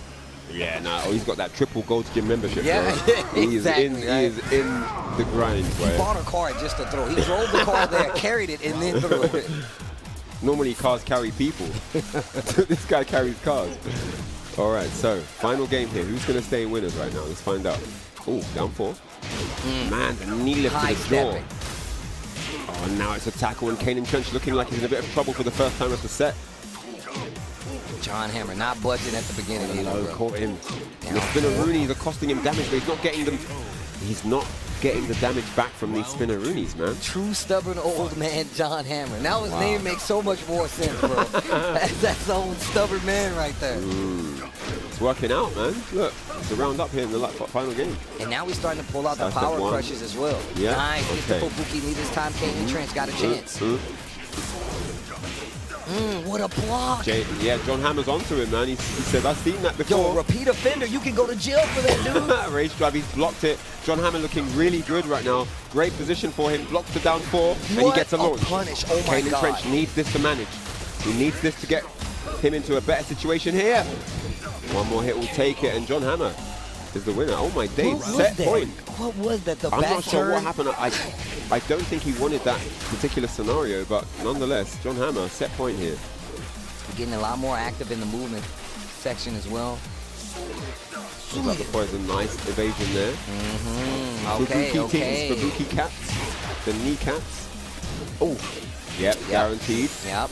The defensive choice is starting to pay off now. The Kanandtrench. All right. Yes, he's happy with that one. Takes the round back. Round 4. All right, Kanandtrench. He needs 2 more where that came from to stay alive here. Getting back the momentum, making a lot better choices with some of his moves. Great break on the tackle. Yep. Oh, wow, that was kind of cheap. That was kind of cheap. Once again. Look at the evasion here from Kanandtrench. I do like the option of going to the down 4s, unparryable low, but in this situation, it's not as good. Kanandtrench is slowly clawing his way back into this one, and now it's all tied up, guys. Final round here. Who's going to win? Okay. Tries to hit him with a string. We are chipping away now. Down forward 1's blocked. Ooh, looking for the full crouch sweep. Nice break on the tackle. Really important one. John Hammer is on the hunt. Oh, he's not interested in blocking backward. I don't like +5 situations for you, sir. Take this down forward 1. Wait it forward and get the down forward 1. Oh, Reset into tackle break. 1+2. Oh, you read it! Yo, Tasty Steve, you should be in I be doing. Your Rookang kept saying that. You should be in the tournament, sir. What is going on? Oh, God. Oh, man. Almost got the throw there, but it was out of range, and there's the race drive. He spends it. And John Hammer. Stubborn old man. That stubborn old man right there. My man did stop swinging no matter what the scenario. Oh, my gosh, man. The stubbornness paid off here, and it is a 2-1 victory over Kanandtrench. Great defense at the end there, blocking out the race drive and executing his finessing with that shoulder block. So good, man. The thing is that, like, he had such good answers to every attempt that John Hammer was like, yo, I'm going to do this. And he was like, he had answers. But John Hammer never stopped. He's like, nah. He's like, you knocked me down, it's cool. Wake up, throw. All right, you broke the throw, cool. I'm going to do it again. I'd love to get a tally on how many throws were attempted, how many were broken, and how many were successful, because that looked ridiculous. Wake up, 4 for 1+2, break, 4 for 1+2 again. He gets him that time. It was just ridiculous. Then he did, like, I think it was up or 4 with Yoshimitsu. And then he got him with the air grab and he got him with the air grab. Hold on, bro. Like, I would have been like, damn, hold on. I got to reset You really myself. have to start thinking, okay, what move am I going to go in with? Because if he's going to just keep rinsing that, I can't be airborne. I can't be standing. Like, what do I want to do? But then he started rinsing the mids. He started checking in with the mids. So, John Hammer, great strategy there. But next up, guys, on the stream, as you see, seated on the setup, GL Tetsu, Game Legion Tetsu versus Solidus. Germany versus UK. Of course, we've seen Tetsu in many tournaments this year, of course. Gamers 8, we saw him in India, their first Master event. We've seen him everywhere, and some great results from him, actually, you know? Taking out the Korean contingent, him with Seppi Black doing the damage in India, you know, that was very, very impressive. And of course, you know, we've seen him take out top heads many tournaments. He almost beat Arsene Ash at only the best as well. You know, he had a great run in that tournament too. So let's see what we can deliver here, man. I mean, it's going to be versus Solidus, another strong player from the UK. But let's see what we can get done here. You know, Tetsu is definitely one of those players that I felt like is definitely up and coming, representing young Germany. That I like to say, I feel like just Germany overall has been like one of the strongest regions in the past like 2 years, and it's because of players like Seppi and these guys, right? Shout out to HK Jr. as well, but just the cohesiveness of them as a team and like how they support each other, it tells you one of the reasons that's why they're so strong. Right? I mean, Germany as a community are very, very passionate players. I've been, you know, visiting Germany long before I lived there, and now I've been there for, you know, almost the best part of 10 years. And those guys are really, really passionate. A lot of the German players don't have the fortunate situation to be sponsored and travel around, so you don't get to see them. But those guys have a lot of passion and a lot of very, very good players. Some of them are mainly more active online. Some of them come out to these, you know, dojo events, challenges, masters in their own right. But big shout out to the community in Germany. Always passionate guys, always great, always welcoming for other communities as well. So yeah, big shout out to them. But here we see one of their finest on the stream set up right now. Man like GL Tetsu looking to get the dub here and move forward in the winner's bracket. Fist bumps all round. Solidus is going to want to represent home soil firmly here. All right, here we go. Let's get into game 1. This is going to be it, guys. Here we go. Thank you guys once again for tuning in. Yeah, we got a nice little crowd watching these games, man, as they supposed to, man. Top 96, we got trying to get to the top 8. Yeah. We got Sephi Black in front row, man. He's ready for the advice, just in case Tetsu needs an extra word of confidence. Non c'è spazio per I dilettanti. All right, here we go. Mishima Dojo. Oh yeah, Solidus. A Kazuya player. Let's go. It's hard to not root for Kaz, bro. I struggle. Yeah. I gotta be unbiased here. Hey. But you know, but get him, Kaz. Get him. No, I was gonna say, like, every time I see like a Mishima on the play, like, right? I Why get is that hyped. with the back 2-4? 1-1-2. Okay, Solidus now floors him. While standing to get the wall splat. Not the best combo. Oh, the hell sweep. No! My man's walking. The wrong punish though. Yo, the devil morph with the parry. Yo, Solidus. Yo, Solidus. I want you to know I'm a fan. Bad call with the tsunami kicks, but I'm gonna tell you right now, the raw devil transformation. Yeah, that was deep. Got the parry in that. That looks sick. That was I need anime that level clip. things, bro. I need that clip. Somebody hit me with the digital scissors on that bad boy. I need to look at it in my private time. It was a little good. While running 2 now, Twine 5 stones. Gonna go over to the wall. Oh, doesn't get the follow up though. Side step 4. Off the wall like Vans, but doesn't get the move. Back 1 working out. Yo, Ryan, you own one right now. I hear you. I hear 4-3, you. 4-3. It's high no duck though. Oh, the electric. Just showing him that, look, you got to be careful of this. Ow. Back 4. Catches him up the step. Oh, while running 3. Oh, the electric, but no launch. Double health sweep off the wall. My and man is Tetsu with the reactions, bro. Man saw the double health sweep, side step 4, and he's looking for the close now. Needs one more hit to do it. Yes. The back 3 takes the round. 2 rounds up now. Tetsu. Keeping the pressure on. Ooh.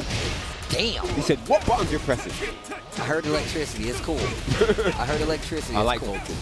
I mean Blanca, bro. Right, the 4-3. The range on that. Wow. The walk into the hop kick. Tetsu showing you why he's part of that young German team. The pristine movement there. Skates right around Kazuya's string there. Kazuya's just trying to start the round, right? He's trying to get into it. But we do know Kazuya is a relatively linear character. You can walk around him, you can step around him, you can skateboard around this guy. You know what I'm saying? Real talk. So in tournament situations, you know, unless they're licking the down 4-2s, the while standing 1+2s, the while standing 3s, you can walk around him all day, you know, and that's what it is. So yeah, great stuff from Tetsu. Good recovery there after that close first round. And the pressure now is definitely on Solidus to kind of mix it up even more so in the second game. All right, Solidus. Definitely had a few good moments there, right? A few instances where you could just look at him and tell, like, he was getting prepared to get started. But like that's the thing about, I feel like, Tetsu. He's so good at shutting down your game plan. No matter who he fights, like he's like, oh, I know what you want to do. Yeah. And my plan is to stop that from happening. Yeah. There's something to be said about players like him as well that have great recovery factor. Even if you're up in the set versus them, they're never down and out. They can always bring it back, and he's one of those guys for sure. And all right, so Solidus now. Oh, and it's just all, the wire running 2. There's never going to be anything else, and a solid opening round here in game 2. And really using the fact that it feels like Solidus wants to move. The sidestep left has been working. And again, we're not seeing those attacking moves come in from Kazuya, you know? You have to show him that he can't just step and abuse. Okay, Devil Form comes out again, but only to get perfected. He's like, I don't like Devil. Let Devil get slapped in the face. There's a potential final round here. Down back 3, trying to start some offense here. Nice electric. Okay. This time he catches him stepping. Okay, back 2-1. Pressure at the wall. No, the wall rising 3 is denied. Running 2 now. Starburst. Ooh, switches sides. Waiting for it, tried to get a hit there. I like the patience this time. Solidus taking his time. Back on 2, nice movement here from Solidus. Too far away. Put your foot out there. Too risky. Hands and feet inside the cast. Don't put the foot out. Oh, the devil form. Last chance here. Solid this now. Can he take the round? Needs one more hit to do it. 1-1-2. Oh! And the slash kick, yes. There you go. And the key charge. Let's go. He says we're getting started. All right. That just means we're getting started. Sidewalk left already. Man, Tetsu's just going in. Damn. Superman punch, side step 4 on the ground. Back one, wall spread. He's like, that was cute. But now it's over. That was cute. That was cute. But now it's over. He gives him a little round of applause there. You played well. Yeah, you know, good effort. He walks up, he's like, yo, that was nice. Good effort, good effort. But, you know, it's time for the big boys to dance. Claudio, you know a true troll. Hit you with the... You fought well. GG's. Solidus, good effort there. Not an easy matchup for Kaz. Not an easy matchup, especially at the top level. You know, you're under so much pressure to keep him honest, keep him in a linear position. Don't let him disrespect you by stepping everything. So you have to check him with the down 4-2s. But of course, most of those things are either slow or punishable. I mean, Kazuya's biggest weaknesses are everything that's good about him is either high, slow, or punishable. Those are the 3 weaknesses of Kazuya. So you see Tetsu's experience coming through there. He knew exactly when to step, knew exactly when to punish. Great damage and Oki pressure as well. But here we go. Next game is going to be Evil 46 versus John to the Ding, my friend. John Ding. Coming up next, into it. Another player that we've been seeing travel quite a bit to get these Tekken World Tour points for great reason. I mean, if you just look at the other things that he's on, the team tournament, we're coming from ATL as well, and just being one of the stronger players, I feel like, in the world at this point.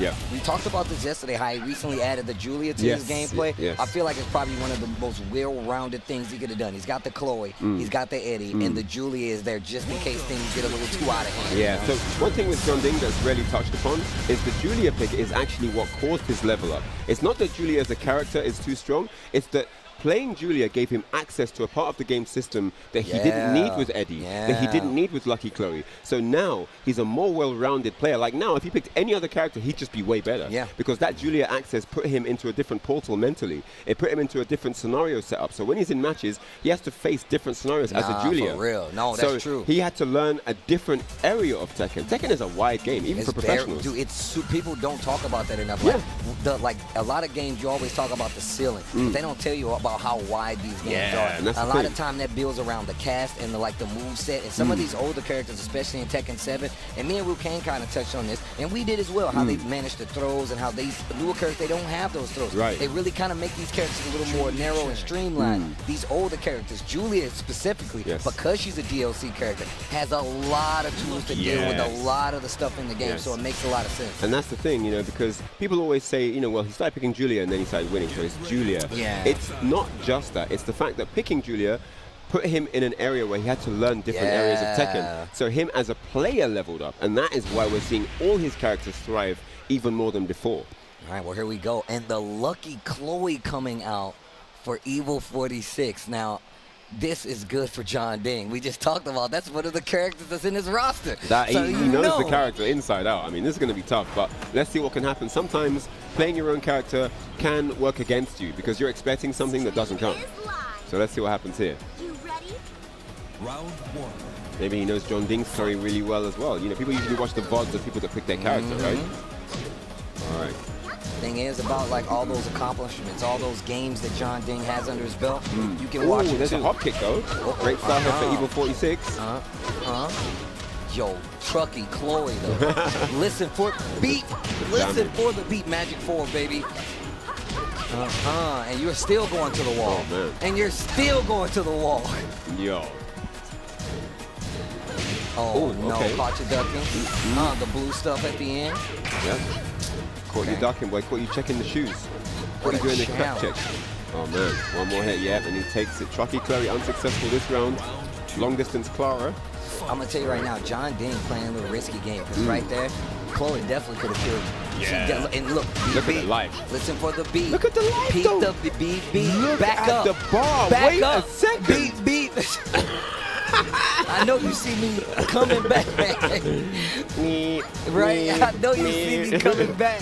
Oh, no. Oh, that could have been worse. I was looking for a 2-2 shotgun spin, but no. Okay. Evil now. Turning this round around. Rage drive block. Oh, the teapot punch doesn't get the splat though. There's the bow and arrow. John Ding now, bringing it back here. No finish on the string. Oh, the trade. Evil will take that trade all day, night, week, year, and century. Yo, all of them hit. Yo, I hate that move, by the way. I just despise it so much. It gets me every time, bro. Oh, I hate Yo, he's breakdancing them, though. Yo, Evil. I see the name now. I get the it. windmills are coming out, bro. Ooh. Finishing string. Yeah, party crasher. Don't let these guys in, man. The stragglers, keep them out. Punish. Nice wing. Okay. Chipping him away, the windmills. Ooh. I hate you, move. I hate you. Oh, yeah, party crasher catches him. Oh, the low. Yeah. Be the low parry that way. That could have been curtains. Fight. All right, now John Ding moves into a 2-1 lead here.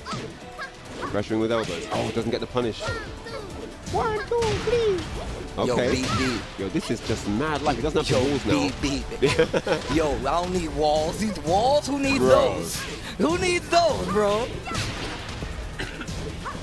Oh, no break on the 1+2?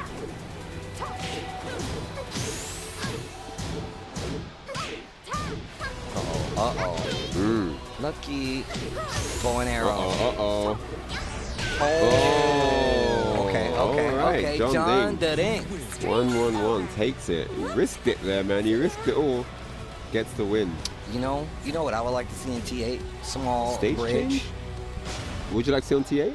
I want JC to come back, bro. Ooh. I want JC to come back, bro. I saw the 1+2 throw, and it instantly made me think of JC. I'm like, damn, she needs to come back. That was a cool character. Interesting character design, yeah. Very, for sure. dude, for tag 2, For bro. sure, And yeah, the whole yeah. story behind it, bro, it was actually yeah. sick. I'm such a fan. I was actually a massive fan of the tag throws. I just love those tag throws. You know, ridiculous. bro. And just the carryover from the OG tag Yeah, to now, it's bro. ridiculous. It's so creative and sick, man.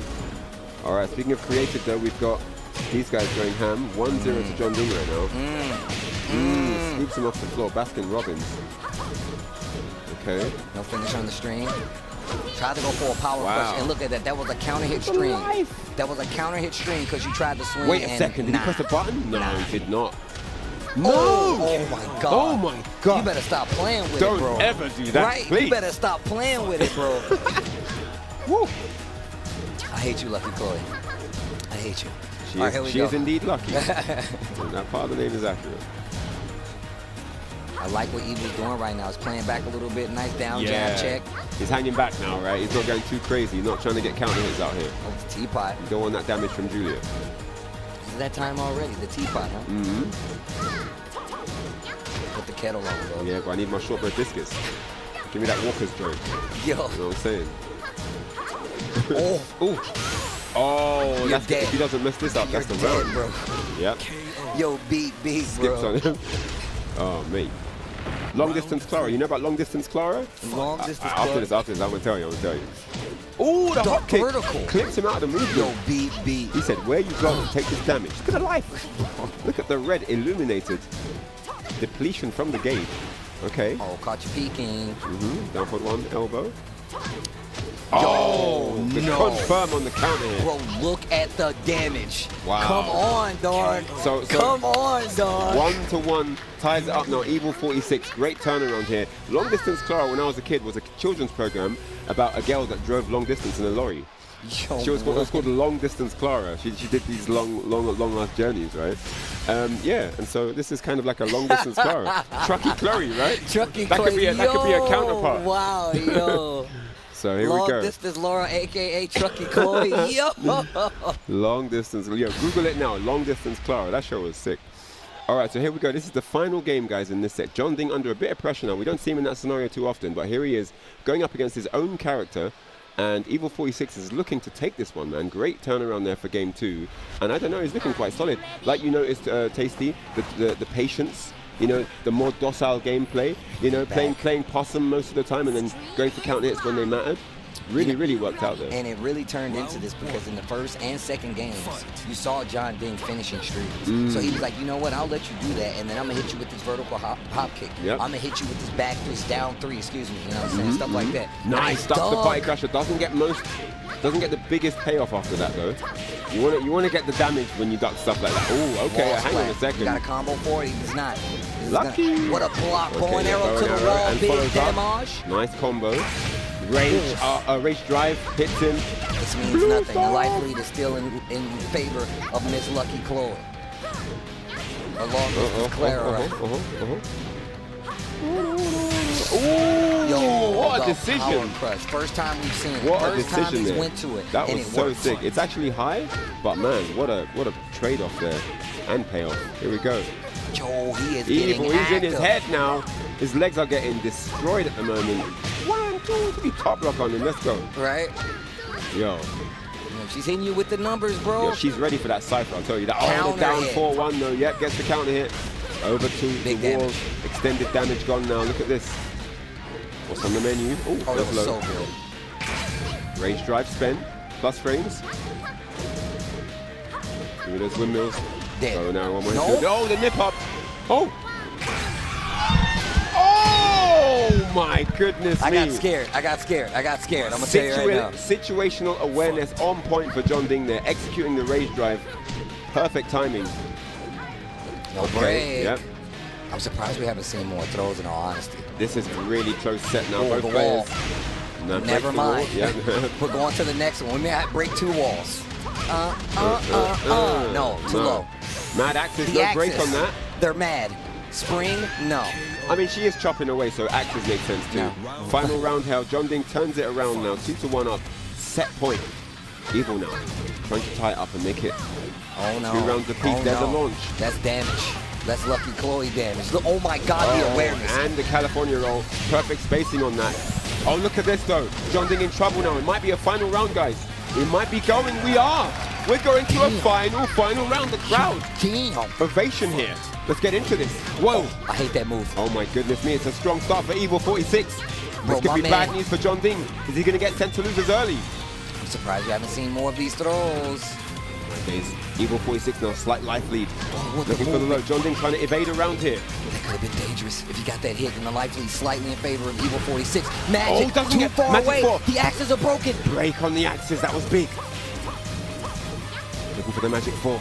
Evil the Power defense. crush to get through. Genius. Life lead Hop kick, slightly but no in favor. launch speed. There was no launch on the hop kick. Power crush again. Oh. The low. Rage. Oh, the tried power to crusher. swing. Oh my John God, he Ding. takes it. John Ding takes it. Clutch. Clutch party crasher counting out the second one. Yo. Closed out the Hwoarang 3, and what a close set that was, man. Yo, but Evil though. Evil 46, bro, living up to the name. I ain't even met you and I don't even like you. That's crazy. That's wild. Yo, shout out bro. to Evil 46, shout out to Lucky, shout out to the Italian community in general. Shout out to Those the guys. Italian community, man. Yo, Hopefully I'm you pulling guys- up for only the best, bro. You guys need to know, anyone that doesn't know, if you may be new to the Tekken community, Italy were the best on Tekken back in the day. They were the best. They were the best in Europe, in this entire continent. No one could beat Italy. There was a time where you had to go, if you wanted to learn pristine Tekken, you go to Italy. Yo, you shout go outs there to Bo. and you know what I'm saying? Shout outs to Bo, Shout out bro. to them old school heads, you know what I'm saying? Evil Dice, Sandro, Red King, Yatajin. People don't know about Yatajin. These guys were straight fire. When they came to the UK, no one had a chance. Like, just know Wonder Boy as well. Big shouts to Sasha. You know, all these guys, there's a ton of them. And Italy have always been one of the most passionate Tekken communities on the planet. That's free, bro. That's undeniable, you know. So shout out to Evil 46, you know, repping the heritage, you know, that history of Italian Tekken. So yeah, I love all the new guys as well, you know, Daniel Mardo and all the sick Italians that play now. Daniel Mardo, I like to call him. There's a lot of yeah. strong Italians out there. And in all honesty, like I said, I pulled up for only the best for the first time last year, and I had a great time. One of the reasons I'm trying to get back to that bad boy. And last one before we get on here is big shout outs to Bode. That's what I said first. This guy revolutionized what people viewed Changs as. This guy, if you get hit on Tekken tag with his Changs, you have to tag straight away because you've lost 80%. Shout outs to Bode, man. Yeah. All right, so next game, guys, it's going to be John Hammer from USA, repping hard here, versus Sephi Black, representing Team Big from Germany. We've seen both these guys before. They are no strangers to this setting, and we've seen what they're both capable of. Sephi Black on a tear this year as well. Great results at Combo Breaker, great results in India, great results all round. I mean, I think he's been slowly stepping up his gradings each and every time at every tournament, and he's here trying to get the dub. I mean, he's in that sort of 200, 300 point radius, you know, so big points matter for him here. He needs a strong result here. He's trying to get that 400 if possible, but hey, if you can't get that, 300 will do just fine. Right, you heard me. Look, 80 points. I'm sure he'll take the go a long 220 way, for third place. Didn't get that 220 as well, but he's got in front of him the immovable object in John Hammer. We just saw take out Kanandtrench in I wouldn't say comfortable fashion. It was close, but yeah, you know, he chopped out a big name here. So let's see if we can get another one. Well, we're about to find out. Old man John Hammer. We've seen how stubborn he can be. Going up against Sephi Black, who is well-trained, well-versed in stubborn players. And in case you guys thought you were going anywhere, next after this is going to be Tetsu versus John Ding. Yeah, not Just going think about that for a second. Yeah, not going anywhere, bro. All right. So, we're in the palace. We're in the city. The palace. We stay in the palace. And look at that. The thing is, Miguel definitely has like that play style where he can play a little ignorant up close. Yeah, you know? Definitely. Didn't even go for the, could have got a regular command throw right there off of that magic 4 from Marduk. Oh, nice down 4-3. One of the things that I talk to Sephi about a lot is when he does not use down 4-3-2 with Miguel. It's safe, it's a great poke. Yeah. Get people, it's really like a little gauge. Oh, Wolf Black there. Wolf? Yeah. Oh, you're dead. Savage oh, 2. No. Oh, no. Oh, okay. But yeah, using down 4-3-2. Yeah, I love that move. It's sick. a really good Miguel move. And I'm definitely one of those Miguel players that uses it a lot. Huh? Down back the wall again. The walls no, back. It's not wasting any time. Closing out the space here. Bounce! Nice. And this is all Sephi Black right now. John Hammer not able to get started. Still trying to find his way out the blocks here. Look at this. A 4-1. Lots of pressure while wow, standing. He's all over him. And this is a different kind of Sephi. He's normally more passive the way he plays. He's going in right now. I mean, he just saw John Hammer play a little earlier, and he saw exactly how he needed to play. So I'm not surprised that, you know, he's taking the approach. Complete barrage here, man. He's just all over him. But look at that hop kick. Sick reactions there. Great awareness. Sephi Black is on one. Does this guy owe him money? Like, what's going on? Right? Like, he is in my man's pocket, bro. This looks personal. Wait a minute. He has a lot of work to do, and it's not going to be enough 3 rounds. John Hammer must be dating his sister or something. Right? Hey, you better be careful. You're going to get yourself killed out here swinging. Bro, I love that women. He's like, yo, you better be careful. You're going to get killed out here. My man Miguel was like, look, it might not be me, but you might get yourself killed out here. You better be careful, my guy. 3-0. I don't think that he took off enough. I mean, in all of those rounds, I don't think he took off a single bar. Nah, the game, I'm going to tell you right now, Sephi definitely saw John Hammer play early, and he was like, oh, I'm just not. We talked about this yesterday. Not letting your opponent get started. Let them play. We literally just don't talked let them about start. this. Yep. And I bet you Sephi was like, yeah, because he's seen John Hammer be like, oh, you going to let me rebuttal? I'll take that turn back. And he's like, well, I'm not even going to give you the space to do it. Wow. Crazy. Dominant shape here. Sephi Black not letting him play, literally forcing him into defense every single round. And man, John Hammer didn't have answers that game. Let's see if he can change tactics like we've changed stage here. Round 1. Fight. Man, looking for a high crush right out of the gate. Yep. Oh, not close enough to get the bounce. Almost got the wall bounce there.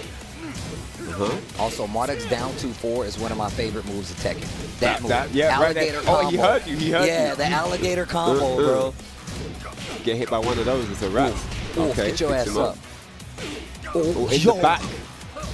Power crush, but it's blocked though. Okay, wait a minute. John Hammer now. Turning it around. One more hit for the round.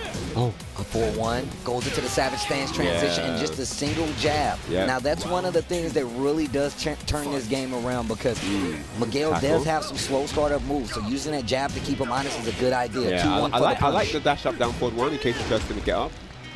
Good option there. Oh, completely whiffed. Nice hop kick there. What? Okay. You're keeping the pressure. Yeah, definitely. Staying on top of him, man. Okay. Wakes up with while standing 1-2. Slams him down. Uh-oh. A little bit of hesitation from John Hammer. You cannot afford to hesitate. Gets the down bar, and he's got 2 straight rounds back, Steve. Look at this. But look, now he's forcing his turn, though. Now he's forcing his turn. He is. Even on minus game, he's just doing stuff. But that didn't work there. While standing 1-2, getting ducked and astutely hop kick. Wall. Damage, yeah. 2-1 once again. Whoa. Oh, they're down 2-4. For the power touch again. This time he gets the punish. Savage 2 block. Oh, wow. Max range on that. Tackle trying to home in. Oh, yeah. Little down 4. Down 4. Tap on the toe. Gets a round back. Sephi has the round lead. He'd love to win 2-0, but he's got to get 2 more rounds to do it. Oh, there's the float, though. Yep. Your attack. Scoops him off the ground. Get up. Yo, the power crush finally works out. Knees him in the back of the head. It's getting violent. It's getting violent. Brutal out here. Bounce? No, not. I thought he was lined up with the wall. John Hammer trying to close out that you hit a button. Way. Oh, he pressed the button. He did alligator combo. The thing is, it wasn't. I don't know if it counts as a counter hit, but this is gonna hurt like hell. Double axe handle. And Sephi now hit him with the blue. He was going for it. He was going for it. So smart. Final Sephi. round here. Are we going to a final game or is it a 2-0? Sephi would love to close it out right now. Nice whiff punish there. Down 4-3-2. Down 4-1-1, yeah. Oh, hop kick. What a whiff punish. Right in the collarbone. Big damage. Big damage. About 40%. It caught you out of the hop kick. And he got him. The one axe gets him. This is looking good for John Hammer here. Going for the down for 1, but it's blocked. Down 4. Puts him in rage. Down back 4. Oh, no hop kick. Oh, that might be anyway. No, he's not dead. Wait a second. Was that the right choice, Steve? I don't think that was the right choice. Even though he is getting max damage because of how much life is there. Couldn't he have done a wall carry? He definitely could have did a combo. He definitely could have did a combo.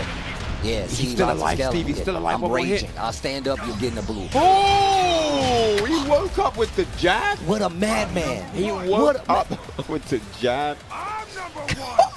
The slow lift. Yo, the slow lift. I'm number one. Me. Count this. Yo. This dude, John Hammer, is crazy. Wake up, my man is actually crazy. He was waking up throwing earlier. I mean, it was smart. You know, Sephi Black was running in on the approach after the rage art finished, and he knows if I wake up with jab, I've got the most range here. I've got the advantage. Let me wake up with the quickest, longest move I can think of that's safe. And he got a counter hit. Old man Tekken at its finest. John Hammer versus Sephi Black. Damn, these games are crazy. Let's go. I want to see a match with like John Hammer versus John Ding in Japanese. Right? Just to hear how they say the names. Oh, man. All right, here we go. All right. Infinite Azure 2. What a stage to close out this set on. The match after this, also a banger. Don't go anywhere. I'm telling you, folks. Here we go. The walls have been deleted. We only have water left. This is like post-apocalyptic, bro. Right. All that remains of Earth. Shiny water and clouds nobody. Clouds of water. Oh, no. No, delayed hop kick on top of that. I want all the damage. Okay. Savage stand transition. Back 3 completely whiffs again. That's the second time we've seen that. Yep. We've got aggressive Sephi again. He's back, yeah, nods his head in approval of his own strat. Takes the first round. Great awareness there, Sephi. With a strong start. He's going back to the aggression. He's gone back to the bullying again. We saw this in game 1. Nice unskilled combo there. He's like, I cannot let this guy play. Wow, actually ducks the high there, but didn't take anything from it. Sephi working on a perfect. Oh, yeah, looking good. Oh, down 1. Lots of pokes. Lots Chipping of pokes. away. Lots of nice. pokes. Yeah. Goaded him in for that hop kick. Okay. Sephi back in control, trying to close it out on the last round here in Infinite Azure. Okay. And this time going for the lows. Oh, back one, answer the phone. There you go. Oh, God. Tackle. Oh, God. Gets the break this time, though. Get up kick. Count on it. Man. John Hammer, this might be over, man. Down 2-4. No dice. The way Sephi uses up down 1+2. Oh, wait a minute. Such a good move. Only like -10. But now he's in rage, though. Oh, he was going for the gusto. Yeah. Going for the grease. Yo. He's so good at that. Right in the collarbone. Oh, my right in days. the collarbone. If anybody hits you like that, you'd have the exact same stun animation. All right, so Sephi Black still just needs one more round to close this out. Yeah. Looking good for the money. He's taking over half life, and there it is. Every time. The collarbone separator comes in. Down 4. Hang on a minute. John Hammer, just a second. There's a tackle, Steve. Oh, he breaks it. He's looking for another one. Oh! Oh! Ew, and still, Sephi holds it together. John Hammer going down to that loser's side, but man, that was tense though. It got kind of greasy when it got to those last few seconds of the round. Sephi letting you know, well versed in the hectic matches. I saw him using that down 4-3 too. Remember who told you that? I definitely was one of those guys. We saw some down 4-3-2s and we saw some down 2-4 from Marduk as well. Oh no, that's facts. Two of my favorites. The alligator combo. Oh man, good games all around. John Hammer on the loser's side. Sephi staying alive strong. on the winner's side, but we still have matches for you guys. The next one, Tetsu versus John Diddy. But before we have that match, we have a 45-minute break. I'm just kidding. I'm just kidding. Can you imagine that? A 45-minute break. Guys, give us 45 minutes. We'll be back right after. Oh, sorry, I know. Bad trolling, bad trolling. Guys, it is happening right now. John Ding versus Tetsu. You see them on the stage getting set up, and man, this is it, people. I don't know what's going to happen. What do you think is going to happen? One for John Ding, 2 for Tetsu in the chat. Can we get those running? What's going to happen? 1 for John Ding, 2 for Tetsu. Both of these guys playing really strong here in this tournament. Man, we literally just saw John Ding come back with that clutch match, taking out the Chloe, and that was really close from Evil 46. It looked like he had it at some point. It you know definitely looked like Evil 46 was going to take that set in just a second. And I'm going to tell you right now, it was versus a Lucky Chloe on top of that, a character that he plays himself. So that even lets you know just how good Evil 46 was. To actually put somebody who plays the character on tilt. Oh, totally, totally. Yeah, no, it just shows you how strong he actually is. But this is it, guys. Tetsu, a very, very hard worker in the game, in the scene, in the community, trying to get those points up. And he actually needs more points than John Ding, I believe. So, yeah, this is important. But, yeah, winners bracket action, man. Let's get to it. Right. I see that Kwanba Obsidian there on deck with the Korean leather. You know what I'm saying? This is how these guys rock out, right? They have they replicate their local arcades. When you go to Korean arcades, you don't get those Japanese sticks. Nah, you get the Korean bat tops, you get the loose bat tops. Yeah. You know, the American bat tops are kind of more stiff, like more that's firm. Facts. That's but facts. the Korean bat tops, they're like loose. Like, I'm trying to block down back, I'm getting swept. I'm like, how do you block? I can't find the block. What's going on? This is not fair. It's funny because I remember, man, shout outs to Rang Chu and Mimi, because I literally last time I was in Japan, I got to hang out. And this is before they had their kid, by the way. Congratulations to both of you guys on your beautiful family. Sick. And I know he still plays on like Korean bat top as well, and I'm just getting clipped the whole time. I'm like, bro, I'm trying to, I'm down back, I can't move, I'm trying to wave dash, I'm not hitting down forward, like it's hard, dude. Oh man, but yeah, if there's any character that has rotations, Korean sticks are just top notch, man. Top notch. Facts. Rotation. That's why wave dashing, you know, all those movement characters, you see the Korean sticks do that very, very well. So here we go, Claudio versus Julia. Opting for Julia here. I think that's his go-to. You know, he's been putting a lot of work with Julia. He's been practicing clearly for every matchup possible. So let's get into this one. My man says, you're the new guy here. I've been in the game for a while. Hold on now. I got that new iPad Air. Let's go. You ready? I got the latest one. Here we go. Round 1, game 1. What a stage to start it off with. Top 96. You see it right there on the middle of your screen. Low parry to start it off. Damage on the wall. John Ding in the lead. 1-1-1 block. Punish. Gets the starburst. Holding the blue stuff. Oh, what a sidestep, right? Great stuff there. Sick evasion. Starburst again. Does have rage here. Oh, he's not going to get to use it, though. My man was not letting you play. He's like, I know you got the blue stuff in your hand. Yeah, right? I know what you want to do. Yep. Back 1. We don't like blue around here. Right. You ain't mixing red and green on me, sir. Shotgun spin.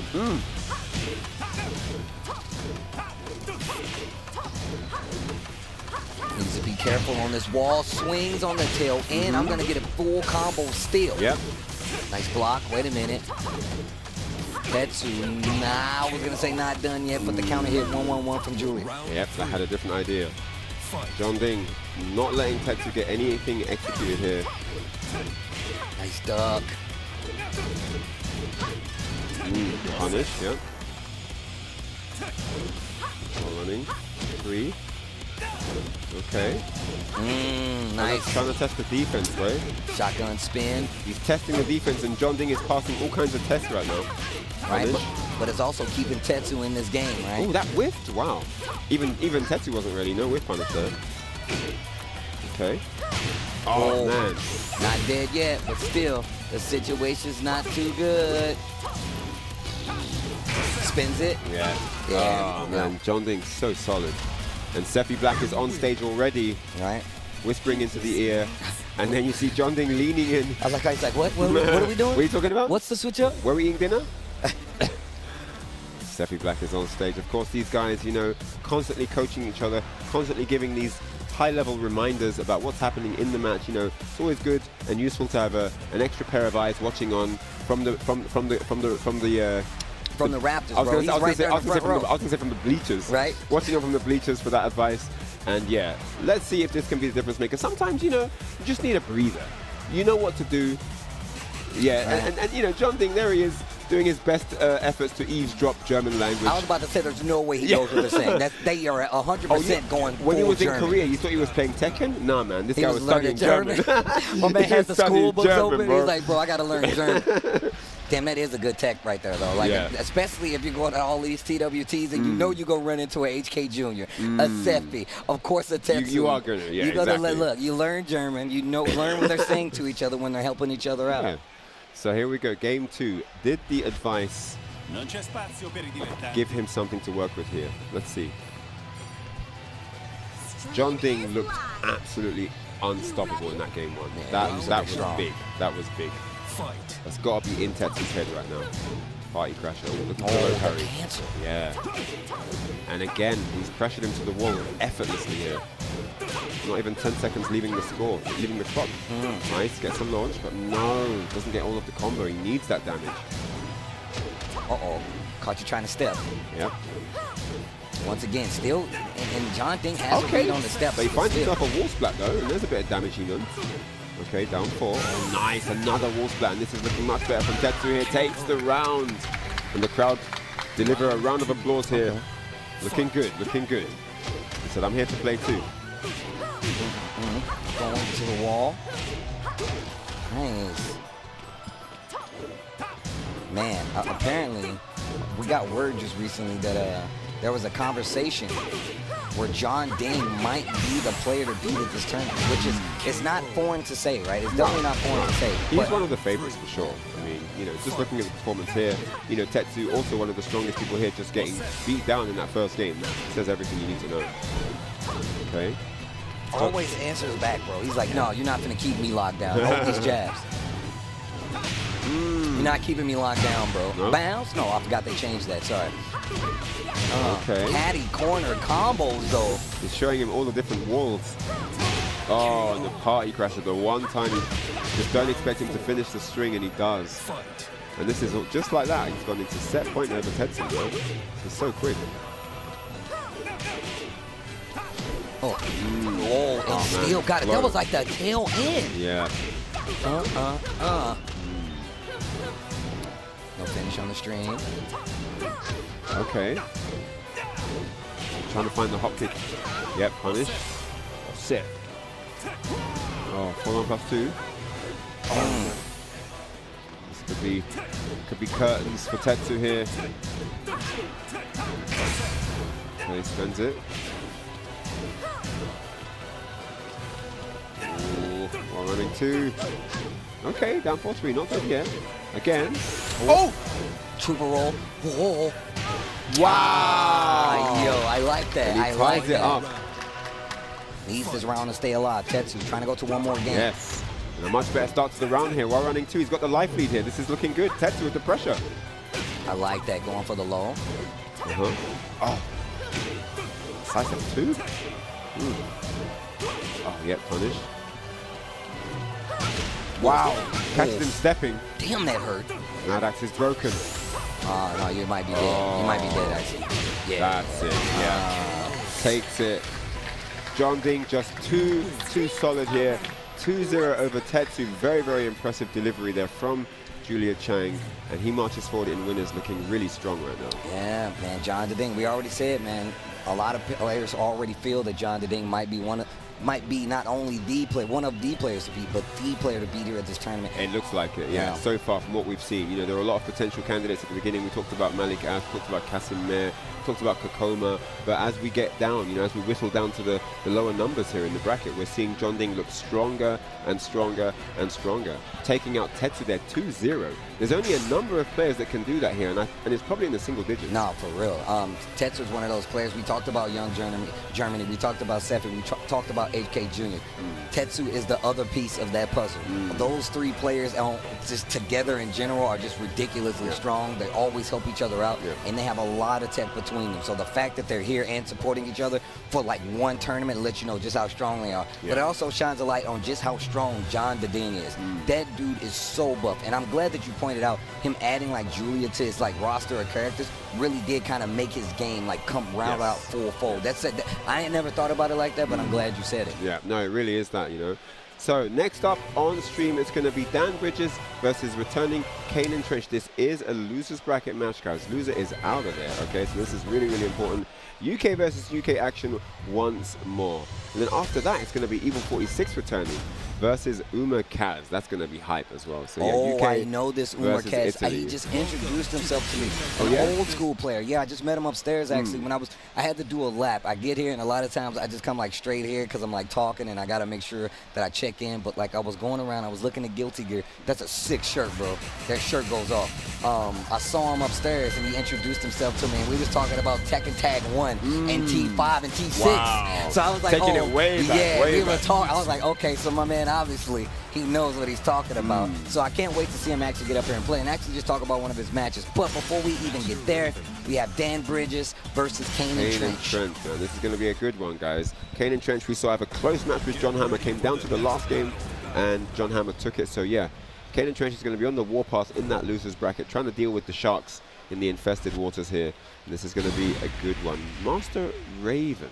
We just saw the Raven announcement for Tekken 8. That's looking sick. Got my boy Blade back. Do you see what he says? Like, the last time you see him in Tekken, he's like, when he wins, he says, I'll see you in hell. And then once the stage comes up, it's literally in hell. Oh, for real? Did you think about that? Yo, he wins, he says, I'll see you in hell. deep. But when he comes back in the trailer, it's he's in there. hell. That's Bro, deep. it's OD. Oh my gosh. All God, right. the clones, oh my God. Anyways, we're back. You know the ninja talk. Down. Yeah, you yeah, know. yeah, yeah. All right, cool. So it's Kanandtrench off to a solid start here. Backing up for space. Hasn't even been hit this round so far. Working on a perfect. Working on a perfect. Kanandtrench. Just like that. 7 gold.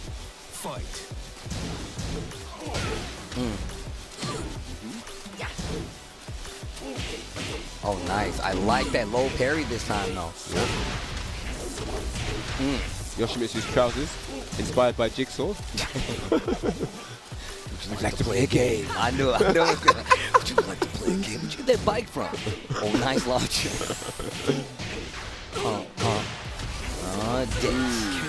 Yo, that DLC, bro? Saw? DLC? Dang, saw that. Jigsaw. comes on the bike? Fubuki knee. A lot of damage gone, man. Oh, man. Don't swing Don't that. interrupt. Let man talk, don't interrupt. Grown folks is talking. 4-2. I like Dan Bridges getting a lot more offensive though. Beating him down, busting his head, boy. La Trampa del Niño, busting his head like a minor youth. Nah, don't have it. Don't have it. Not sure who's up talking to Dan Bridges on the stage, but he's got somebody help him. Somebody's in his ear. And my man is hitting him with the lesson. You see the hand drop down the That's how you know. He's like, you got a blah, blah, blah. He's like, you know what? You're right. Oh, pun life? That's what it was? Okay, okay. Get ready for the next battle. All right, here we go. That was a pretty solid run there from Kanandtrench. He didn't look disturbed in any situation at all. Dan Bridges got quite a bit of work to do. Initially, he needs to get going. You need to get something started and try and build momentum from there, because sometimes you can start opening people up once you know how they react on defense. Even if you can't deal with their offense, if you can put them in a defensive scenario, you can keep on top of them, you can build momentum from there, you can actually get the win. So getting started is going to be key here for Dan Bridges. And the thing is, Master Raven is one of those characters, like, she needs to get started. Like, it's really hard to just like be like, oh, I'm just gonna poke you to death with a character like this, unless you're getting like chunky hits, right? And she doesn't have many hits when she's doing a lot of damage. Okay, It's more nice counter about, hit there. you know, getting momentum, starting to play your game.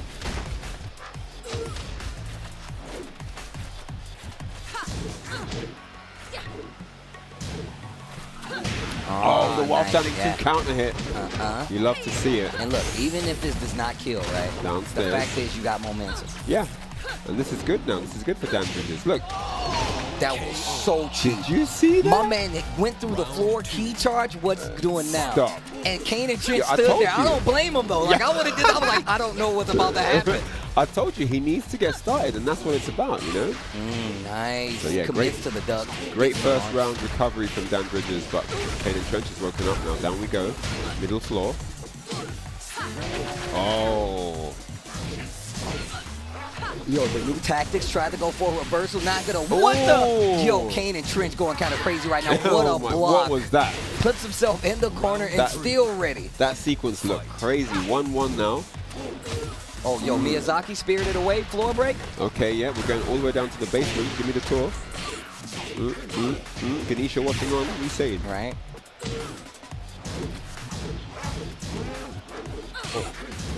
Simple jab right there. Yep. Finishing the string this time around. Looking for a duck for the mid. Ooh. Okay, just waiting. Yo, taste the grape on rainbow. that. Taste the rainbow. Skittles. Give me the sour Can ones, you bro. hear me? Set point here for Kanandtrench. Okay, well, standing one mixes it up last time. Oh, Said big damage. Kanandtrench's low defense is too Big good. damage. Big damage. Oh, look at the light. The Oh, chunk. martial arts movie, I like it. Martial arts movie, Yo, I off like the it. wall? Martial arts, I've never That even was seen so that one sick. before. That was ridiculous. Let's go. I've legit never seen that wall attack before. He hit that clean. Trying to. Oh, mad counter hit. Yeah, that's gonna hurt. Unscaled. Unblockable. Spins the blue damage. Yo, key charge? Wait a Then the second. blue, it's still there? Nah, no thank you. I'll say no thank you. I like the attempts though. I will say that Dan Bridges definitely was reaching in his bag. I also like the fact that like he was never really down and out. He was like, I'm always gonna have something to try. Yeah, he was always there. Yo, shout outs to Kanandtrench taking it, staying alive in this tournament first and foremost. Yep. But welcome back, guys. More versus fighting 11. We still got matches, man. Umar Kaz coming up versus Evil 46. Yeah, we saw it before. Evil 46, great game against John Ding. Really, really close. He looks to be in great shape at this tournament as well. So this is going to be a challenge for Umar Kaz, no doubt. They're on the stage right now. It's going to be Kazuya versus Lucky Chloe. Like I said before, I was talking to him a little earlier. Definitely an old schooler in the game, Mr. Umar Kaz. Definitely sounded familiar even before he told me. He was like, yeah, man, my name's Umar Kaz. I was like, sounds familiar. But then he told me he's like, you know, a vet in these games. He's like, bro, talking to me about 6, about 5, about tag. I'm like, okay, well, we need to get the tag too. So I know you've been playing for a minute. You know? Playing for the hottest of minutes, bro. Here he is at Hype Spotting 11, trying to go further and further in the winner's bracket. Well, loser's bracket now, actually. And this is another elimination match here versus Evil 46 from Italy. This is going to be a good one, guys. I'm really excited to see more Kaz action as well. Let's see how Evil 46 does here. Regardless, it's a pleasure to be here, guys. Thanks for having me at Versus Fighting. I'm having a good time. I've always had a good time. It's been a minute since I've actually been able to come back to one of these bad boys. But I'm happy to be here in person, watching and talking with you guys about some Tekken 7, some good-ass Tekken. Thank you guys for giving us your time. Obviously, there's a lot of streams out there. You wouldn't have to donate your time to us, but thank you for being here. We love having you guys on board for the journey. It's great to just, you know what I'm saying, have the opportunity to entertain you guys. And hang on a second, I see Hwoarang. I see Hwoarang. And the boy's a Brian player. I forgot. Umar Kaz is a Brian player. Oh, okay. There's a next Umar Kaz that plays Kazuya, I swear. I swear. People in the chat be like, yeah, there's the next guy.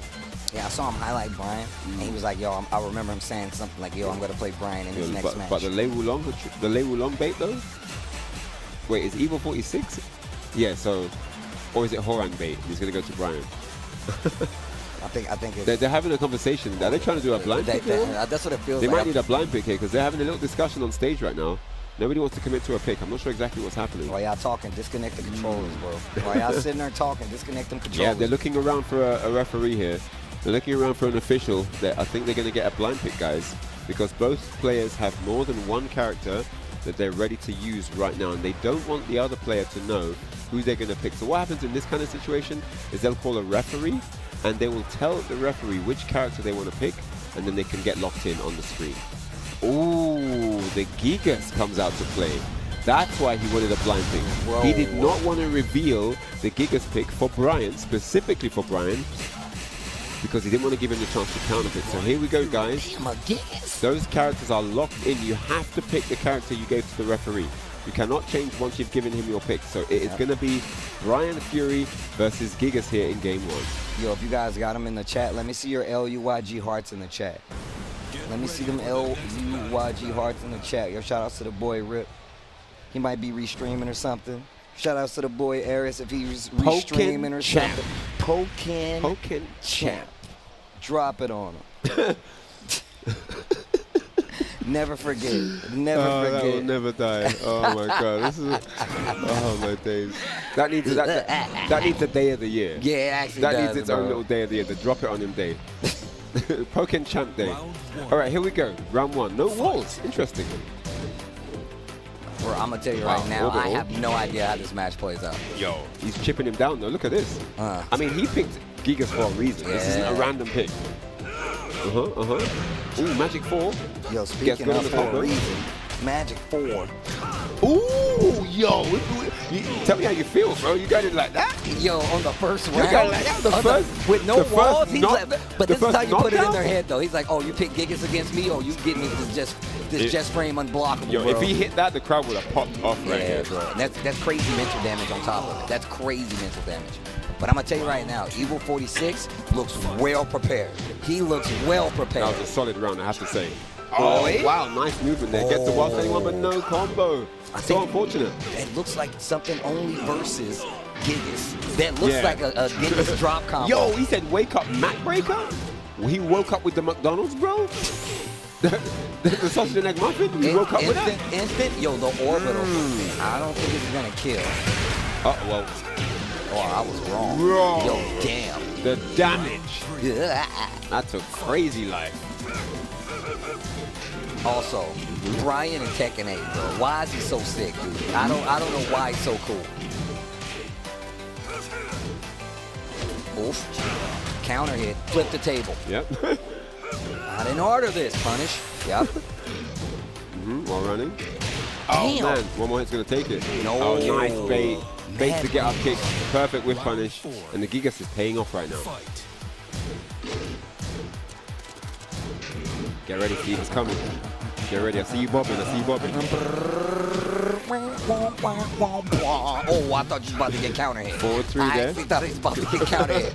The upper. What? Out of the counter standing hit. 3. Counter hit. And look at the range he's Yeah, keeping. it's working out. The Mac Breaker. Sabutio. Well, I'm going to tell you right now, Homer Cass's movement is Oh, crazy. the up forward 4. He said, meet me in the next planet with this orbital. Omar Kaz's movement is crazy. Like, it's really smooth. There's some little movements that it's hard to see, but like, he's in really good positions. Yeah. When he got that one standing 1, for example, the little twitch movement before that. But When he did the mock breaker, like right out of the one, I was like, hold on now. But Evil with the counter pick, and it's really working out, man. This is looking uphill for Kaz, and just like that, Evil has taken it. First game. The blind pick Gigas coming out to surprise Kaz here in game 1. And he's going to a stage select. He's not changing character. I don't know if I want to give him walls, though. I'm not trying to give Brian? Gigas no, I don't Oh, you want to give Gigas walls? Nah. I don't know, but you get walls too. And I think if he has to choose one of both evils, he'd rather have walls for both of them or not have them. None for none of them. You know what I'm saying? So, a little bit of a risk here, but he's opted for the Mishima Dojo just so he has access to that extra damage, Oki, and pressure against the wall. All right, here we go.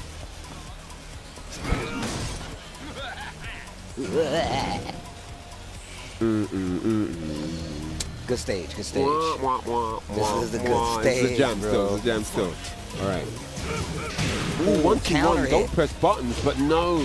See, juggle again, and the strange hitboxes. That's Gigas. Yeah, the weird hurt boxes on Gigas are just not helping Kaz here. Damn, was that part of the counter pick? I don't know, man. I see what kind of combos missing. Oh, counter hit. He's missing combos like they forgot the order.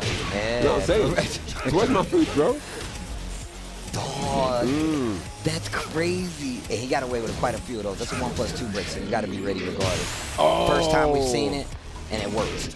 Nice jab. Nice movement, the evasion there. Oh, and I understand He wanted to go over the low with the orbital, but Evil was ready. Yep. No. Punish, yep. Can't do that. Cannot give him that. Cannot And give he's him that. so ready. He's getting slapped down by it. Oh my gosh. Okay. I got to squint to make sure he's actually going to hit these combos. He finds the wall. Doesn't get all of it at the wall though. Letting damage go here. Got to finish your plate, guys. Yeah, guaranteed. God Nice. damn. That was really, really good there. Umakaz ties it up. You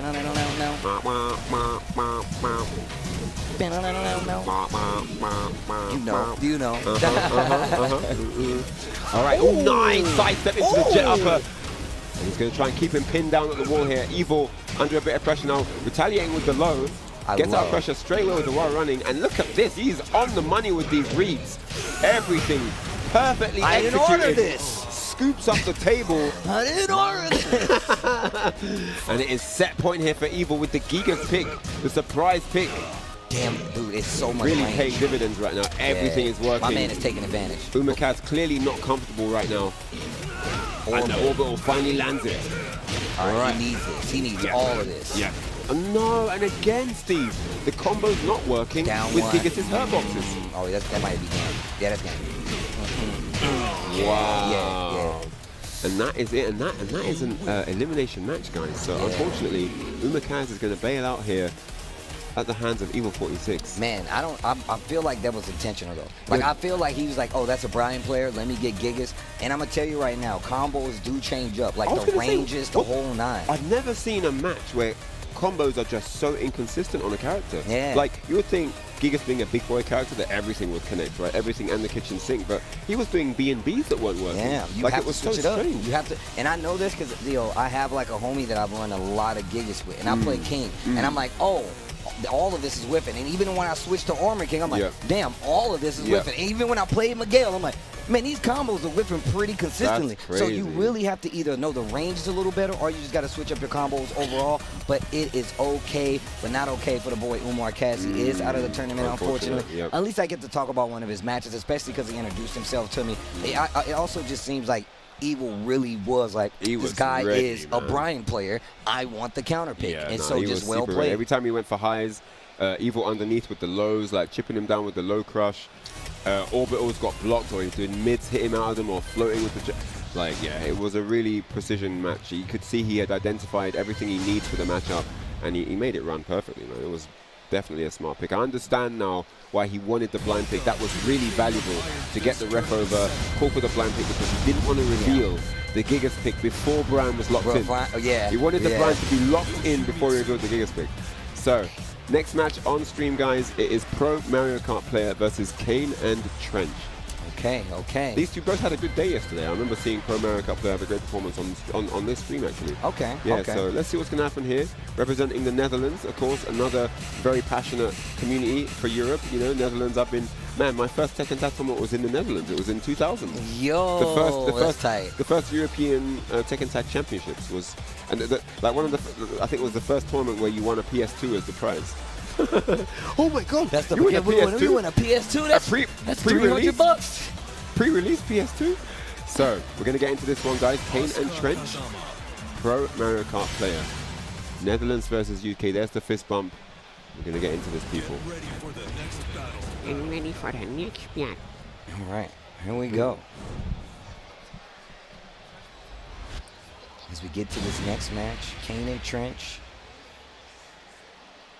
Back up again. We've seen him quite a few times today. Pro Mario Kart player from the Netherlands.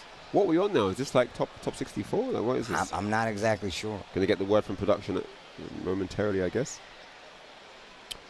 All right.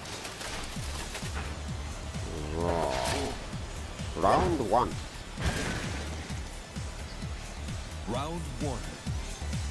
Well, Yoshimitsu, first Oscar I've actually talked about this weekend, I can tell you that. Yeah, true. There haven't been many this weekend. The absence of Fergus, we usually see. Ooh, hit that tech catch, bro. Look at the damage difference because you got a lot of life. I mean, I've seen that escape, but not easy. All right. Yeah, it's one of those things you like. You can definitely get out of it, but you really have to read, the opponent. You talked about the nip up sometimes. Like I'm not sure how the spring actually like interacts with it in a lot of instances, but I know how wall combos interact, and that looked like it was Kanandtrench. The solid beatdown. I think the names are switched around here, guys. Primary card player on the receiving end here with Asuka. Oh wow! I got you guys. Don't worry. I got you. Thought he was gonna hit him with the kangaroo kick, the big launch. Oh, while running 3, completely whiffs there. Quick side step right and do that. You can see a lot of that coming from Pro Mario Kart. Forward 4 clips him out the movement. Where you going? Oh, the down 1+2. Wait a minute. Follow up the classic. Well, no wrist break chuck there. slam. Hold on. Wow. Hold on. The 3-4 perfectly reads the get up kick from Kanandtrench. The Kazama classic. The wrist chuck slam. Takes the round back. Oof. Oof. Ouch. Tackle stabber. Ouch, ouch, and ouch. Yo, the trickery coming from Kanandtrench right now. Yo, new tactics, wall splat. We tried to hit a button. No. Yo. No. Yoshimitsu does crazy damage, yeah, bro. man. Crazy damage.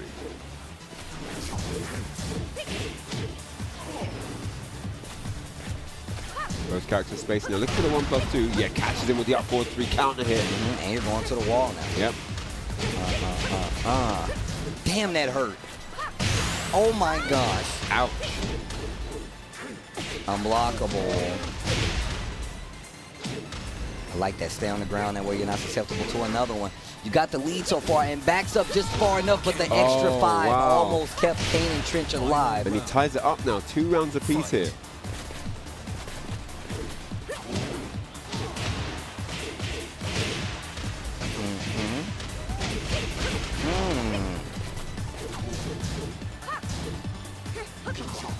Get off of me, lady.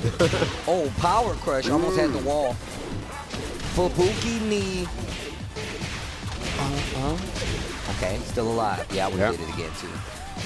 Down 1+2, 4-2. Kanandtrench in some trouble now. Not dead, not dead, though. Just he's going to need one more read. Oh, yeah, don't he's fall for hopping. that. No. Oh, it beat the race drive. I was like, don't fall. That's why I said don't fall for that. It beat the race drive, and Kanandtrench brings it all the way back with the back one spinning on him. And I can't believe he just closed that out like that. That's why I was like, don't fall. Don't press buttons. I literally, I was like, don't fall for that. I knew it. I was like, dog, every time. I've tried every move in the book. And every time, I'm like, bro, I hit his body. Why am I still getting hit? He has got an invisible force field around him, man. You can't hit him. You can't hit him. And he knew. He got on that pogo in confidence, bro. He didn't move. He was like, I'm just going to stay here. I know you're going to swing. I know you're coming. I know you're coming. Anytime that, there it is. There it is. Yo, he's going to be kicking himself. And that move beat the rage out as well. I mean, they beat the rage drive as well. Wait, hang on a second. Instead of rage drive, if he did rage out, that might have won. You can't block. I don't know. I actually don't know. You can't block, right? He can't block, but did you see what happened? Did you see what I'm trying to, bro? Did you see what happened? He did rage drive. It activated. Yeah, I saw the blue come out. And then it just got sparked. It just Clean got hit. That's why I was like, bro, don't fall for that. That is a trap. Oh my God. Those electric volts got cancelled, boy.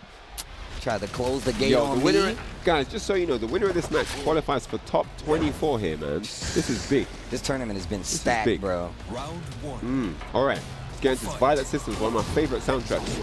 Bro, we were talking about people picking this, and they're like, do you know how buff this song is, bro? So sick, especially that final round. It's ridiculous. All right. Guaranteed. Take this blade. I just feel like the scientists are like, why are these people in here fighting right next to when we're building these machines? Oh, get up attack. This is counting. Not now, guys. We've almost killed cancer. All right. Not now. Do you understand what's happening here? Oh, guaranteed. Yeah, perfectly timed off the nip up there. First round to Kanandtrench. Okay. Repeat offender. Lots of blocks time. No. Okay, yeah, side step 2. Going for the flash deck is now there, and that's a nice low parry. Perfectly timed. Yeah, taking the wall. At least the position, right? Unblockable. Wall stagger into unblockable, you're a cheater. Whoa. Nice. What a whip punish. And Kanandtrench on the ball right now. Everything working, and he moves into set point right now. Her Mario Kart player now under pressure, looking for the forward four. What? Yeah, for where did that hit from? No, opting for the can. Yo, and nice strength. 1+2. out of the string here. Looking for the wall. Finds it, but no follow-up with the 3-ring circus. Yo, the door knocker? The classic? Dominoes, let me in. Right? Ooh.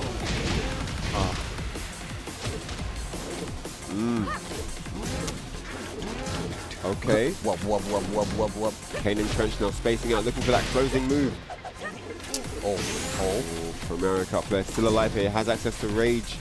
The Kanandtrench is so strong, no break from the normal throw. He got him off guard, he wasn't ready. And Kanandtrench just very evasive and elusive, and now victorious.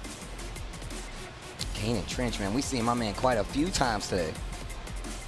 Yeah, he's had a good run, man. He qualifies now for top 24 on the loser's side. So great performance from that young man there, marching forward.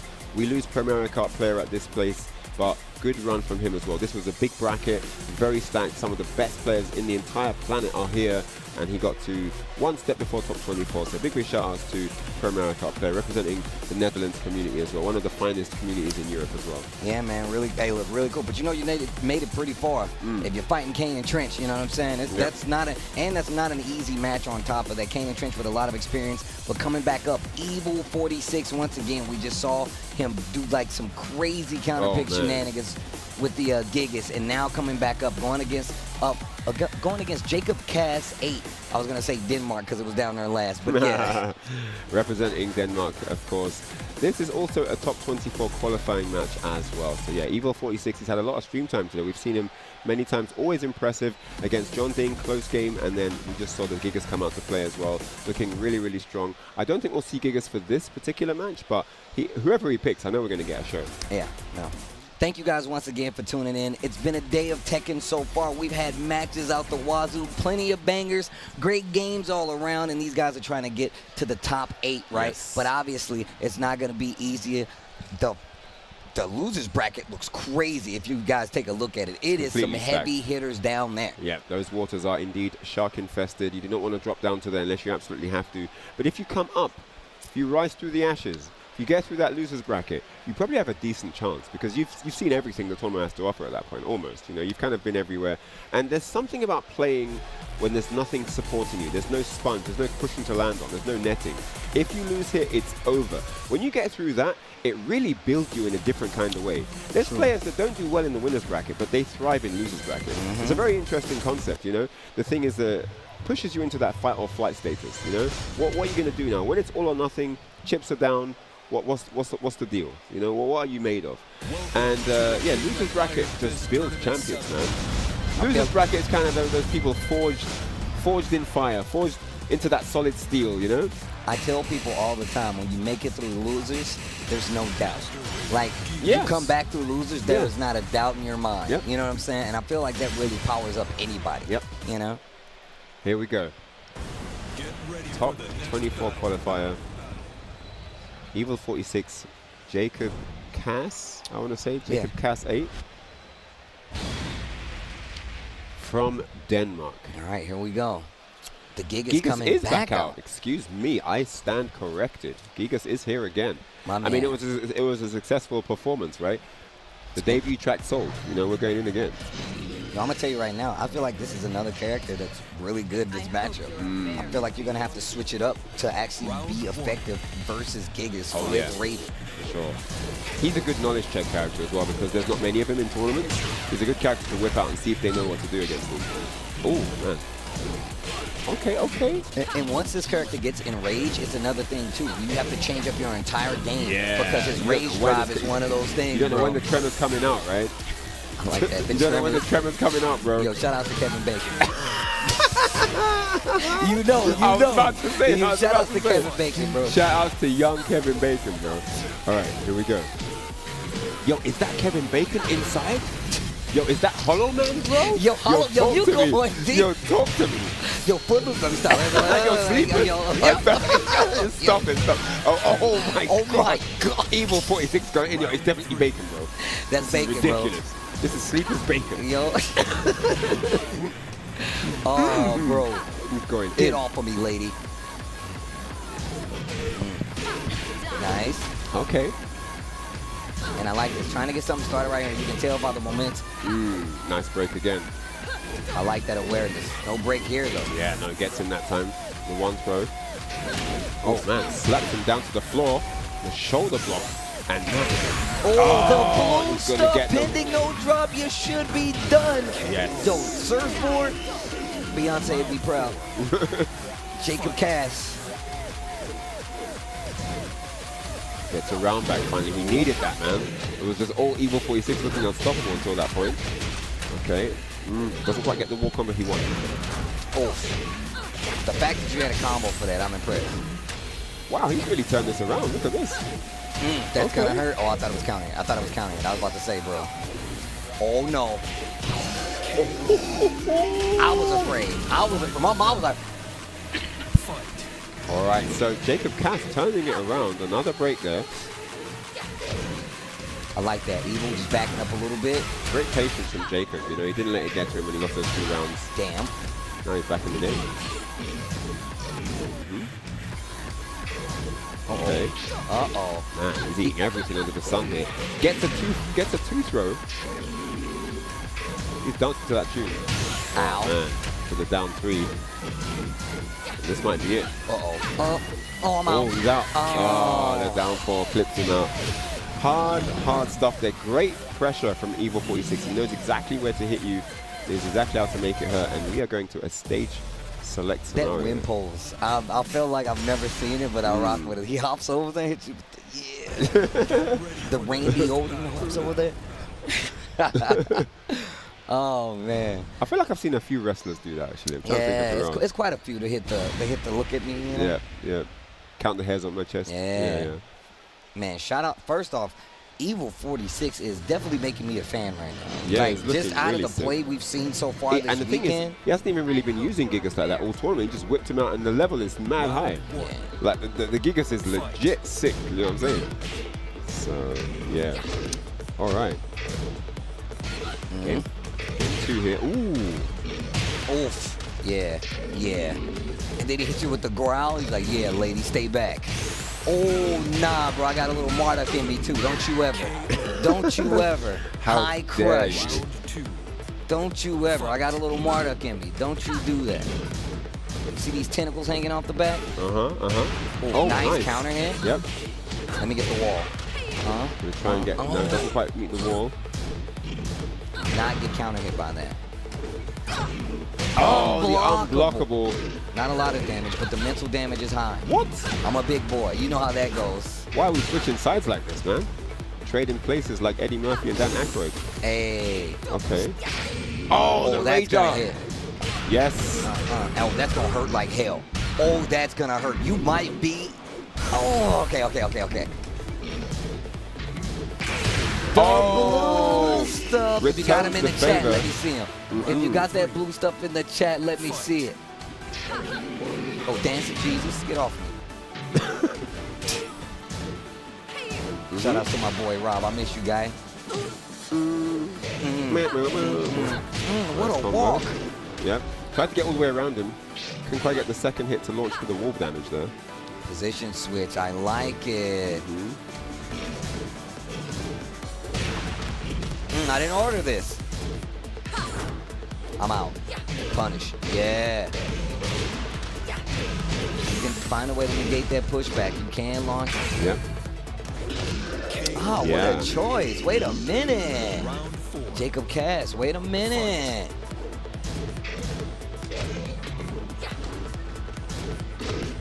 Good punish the while standing 4. Quick low starting to come out. Be careful. Man, this dude 46 legit makes you, he's like, yeah, I'm comfortable now. And he's like, no, you're not. No, you're not. Mad comfortable. No, you're not. Yo, you're comfortable? You shouldn't be. The Giga's about to go in and take another name, putting heads in bags here. One more round though. Evil 46 trying to close it 2-0. Chipping away with the down 4s. Nice punish though after while standing 1. Oh, get off. Another break. Okay. Throw defense. Oh, big damage here. A lot of life gone now. Jacob trying to take this game back. And he does it. There's no break on the 1 throw. And Jacob, Kaz, hold on. I mean, you have to. Giga's pick is definitely working solid. There is a massive community of Giga's players. You know, I talked to RHB J-Frame. You know, he's a Giga's player in his own right. Roundhouse Spurs, shout out to those guys.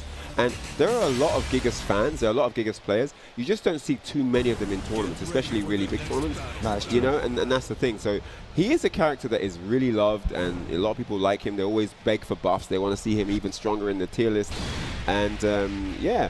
That's why when you see Gigases, they're really sick with They're him. really good, bro. No matter what. Him, yeah. You know what I mean? So here we go. I think it's going to be a final game now. No walls here. And Jacob has been getting through these problems. You know, he's been finding his own answers for situations as well. So let's see what he can do in game 3. Oh, what an answer. What an answer. I was like, nah, man, I'm going to use this long jab.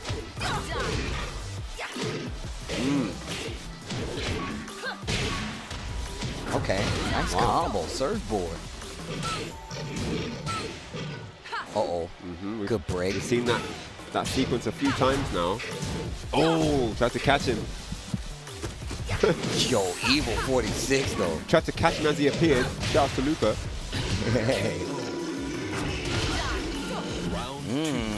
Jacob Cass now has the lead in the set for the first time. No break, that's gonna hurt. Oh my god. Oh my god, dude. Chunks off the bar. Oh my god, yo, stop that swinging was at the chunky. man. Oh my days, that's that Babe Ruth damage. Right? Oh, what a duck. Oh, and the quick That's the chunkiest chocolate bar you got in America. That's that Babe Ruth damage, bro. Yo. Oh. Baby Ruth. Baby Ruth. Yo, the Baby Ruths. Ooh, where you going? Down 2, that's where you're going. Yep. Good damage off that down 2. Look at the life gone. Yeah, that boy hurts. Oh my that boy gosh. gig ass, he hurts. The 7, golden. Give it to me. Set point here for Evil. Okay. Trying to eliminate here. Jacob Cass, life on the line right now. Final round, potentially. Okay. Round 3. Round 4. Oh man. Hella damage. That's a lot of life. Look at the bro, that throw hurts, bro.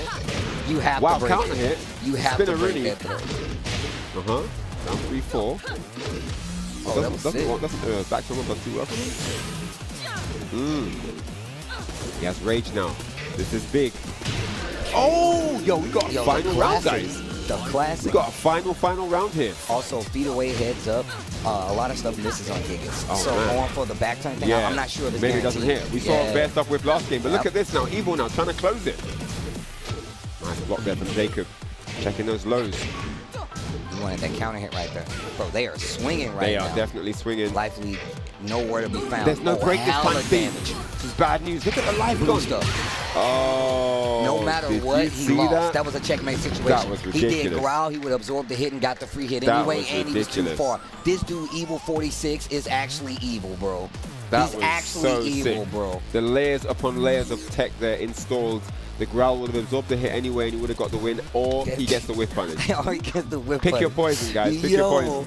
Yo, That this was dude, ridiculous. Evil 46, you're a cheater, bro. I hope you know that. I saw what was happening there. I was like, yo, why would you do it? I'm like, oh, you actually can't even hit him That because was his sick. head is torn, and it literally makes stuff whiff. Yeah. Guys, the matches have been crazy. We've seen quite a few of the cast from across Tekken 7, in all honesty. There's only a few characters I haven't seen play while I've been here. But the matches have been tremendous. Hopefully you guys have been enjoying versus Fighting 11, but we're not done. We will have a break, but we will be back with more Tekken 7 right after this.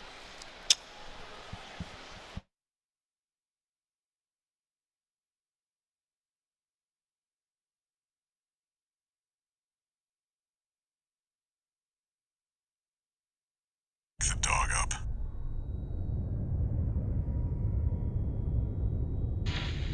Handler Walter verified. Activating cerebral coral control device.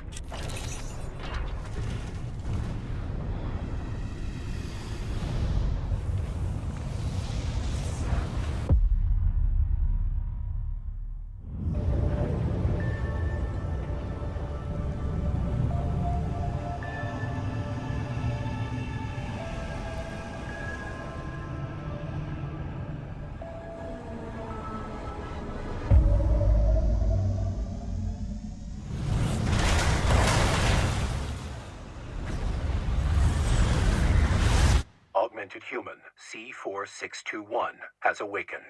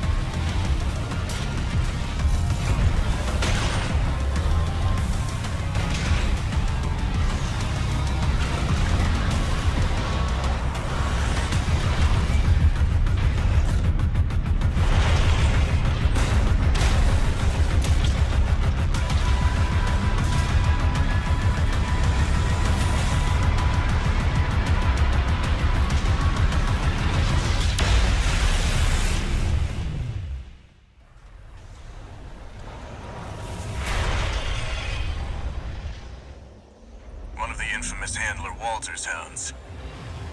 Interesting. You ready to climb the wall? Call sign Raven. Priority subject for termination. High on the list. A coral response from the generator. Watch out. Why hide behind another's call sign?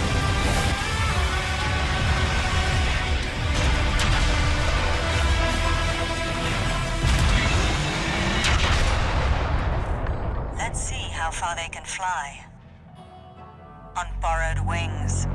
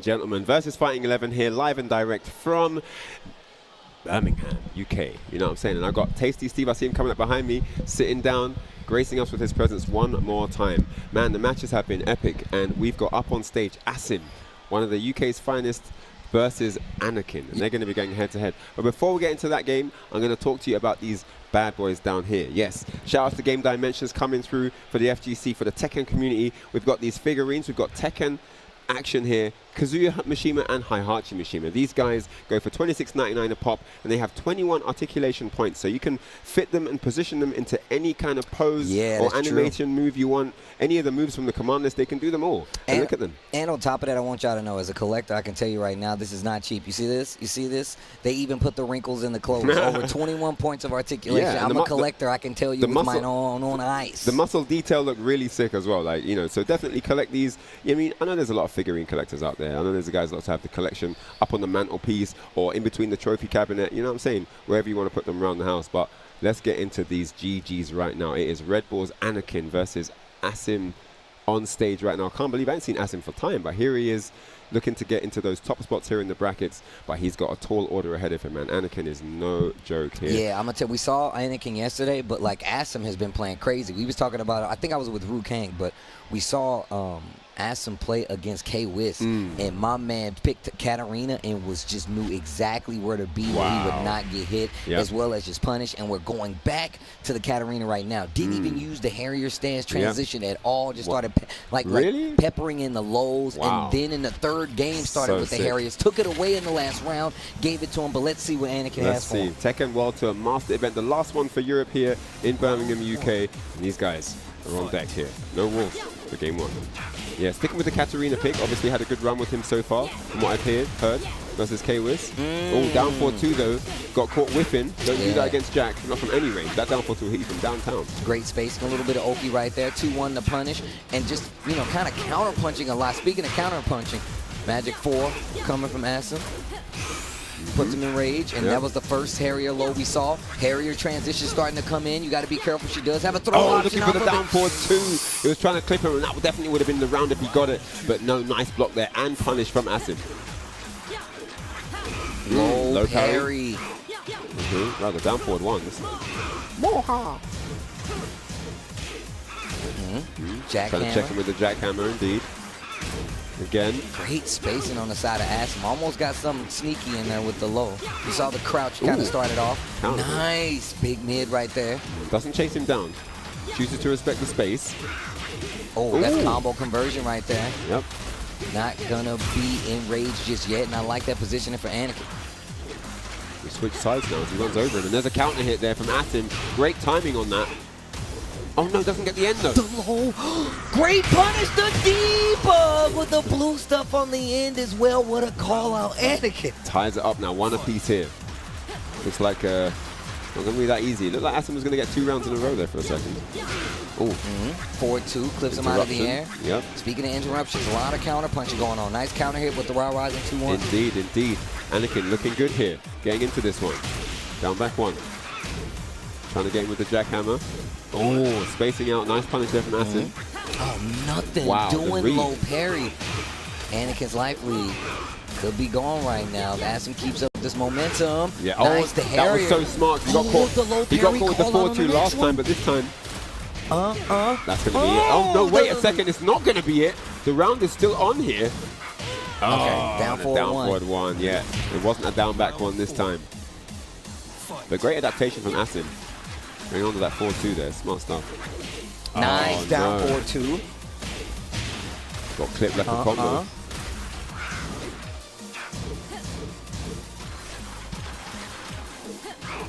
Nice punish. Okay.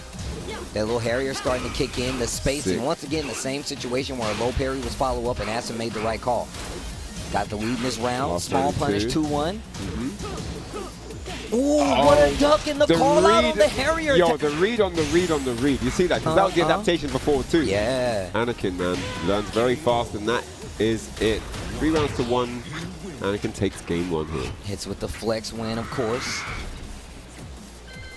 All right, and the character We're gonna select. get a character sheet. I mean, Asim has a lot of characters. We've seen him use almost everyone in the cast at some point, at some stage of either Tekken 6, Tag, or 7. We've seen every character from Asim, right? Damn, the matches we got coming up for you guys. Oh my gosh. Yo, don't tell them yet. I ain't don't saying tell them yet. nothing. Hold the surprise. Right? Just in case you guys are thinking of leaving, don't. I promise you, you'll regret it. Yeah, no, And I'll never forgive you. Definitely worth sticking around for sure. I will never forgive But you. speaking of awesome matches, we have one on deck right now. I mean, Anakin looking really strong, bringing it back 3 straight after that first round. Asim sticking with the Katarina. Yes, he didn't pick, he didn't switch. Clearly a character he's been working on for this specific tournament, right? And so you he's going can to stick to definitely his tell. guns. And you can definitely tell. But here we go.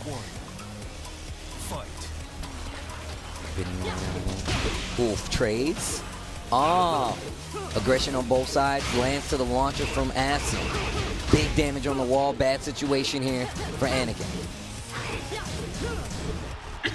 Okay. Oh, wow. And that's the space that we were talking about. Goes for the big mid out of Harrier. The first time I've seen Asim pull it out this entire tournament. Oh, jackhammer. Nice block on the low. Getting a read on what Anakin likes to do. Big damage here. Down 4-1 for the check. Quick hop kick after the sidestep in the wall. Big damage ahead.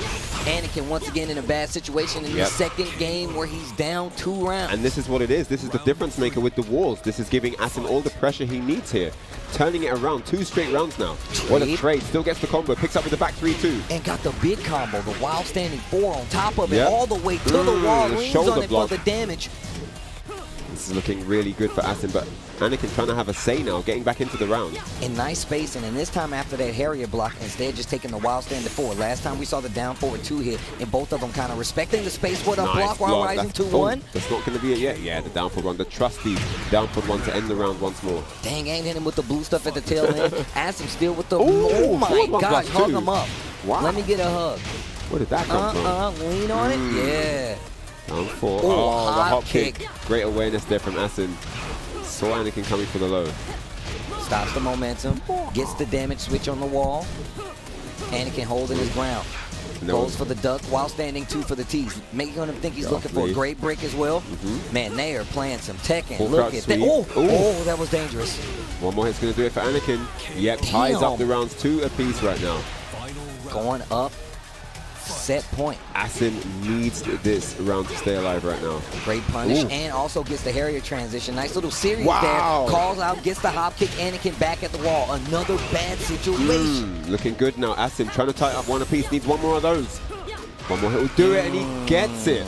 Great wave. 1-1 here. Asim ties it up 1 apiece. This is for top 8, guys. Winner of this is in top 8 winners. I'm just letting you know. Great way to end the round.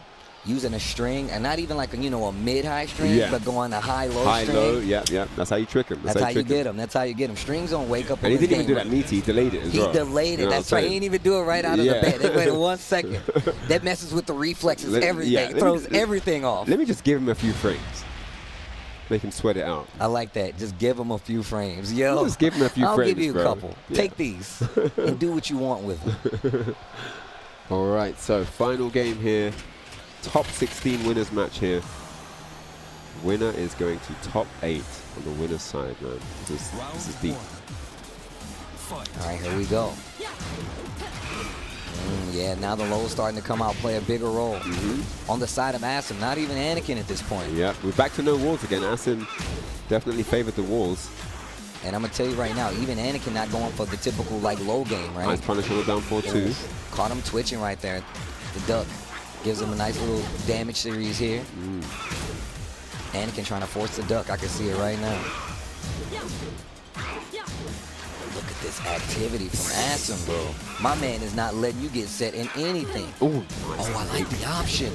Needs to be careful. Tries to interrupt. Clips him underneath. Really smart read there. They've got a little mind game going there with the stance options. Harrier low parry. He got a bit greedy there. He needs all of this if he hopes to stay alive. And look at this. 10 seconds left on the clock. Blatant debug block this time. 5 seconds left. Jackhammer again. An interrupt with the jab. Anakin gets interrupted himself. That had some crazy range. That standing 4, man. Mad range on that. Both of these guys playing pretty aggro right now. We saw each other in the open RPG battle. It begins. Hit the zoom in. All right. Nice sidestep. It doesn't get any punish, though. 4-2. Hold the ankles. Yeah, the down back one's starting to do their damage here. Half bar gone. Look at that. Look, oh, wow. Down and then forward dashing up and just completely interrupted. Big call. The Harrier playing a major play right now. And just Harrier the sounds strings. 2. The strings. Yep. Nice low parry. Baited him into that. All right, he's going to put Anakin in rage. Blatant goals. Oh, a little too blatant. Is that going to be it with the Rage Art, Steve? Look, we're going to Rage Art City if you're asking me. And the life is low, so you're going to get max damage just about, but it might be a pixel though. Harada cares. Not that much. Not that much though. He gave you 5. You went too far. 1 round apiece. Final game here. Right, 4-2 rocket kick. That's a big boot. Shaq size boot, baby. Let's go. Size 24s. Punish, yeah. Yeah, down for 1-2. Need those. Oh, and a great low parry again. Simple reads that are doing big damage here. The final game. Takes the Oki. Anakin holding his ground on the defense. Asim with the movement. Very active. Oh, nice little. I don't even know if that was a bait, but he took it. Trying to get that jackhammer damage here. Counting it, jackhammer right here, look, probably spelling in. Yep, the down ones are getting baited out. The low parries are on point. Asim, good bit of damage to him, but he doesn't get the screw attack. Okay. Oh, what the? Was that a punish? Wow. Oh my God. Oh, Nick's just going to do it, Steve. Who's going to get it? Oh my God! The down 4-1. Are you serious? Are you serious? Oh my days. Final round potentially if Asim can close it right now. Down 4-2 though, he got clipped. Down forward 1-1. This is tense right now. Anakin on the comeback here. Low parry again. He's starting to scout. Again, he's losing a lot of damage from these low parries, man. Right, and it's not even a lot of damage. He's just losing the momentum. And then Asim just comes back and gets in these clean pokes and is like, all right, now fight. Low. The Harrier stance. Mix-ups are solid, and there's a hot kick. Anakin in trouble right now. He might be going to lose his racket, Steve. That could be it. And he takes it. And Asim has done it. 2-1 over Anakin. And Asim goes to top 8. Winner's side. The way that he was using Harrier and then we saw the one clip of the high. He did a Harrier 1. And actually, it was crazy. The mind games in the Harrier stance were ridiculous, He literally went down the entire move list. No, straight up. He went down the entire move. I think he even went for the throw one time. So he literally went down the entire move list. And that's how you know you're watching some good-ass Tekken, because you get to see moves that you never see in that basic play, right? You get about 10 moves that players kind of like pepper in and they sprinkle in combos. And if you're good, you won't get hit by any of that. And then you start to see the move list come out and play, where they got to mix it up. They got to go deeper into the bag, you know? No, totally. 100% true. I mean, Anakin was making a solid comeback there, but I think the repeated lows getting low parried started to pay off for Asim. You know, he was so on the money with the down back 1 reads, with those down 4 reads, and yeah, he managed to claw back the damage he lost from low parry combos. Yeah.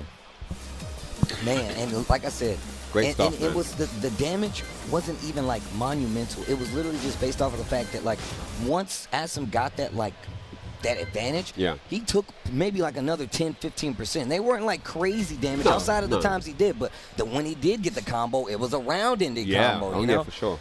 Man, that was great games all around. Really I mean, Asim, a returning player, you know, he's someone who's very well known in the European community, even around the world, and he hasn't been playing as much Tekken in the recent times, but it just shows his level of ability. It just shows his skill, shows his experience coming through. To be able to step on the stage here and beat someone like Anakin for a top 8 spot. Look, we always talk about this. It's a joke in the community that we're in, but like Tekken is the old man game. These are career men. These people have families. You know, like shout outs to Gerlanda, you know what I'm saying? Shout outs to you, you know what I'm saying? Like think about that. Like this is like an old man's game. The ceiling is crazy high, and I feel like I know a lot of people talk about the difficulty, but I feel like Tekken is one of those games anybody can get in. Because I mean, look at HK Jr. Look at like Tetsu. Look at these younger players that come in here and do just as much damage in a game that is literally the oldest on the tournament bracket at this point. Like that's crazy. Man spitting right now, man spitting. Germany versus Korea at the moment. John Ding versus Sefi Black. This is a big match, guys. These two have played each other. They're no strangers to each other's style. Who's going to take it here, though? This is also for a spot in winners top 8 tomorrow. Here we go, guys. We're getting down to the nitty-gritty here. Top 16 winners action. Okay, here we go. Here goes. The Julia coming back out. The Miguel coming back out. And down 4-3-2 is crazy good in this match. It's so good in this match versus Julia. Down 4-1, you already see it coming out. Oh, back one. He was fishing for a counter hit. Speaking of counter hits. Speaking of fishing for counter hits. Right off the balcony. And look at the carry. Oh, no. Oh, just right out of range. Not even close enough to get the punish. I'm a teapot. And now you're splattered against the wall. John the Dink. First game versus Sephi Black. Okay. Tries to go for the high crush. Nice block on the Savage Low. Oh, great mid out of spin right there. John Ding playing amazing. Low parry coming from Sephi Black. He is going to take it to the wall if done properly. 4-4-2-1. Yeah. I love the ender. Miguel. Savage Low once again. Look at the aggression from Mr. Sephi Black. Hold on. John Ding trying to fight back here. There's a punish. 1-2 against the wall. And got some pressure now. While standing 2 pressure. Gets the wall slash. 3-hit combo. Ends with the blue stuff. Bow and arrow. Second hit whiff though. And again, this time he gets him. Pushes him way out the corner. And what a defense there from John Ding. All right, we go back. Third round, game number 1. John Ding in the lead. And I'm telling you, down 4-3-2. He crashed the elbows, right? Let me see him. Yo, that elbow was going under mid. 4-4-2-1, yep. Let me get the wall. Look at the damage. Bow! Big bangs. Oh, he ducked that while standing 1 punish. Ooh. He ducked it down 4-1-1. John Ding with the eyes. No counter hit. I like the awareness just to stop right there. Long distance poke, big damage, gets the wall splat, no combo, ender. Nice. John Ding with the eyes. Those glasses are not just for show, my friend. So not just for show, bro. Those are prescription bad boys. Here we go. Game 1. Sephi Black had some strong moments, but John Ding just too solid, man. Able to turn it all around. Yeah, wow. 3 straight rounds. I mean, it looked like there was an actual fight there. And Tetsu runs onto the stage to give Sephi Black some advice, some valuable tips before he goes into game 2. This is for winner side top 8, guys. This is really big. This is important. Look at John today. Oh yeah, I know. He's looking. He's like, he's nodding his head. He's nodding his head. He's like, yeah, I see you. I see you. I know what you're talking about. But I like this even still, right? Because I'm look, and then he looked up at him. Look, he do right. He's like, there's no way he understands what I'm saying, and he's like, but yes, he just might. But what if he does? Yeah, but what if he does? We hang out a lot, you know. But what if he does? But what if he does? Look, you can't even say the notations because he'll know. All right, here we go. Get ready for the next battle. Winners side top 8 match on the line here. Very much so. No walls this time. No walls at all. I feel like this is what you want with Miguel. 100% this is what you want with Miguel. Yeah. Okay, you don't have to worry about that wall damage. I mean, let's just say you do, mess up, you get launched. At least you're not taking a lot of damage. Exactly. Miguel on the other hand. You won't get the damage. You won't get the Oki scenario as well. Yeah. All right. So here now, game 2. Let's see if Sephi can even the odds here without walls. Nice break. Down 4-1. Oh, 4-4-1. I like that was a bait. He did while standing 1. He knew that wasn't going to hit, but he did a big string commitment from John Ding, and he got a small punish because of it. Okay, there it is. That down 4-3-2. That's exactly what I'm talking about. And look at the range. Oof. Get off of me, lady. Yep. Take those axes back. I like that forward 4. Nice sidewalk. Could have been the low. Great wheel. What a block punish! Oh, no! Punish. Tried to swing in between. Got the follow-up. Oh, my wake gosh. up jab takes the round. Damn, that was tense. I didn't know what was going to happen. I thought the down back 3 was going to clip, and then it stops the slow-mo. Sephi reels back after that one. 4-4-1 whiffs. Oh, right up under that bad boy. I'm still getting it. Oki not as serious because of this situation. I like that. Doesn't commit to the bow and arrow. Only 1 hit. 1-1-1. Get off of me. I love that move. That's so sick. Woo, he's having fun right now. Sephi Black. Right? Magic 4. I'm getting all of this. Let me get that. Taking the Oki. Good Savage here. low. Looking really good for the money. And yes, he denies the bow and arrow from coming through. John Ding was looking for a comeback there. I like him taking the Oki right there. At first I was like, why not the damage? But you got to keep John Ding on his toes. Oh, yeah. Punish, yep, the hop kick. Big boy punish there. Unscaled. 4-3-4 ender. Fake power crush, cancel out. Okay, we playing. Wow, great.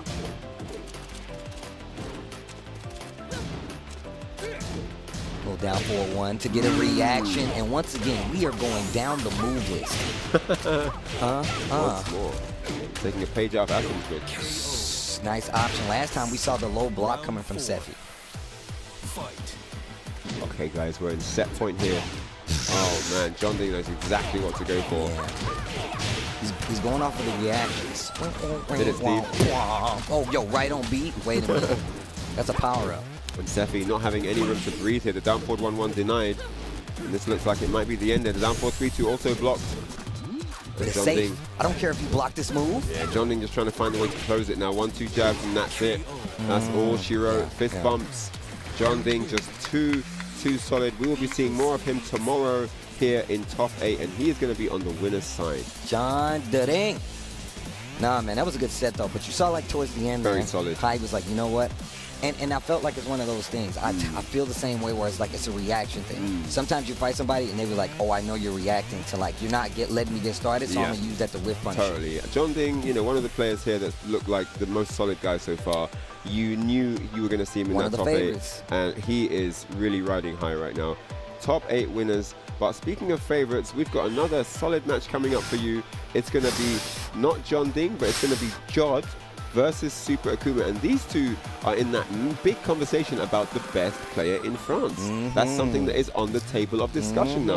That's a body of work that's been laid out for dissection, and we're gonna get into it, man, because this match might be what tells the story. I mean, look, but also if we're gonna tell the story, I feel like you can't even start talking about it unless you talk about Super Akuma, right?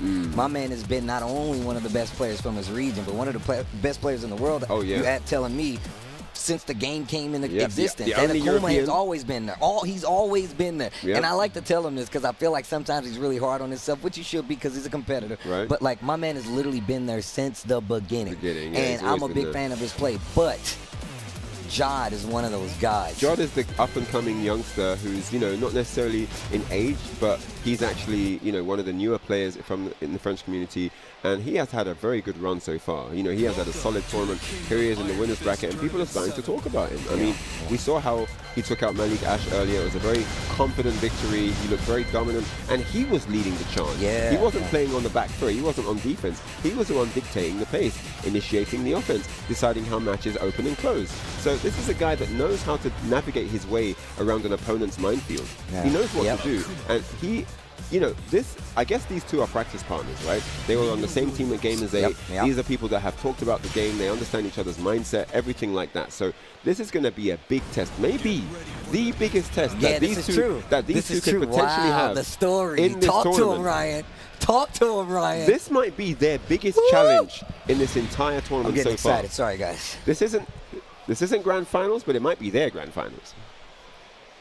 And we got word that Super Kuma says himself that he's quite comfortable against Jodd. You're going to let him boy you like that? Man said quite comfortable. I'm quite comfortable. He said Those aren't my words. He said he's got his feet up on the sofa with you the hot chocolate. With the shoes on? With the hot chocolate, you disrespectful with son the of a whipped gun. cream.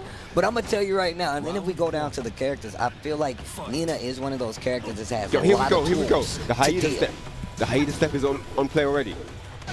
Down forward. Trips him. Oh, and another one. He's showing that confidence right now. Dive kicks in. Another 3 in a row. Got him guessing. He's got him guessing. Jabs to stop the approach. Okay, Jodd now starting to get some offense. Trade City. Give me that good deal, bro. On 4-4-2. 1-2-3, yeah. Stature kick. Nice block. Okay, yeah, Let gets the punish now. Let me see it. My man has some of the coolest combos out there. Let me get the wall. Oh, high sheet step to the drive. wall. Take a step back and blow it in his face. The poison. Take a step back and blow it in his face. All right, here we go. That was a solid comeback there from Jodd after doing all those sweeps in a row. Super Akuma. Got half bar and the wall splat. Beat the damage though. You don't take there. You don't know. You don't take there. Stay down. Stay down. Play dead. Oh, okay, wait a minute. Wow, he got the pickup. He got the scoop like a news reporter. Look at my man Jodd though. How did that whip? This isn't a 2D game, Mr. Akuma. The evasion. This isn't a 2D game, This ain't over yet. And Jodd has access to race drive as well. Don't forget. Rat sweep on the floor. What's it going to be? Both have access to race. Yes, I knew it. Blonde bomb. The blonde bomb. The blonde bomb. Check the look. Check the roots. This is the blonde bomb. Okay, let's get it now. Round 3. Jodd looking super solid right now. The comebacks are paramount here in the first game. Did you see the evade? Then they start fighting. Let's go. Bro, this Down song four, down goes four. off. Don't forget the legs. Check them legs. Oh, another one. Long distance. He's confident. 4-4-4. Sidestep down 4-1. The statue kick down 3. I'm spinning the meter. I'm back in the game. Overkill. There was more where that came from. Look at that. Round 4. Let's go. Super Akuma, known to do what is needed to get the job done. I like the 4-3s. Yes. Gotta poke him. Make him respect it. Oh, sway sweep. 1-4, yep. Tried to use that little tech bait where he catches the movement. Akuma not having it though. Oh, magic 4, but no follow-up. Okay. Down 3-4 there. Akuma almost has a meter. Back 2 or down 2 incoming. Be careful. With the back 4 there? All right, or the down 3 actually. You playing up close game versus Akuma? Well, the next is going to be big, man. Oh, there it is. I said it. I said it. The next is going to be big. Focus attack now takes him to the wall. They will try and follow up for bigger damage. Is that the round? Hello. One more hit. Jodd. Oh, the down 3 takes it. We're going to a final round, ladies and gents. These guys are fighting over here. Hold up. Hold the phone. Ooh. Opportunity missed there. Jodd closing the distance. The blonde bomb. That's a 4. Okay, the 3 lows in a row. Bro, the music is at peak right now. Oh, he clipped him. 4-4-4. Everything is working at the moment. Down 4-1. 1-1 to answer back. Akuma just shy of a meter. Down 4-2. No! And you can see. And he gets the scoop. Oh my God. Yo, Jodd. Let me get the wall. Yes. Extra damage now. Akuma in a bit of trouble here. Oh no. Oh, that was dangerous. Missed it. Tracking move just in case. Sidestep, wipe the floor. Get up. Yeah, forward 3 takes the first game. Jodd is on the board 1-0. What a close game that was. And you can see just how well they know each other. Bro, these games. Oh my gosh. Wow. Yes. This is so sick right now. These two trying to get into that top spot as well. This is also for top 8, by the way. Winner of this goes to top 8 on the winner's side. This is big. These are the kind of matches I want as gifts for Christmas, late birthdays. I'll take them all. Oh my goodness me, this is massive. Super Akuma, wow, back 1, slaps him in the face. Oh, I thought Nina does the slapping. Right? Okay, so slap. Bomb. Oh, doesn't get the pickup that time though. Fake Uber driver, no pickup. In the back, he dashed through his body. Yo, my man Jodd said you're comfortable, quite comfortable against what now? Nice duck on the throw. Oh, the reversal. He said, I saw that coming. Counter hit, that's the round. And he is just in his head right now. Everything is working. All the counters are working. Every move is a counter hit. Jodd is in his head right now. Oh, nice 4-4-4 counter hit. But the combo drop while rising. Got him. He got him, man. 4-3 for the distance. He wanted the wall. Wall's flat. Don't you tech. This is why it's look how tricky that is even after the block. 4-3. But hang on a second. 4-3 against the wall. Down back 3. Follows up. No duck down the second one. Look at the movement. Yeah, Jodd, chill. Oh. He got chin checked with that DP. Yo, down 4-1. Damn, the silence though, I love it.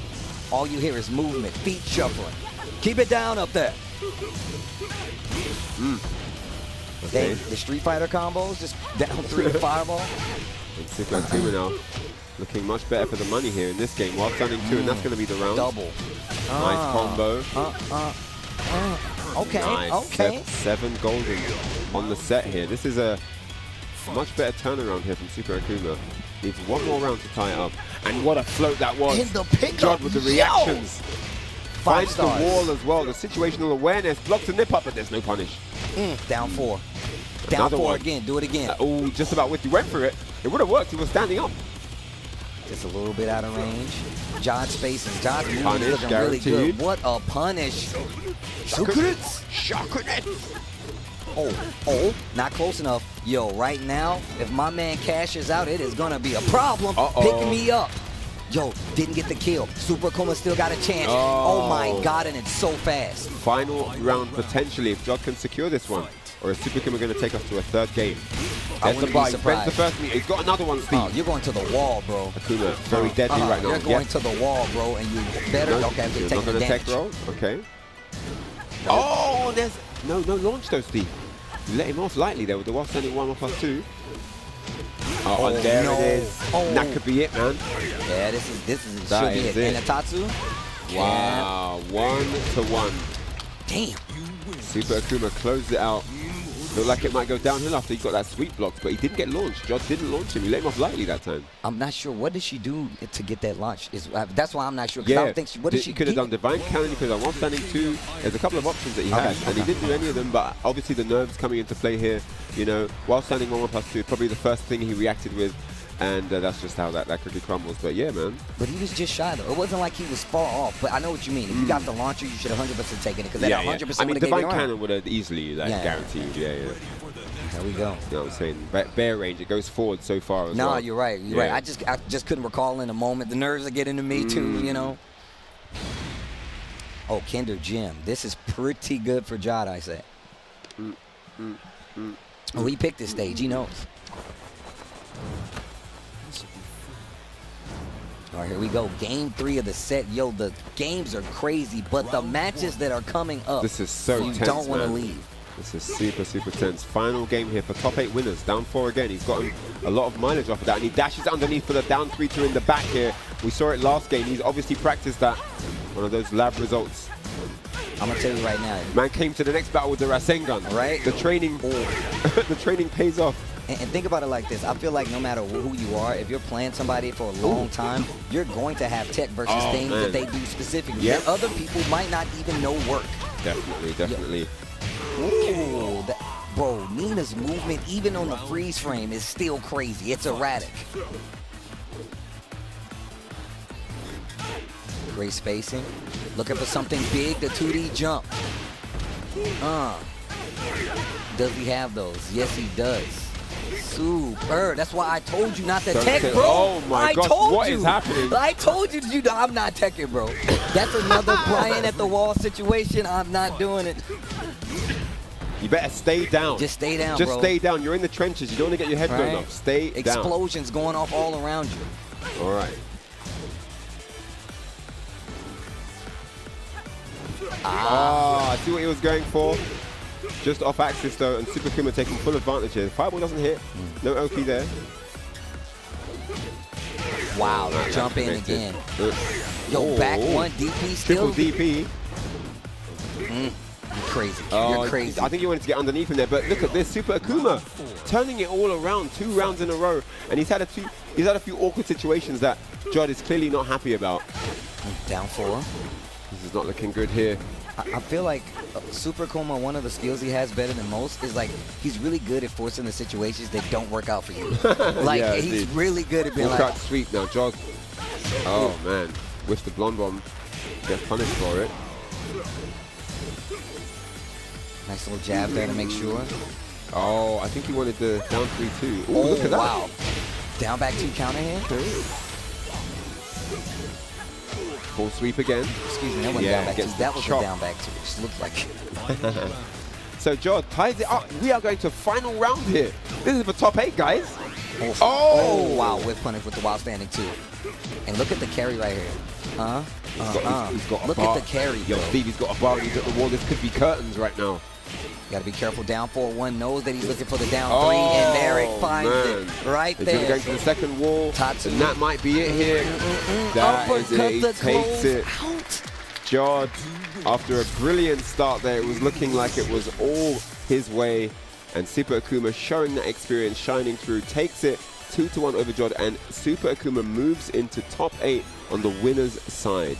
Still an amazing set to watch. 2 training partners go at it. You saw the tech versus them. Me, if I'm a competitor, I'm paying a lot of attention to that. Like, because you're looking for the gaps. Yeah. If I'm looking at, if I have to fight Super Kuma further down the line, or even Jodd, that was a very important match, but still very important for a top 8 appearance. And we still have matches left for you guys to behold. It's going to be crazy. We just had France versus France. Now we've got UK versus UK, because it's going to be Gosain going up against Ayorichi. We saw Ayorichi perform brilliantly at EVO just gone, actually. Took out Anakin on that big stage. He's had a great performance. The Red Bull Golden Letters champion. He's here now trying to also solidify his seat in the top 8 winners bracket. But Gosain is in his path. and we've seen what Gosain's capable of as well. So this is going to be a good one, guys. It's going to be a good match. Thank you guys once again for joining us. Versus Fighting 11 has been ridiculous so far. Man, the Tekken, we've been talking about the ceiling for Tekken, and it's evident. Every match that you've seen has taken us to a new height. Oh, yeah, and it sure. has been so good. Our next one, hey, yo, I got to say his name like that now.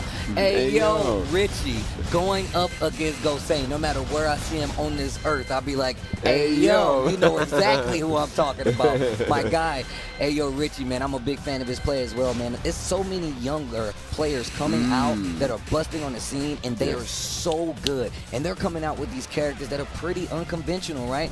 The Leo, man, like we don't see many of those that exist in the competitive mindset that much anymore. And my man is completely still, if I'm watching his stream, he's always trying to find new tech. He's very innovative with how he finds play styles and counters to a lot of the things that happens in his game. One of the reasons I'm a fan. Yo, why do all the top tier Tekken characters have 3 letters?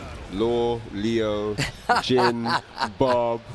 That's how you know, bro. That's the legacy. How many characters have 3 letters in the name? Just go through it quickly. That's crazy, man. Now I don't think. I mean, but that just look. That goes to the versatility. You know what I'm saying? Even still. All right. So game 1 about to commence here. We've got no walls. Arctic Snowfall randomly selected here. I think that definitely favors. Well, I mean, they're both decent wall characters, but I definitely think it favors Law for sure.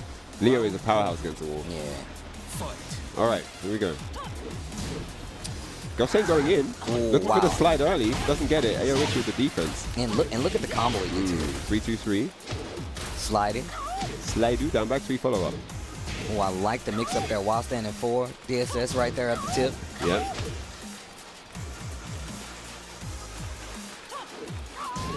Oh, I like the dash in down 4-1. Oof.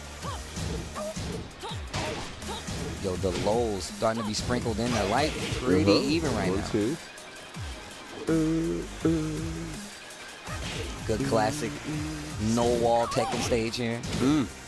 Back 1-4. Ooh, it's starting to stack up. 18 seconds just about counter hit, and then great reactions there. Clips him with the down 4-3 and takes the first round. Hey, yo. The bad guy. The counter hit confirmed. Yep. Yo, the strings from Gosain. Yo, man, he's doing strings on me. Going in right now. Damn. Down 4-2, counter hit. Not dead yet, but the situation ain't looking too good for Ayorichi. Oi. Oh. Yo, the cancel. Bruh, can we just talk about the fact that we're starting to see people use these cancels and think about how new they are to Tekken. When people get these stream cancel, and now you're starting to see people use them in their mix-up. What a game, bro! And Gosain actually playing his game. You know, we've seen instances of him being a bit too passive and letting the opponent kind of run over him, and now he's asserting himself. You saw beginning of round 1, like dash up slide, like he's trying to play. This is premium Gosain right here. Oh yeah, indeed. Ooh, Dragon Hammer. Yep, down 4-3.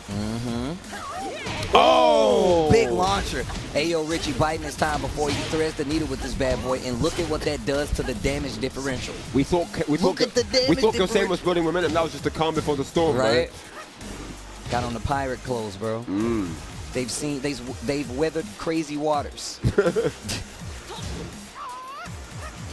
Captain Swashbuckle reporting for duty. Oh, Captain, my captain.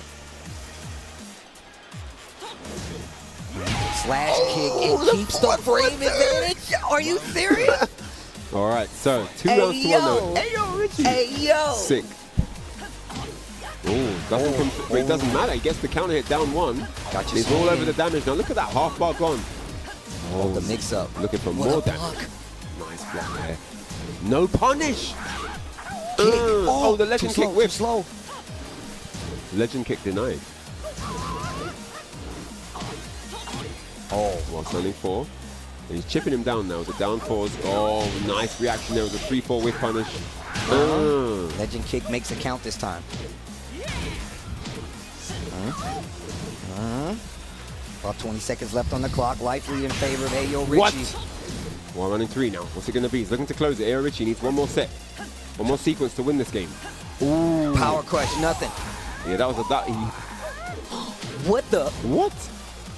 What is going on? I'm pretty sure that was intentional on the delay. He got the full punish with the wall standing. That was so far away. That was so far away. Oh my God. Wow. All right, so final round here in game 1. This is tense. Legend kick now. Gosain with the life lead. Backs up for space. Nice block into the wild standing 2. And this is bad news for Ayorichi right now. Legend kick. When you talk of legends, talk of me. Ayorichi in rage. Gosain threatening. Slide motion. Legend. Jackhammer. Down 4. He's tickling him. Play that record. Play that funky record. The 10-string starter and he let it rock. Gosain, I see you. Ma, he's doing strings. Ma, he's doing strings, not my house. Get your things and leave. No friend of mine is doing strings in my house. Get your knapsack and skedaddle. What's going on? Supposed to stay tonight. Get the hell out of my house. Talking about. Can't believe that guy did a 10-string on me, you son of a... Ayorichi with a brilliant start there in the first game. The first couple of rounds looked like he was all over him, but man, once Gosain got going, the comeback, I think that while standing 1-2 comeback on the clutch down 4, that was a... Premium Gosain right now. When you were like, typically we see the reserve kind of laid back. I'm like, you know what, you're right. My man is active right now. Going in today. My man was about action. Yeah.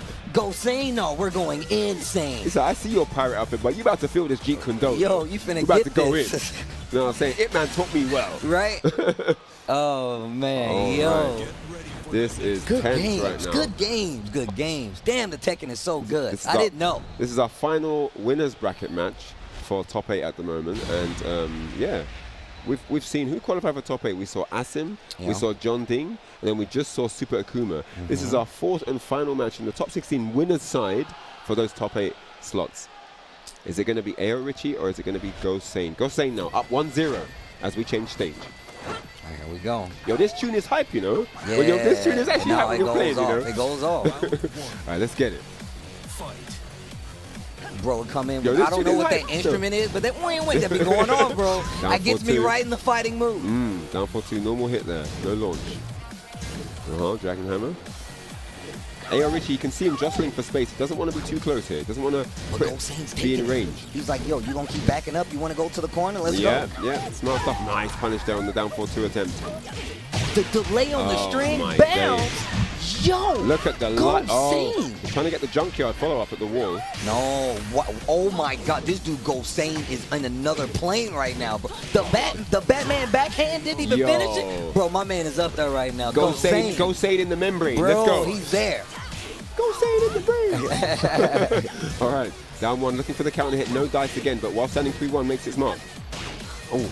Magic 4 though. You're right. And Gosain's still threatening. He's not disturbed, man. He's like, you know what? I'm gonna keep doing this. The repeat offender. I bet you want to do it again. Look, down back 3. And he's forcing Ayorichi. He's forcing his hand. He has to press a button. You're not gonna keep me up by movement. Perfect distance. Nice block. My God, the punish is on point. Down 2-3 for the high wall splat. Yo, Gosain, chill. The punishes are on point. Gosain will make a good dab. Yo, you're grounded. Punishes are on point right now. Oh my God, the side step. Wait a second. No, it's over. Rage art? That's around. And Ayorichi's going to be happy with that one. He needed that, and he got the clutchest of down 4-2s, man. We need to check the tapes. The double sidestep right to make it off axis to get the down 4-2 with punish. Oh my God. So smart. Full crouch down 4-3 now, and this is looking better for Ayorichi. But there's a Dragon Hammer interrupting his flow. And look at the pressure. Look at the pressure from Gosain. See how well these guys know each other. The slide underneath again. Do it again. High success rate on those landings. Gosain backs up now, creates some space. Choosing when to interact here. Deciding all the decisions. Yeah. He is the boss right now. Give me that pirate hat. Find my parrot while you're at it. I'm the captain. Look at me. This is my I'm the now. captain. Not right now though. Not anymore. Because you're dead. 2 times? Nah, just a low. All right, so Ayorichi trying to tie it up now. Needs one more round to make it 1 apiece here. Okay, that's Slidoo. And the defense is on point. The low blocks. Down 2-3. I need the height. Yo, damn. Down 1 on the floor as well. Okay. Nice. Ayorichi now with a chance to turn this around. Ooh! What? How ready is this guy? Premium. How ready is this guy? When you go to get petrol, you ask for the premium Gosain, bro. set point to take it 2-0. Set point for top 8, but there's no combo. This is for top 8, man. Down 4-3, makes his mark, lands well. He's got pressure against the wall now. Ayorichi back to the wall, nowhere to run. While standing 1, Gosain threatening. Yo, that was the punch parry. Still found his mark. The fake out with the jump. Gosh, Gosain's not going to let him go, Steve. There's the slide again, Ayorichi. The 3D slide.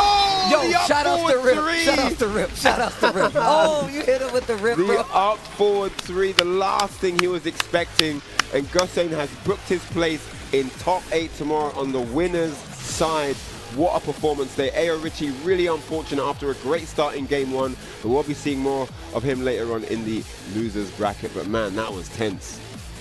That was, yo, shout out to Rip. Is that what you said? Yo, did you see the song? That's the Rip classic, bro. And he dashed up and did it. I just saw Rip. He was at his house. He was like, yo, watch this. They connected mentally with the law brains, and they did that. I'm telling you right now. Man, the games have been crazy. Yo, Ryan, you've been spitting, by the way. My man, that's a legend on the mic. You're getting gifted right now. You're getting blessed by the words, bro. Tekken 7 has been OD. It's one of the oldest games on any tournament bracket, and look how good the games are, bro.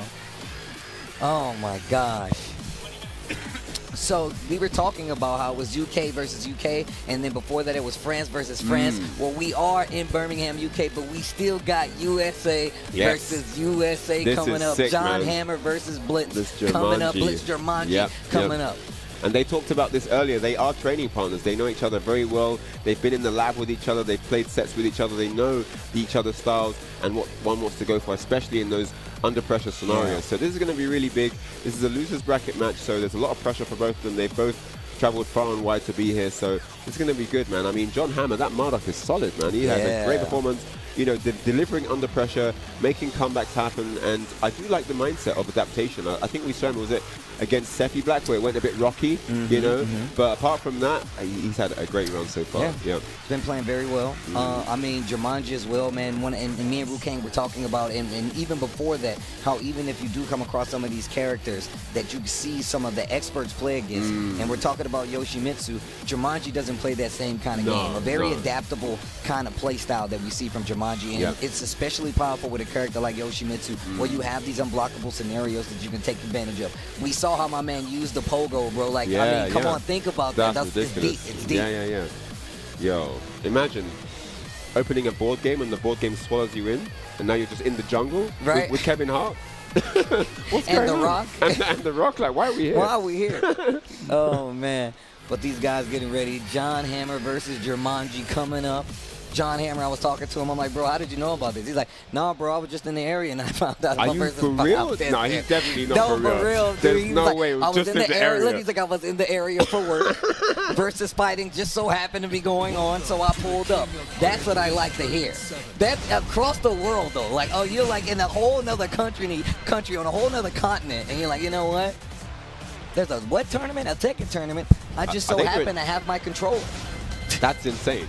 You happen to have your controller, you happen to be in another entire continent for work, but round the corner from your work, there happens to be a Tekken World Tour Master event. You've got your controller with you, and now you're in a match for top 16? I was like, what Don't mind if I do. That's what he said. So he said, don't mind if I do. Oh, my God. Put this bad boy in my lap. Let's get these games started. He has upset a few people, man. Look at the amount of people he's beaten to get to this spot. He upset a lot of dreams. You know, he's that guy in the bracket where, like, people saw the name, probably didn't know how good he is. You know what I'm saying? Got him. Also, shout out to Jermanji. Jermanji, he's definitely a taste bud. He bees in the chat a lot of times, man. I always try to get games with him because I want the Yoshi. Right? I want the Yoshi XP, right? Yeah. And definitely good for the games. We didn't get to run him yet, but obviously he doesn't need any practice from me because as you can see, my man's in the running for a top 16 spot against John Hammer. This is big right now. All right, so USA versus USA. Shouts to the USA community as well. Hey, you know what I'm saying? You know where I stay. Oh yeah, definitely.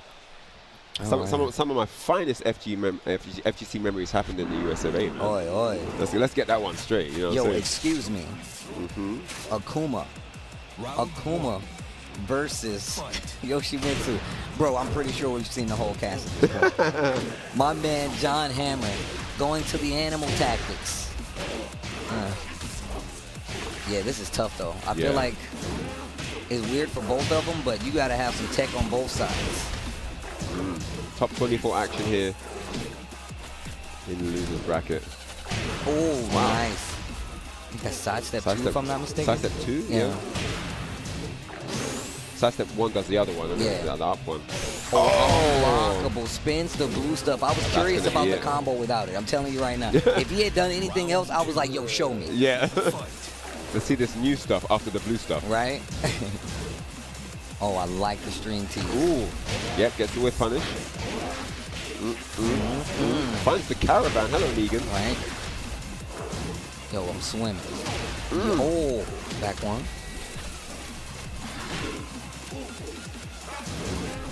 I like the jabs. Nice. Ducks the height into the unblockable. Oh. He's all over him on the floor. Kuma just looking like this big white rug when he lies down. Right. Roll the 1-1 interrupt, and then the low. Not going too well right now for John Hammer. Jermanji seems to still have a beat on the fact that, you know, you pulled out the bear, but still got a round. You still got some way to make a difference. Yeah, and the thing is, he's got a better read of what he's going for as well. Like, he's ducking highs into the unblockable. He's interrupting, he's getting counter hits. Clearly uncomfortable footing here for John Hammer so far. I actually hate those. Yeah, everyone does. I hate them. I don't think anyone likes that unless they use Yoshi themselves. Bro, and he definitely knows. Jermanji was literally, he started going into his bag after that. Will we see a character switch? Oh, man. Yeah, Yeah, there was nothing happening there, right? There was nothing left in that bag. None left in that bag. But you got to try. I respect him more than anything. You got to try. So where do we go from here? I'm rummaging around in my bag of sweets. I don't like any of them. I'm looking for fizzy cola bottles, but there's none left. I don't like these other ones. What do you mean a fried egg? Get out of my face. What? A mushroom? A pink and white mushroom? I don't like these. Give me the fizzy stuff. All right, here we go.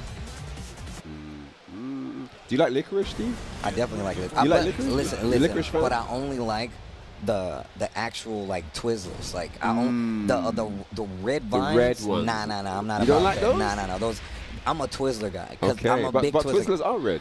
No, but they taste different. One for tastes real? like candle wax. The other one does not. But some people will tell you that Twizzlers taste like candle wax. So I'm at a pass. You know? Dilemma. Speaking of dilemma, let's see if John Hammer can get out of his one with the Marduk pick now versus Yoshimitsu. Man, Jermanji looking solid with the Yoshimitsu. What a perfect character for a person called Jermanji. Right. Welcome to the jungle. I think Marduk's ready, man. Yeah, this next one, I definitely already peeped it. Oh, rips him out of the air. We've seen that a few times today. I love that. Oh, no. And the thing is, this is the pick that he did so well against Kanandtrench, right? With Marduk versus the Yoshimitsu. But think about it. God. That's why. But he knows him, the training partner, right? The truth unearthed. Soul. Oh man, he could have got more there. Yeah, I was looking for down 4-1. He's not out of it just yet. There's the race drive. Nothing. Oh yeah, he spun out of that. He's not even taking back 2, didn't get the kill. Down 4 blocked. He's still alive, right out of range. Oh, the down 4 underneath. That was so unfortunate. I didn't know what was coming. I didn't know what was coming out. Jermanji knew. Yeah. He knew. I've seen this movie before. I know how this ends. Oh! Just like this. Look at that. In ruin. Oh my goodness. Great evasion there. Getting himself the launch. What an interrupt. Could have got something bigger, but still just... Baits out the flash there. Nice whiff punish. Oh, 2 times, and the second one's a counter hit. And there's the tackle to follow up now. Is he going to get good? Yes. On the money like God we trust. Dang, yo, bars. Yo, Ryan, chill. Yo, Ryan, Down 4. Trips him again. Okay. Nice, the 1-1. 2-1 on top of it. Nicely done there. Again, returning the favor with the lows. Thought he was going to stay on the ground too late. There's a tackle, gets him again. Thrown into the snow, and there's the rage art. Oh, that was sick. That was sick. All of that was sick. What a series. Spins out of that, makes him waste the rage art that time. And this is set point here, just like that for Jermanji. Damn. Looking to take it 2 straight. 4-2. Thought something was coming from the pick, but 2-1. Oh, counter hit actually clips the unblockable. Oh my gosh. What a duck. What a duck. Flash, open the jacket on him. Might just be it here. John Hammer in a world of trouble right now. Nice punish, but doesn't get much off it. I like him waiting right there. To those stands. Gets the float with the jab. Indeed. Takes the Oki. Oh, that was a bait. Oh. Oh, big damage. He's still alive. Oh my God, he didn't take the bait. And that's down 4-3. Jermanji giving John Hammer a breath of life right now. Staying alive. Dancing on that floor. Miyazaki not going to get the hit. Okay, takes him over, up and over. Yo. Oh, goes wow. low. The slide. The slip and slide. You can do it again. And again, he clipped him. Oh, the mix-up! The mix-up! That was actually... Yo, you set him up for that. We He can't be lined him up friends for that. after that. We can't be friends after that. You played on my emotions right there. You know me too well. That was messed up. That was messed up. That was messed up. Yeah, he played on his emotions, bro. That was some deep, we play each other all the time That was crazy. They hug it out. Oh, what a dirtbag. They hug it out. You We can ain't see friends no more. Nah, That's dog. it, boy. Numbers getting deleted, boy. WhatsApp messages, everything gone. Don't call me. Great stuff there. Shout outs to John Hammer and Blitz Jermanji. Good friends. You can see they know each other really well. They actually practice a lot. They're partners, which is why, you know, John Hammer did really well against Kanandtrench. You can see the familiarity. But big shout outs to Jermanji for moving forward here in that top 24 losers bracket match. We've got more amazing Tekken after the break, so don't go anywhere. Don't We'll leave. see you in a bit. Versus Fighting 11 after this.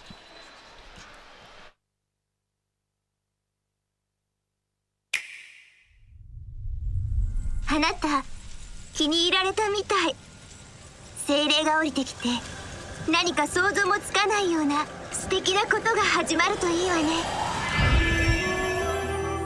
あ、いや、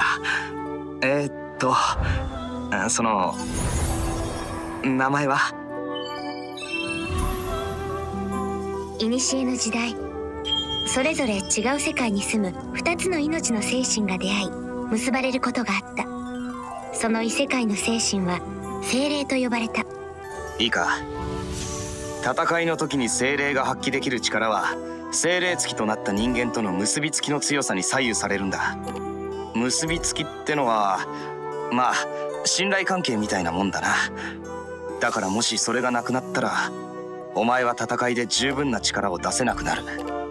お前から俺に何か言いたいことがあるときはその結びつきってやつにもちょっとは気を使ってくれよってことさ。それが戦いを有利に運ぶことにもなるんだ。わかるよな。我は光、我が力に闇退かん。セラフ・ザ・シャイン。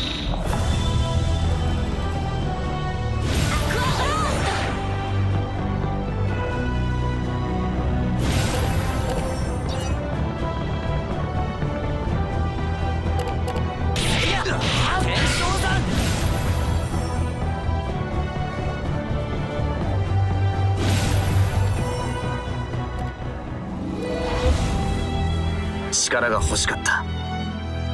強くなりたかったんだ。俺には精霊の力がどうしてもお前が必要だったんだよ。だけどそれもこれまでだ。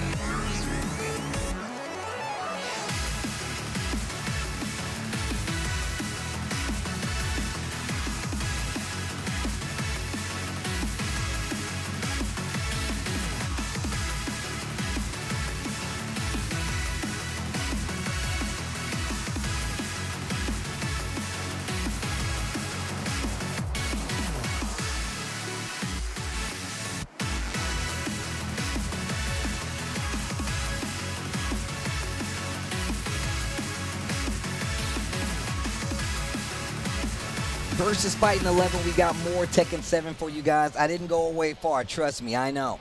We have a crazy match for you guys coming up. We were talking about the international representation, and we've had a lot of mirror matches, but we're going to switch that up right now. But before we go there, I know you've heard us talk about them, but here they are again. These cool figures from Bandai Namco and Game Dimensions. No slouch when it comes to winning actual figures. Over 21 points of articulation, up and available right now for $26.99, and they're really cool. They actually come with the ability to make them do electrics. They got like cool little figures that come with them, and you see the ready in round 1. Make sure you tweet out Bandai Namco if you guys want more of these, because you should want more of these. They're really cool. And if you just want to buy one now, just hit the QR code right below my friend Ryan here, and they'll take you right where you need to be. Big shout outs to Game Dimensions as well, coming through for the Tekken community. These are the first in a line of collectibles, so make sure you get them. Kazuya Mishima, Heihachi Mishima, ready and available for you guys to purchase now. They are going to be releasing more in the future. We might see Anna and Nina, we might see King Armor King, might see Brian and Lars, I don't know.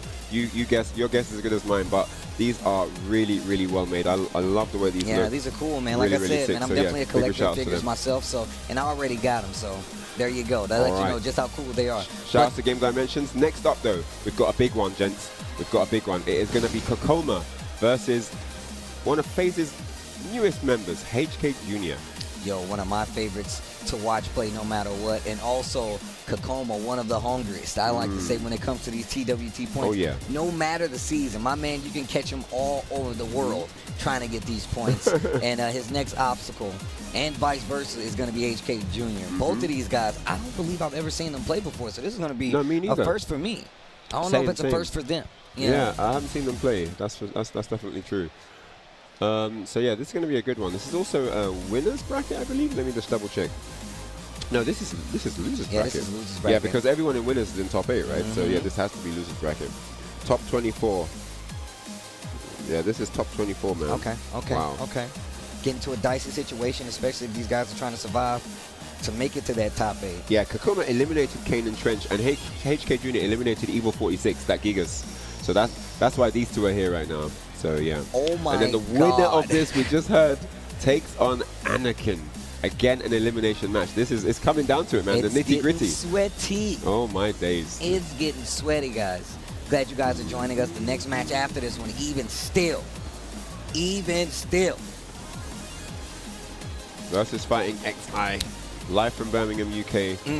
Master event. Tekken World Tour, 400 points for first place, 300 for second, 220 for third place. A huge chunk of points on the line, that's for sure. A huge chunk of points on the line, that's for sure. This is big, man. This is big. Trying to secure their spot in top 8 tomorrow. You know, there's still a wave of players they need to get through. Like we already said, the winner of this plays Anakin, and then I think they need 1 or 2 more for top 8. Let's just check it right now. Yeah, so the winner of this plays Anakin, and then it's going to be after that. That's it, you know? Yeah. Yeah, the winner of the Anakin match, the winner of this and Anakin one of those two goes top 8. Okay, all right. So it's a lot on the line right now. Man. It's a lot on the line right now. And then, whoa, Rookang versus Raef is going to be coming up after this. And then the winner of that plays Sephi Black, and the winner of that goes to top 8. Oh my God. Yeah. Oh wait, it's Asim. So it's Asim, right? It's not Asim Rookang. It's just it'll be. Rookang Asim, because Rookang is kind of sponsoring him for this, so that's why. Yeah, so it's going to be Dragon's Lair versus Rookang Asim. Oh, I thought it was Oh, is it actually Rookang? Because Asim's already in top 8 winners. Yeah. We saw that match. Okay. We saw him win that too. Yeah. But he won that over Anakin. I didn't know they were sponsoring each other. They are. So they're sponsoring Asim Rookang and Rookang Asim. I thought it was the other way. I thought it was only the other way. Okay, that makes a lot more sense. That's absolutely hilarious. That is absolutely hilarious. I love that they're doing that. So yeah, it is going to be Asim Rookang versus Dragon's Lair all the way from Saudi Arabia. And the winner of that plays Sephi Black, and the winner of that goes to top 8 on the loser's side. All right, so here we go. Ready to jump into this now. It's going to be Kkokkoma with the Feng. Opting for the Feng this time against Heihachi. Scream at it. Let's get it, hand. Yo, old man rage. I'm going to snap you like a twig. All right. Ooh, opening aggressive here. Wow, what a reaction. Yo, he's like, yo, chill out. Only the second whiff move of the round. Already with the whiff punish. Oh, they brought that action today, okay. 1-3. Woke up and chose violence, I like. Heihachi testing with the back 4. Nice health speed. And look at the positioning right now. You do not want to get too close to that wall. No. Oh, wow. Down forward one. Counter hit too. That might be the round. Yeah, that's definitely down forward one, shoulder block. First round Kkokkoma. Very active gameplay on both. Oh yeah, definitely. They're not even waiting about. Yo, give me 5 seconds, bro. Let me get into this. Oh my gosh. Back turn down 4. Combo pick up to the wall. Oh yeah. Half-life. I'll take half. Oh yeah. Shout out to Valve. Ooh, back 2-3 now. Hoya! I love his. It's so sick. You know, he means that. Yeah. He means that with every fight. He means that with every fiber in his being. 4-3. Man, HK Jr.'s move usage and like his options to use specific moves is so good. Yeah, but great defensive movement here from Kkokkoma. Not letting anything in at all. Down back 3. Back 4. Plus phase. Oh, there's the race drive. Actually ate the jab. Great defense here from Kkokkoma so far. Okay. That's huge. Yeah. That punish. Testing with the electrics. Looking for that big damage. Down back 3 though. And that's the thing with down back 3, you cannot electric. You know, you have to opt for the mids. That's why it's a good defense. That's why Feng himself is a good defense. I mean, you saw what happened with the crouch dash 1 as well. Yeah, it's one of those things when, you know, Heihachi players go crazy with electrics, you just start going for the lows, right? There's the race drive, makes him spend it. Back 2-3. And Kkokkoma just drying up the resources here. No more water in the well. Oh, 4-4-2. 4-4-2. No, just takes the position. Well, he's looking for more damage here. We're getting greedy out here. We want more life. And Kkokkoma is just completely okay with playing defense for the longest time and blocks the hell sweep. And what a game from Kkokkoma. That was a great sequence of moves there. Just not letting him get into any kind of comfortable footing, any kind of flow. No momentum built whatsoever. And he's thinking. Just look at HK Jr. He's having a think now. He's like, what happened? How did I just lose 3 rounds just like that? Slow and steady, man. Oh, man. Slow and steady. If you notice, one of the things, Kkokkoma didn't bend to any of the movement or anything. He's like, I know you want some tricky stuff. I know you want to get the movement. I know you want to push me. He was like, I'll take my space and I'll take exactly what you give to me. Nothing more, nothing less. And that's really what happened. Because HK Jr. had all the opportunities where he was like, oh, I'm close enough to do this. Everything either wasn't close enough or just completely whipped, and Kkokkoma didn't engage. That was smart. Exactly. No, very good from him. He ate 1 health sweep in round 1. Kind of just understood when he wants to go for these risky lows. You know, all of Heihachi's very good lows are very risky. You know, that's one thing that people consider a weakness of the character in general. And the one time it mattered, he did got the health sweep, you know, and he did get the punish. And he just kind of showed HK Jr. that there's no safe zone. You know, your mids, I'm going to whiff punish your electrics. I'm going to block your health sweeps and punish. You're not going to get anything for free against me, you know? And so now this is a real test. This is an elimination match potentially here for HK Jr. Right, here we go. The next battle, get ready for it. HK Jr. He's going to need something right now to switch this up. You bring up a lot of good points. Yeah, no, this is it now. I mean, Kkokkoma looked very solid in that game. He looks like he just plays Heihachi's every day for breakfast, lunch, and dinner. He looked unmovable. He was just like, nah, nothing you can do can scare me. Yep.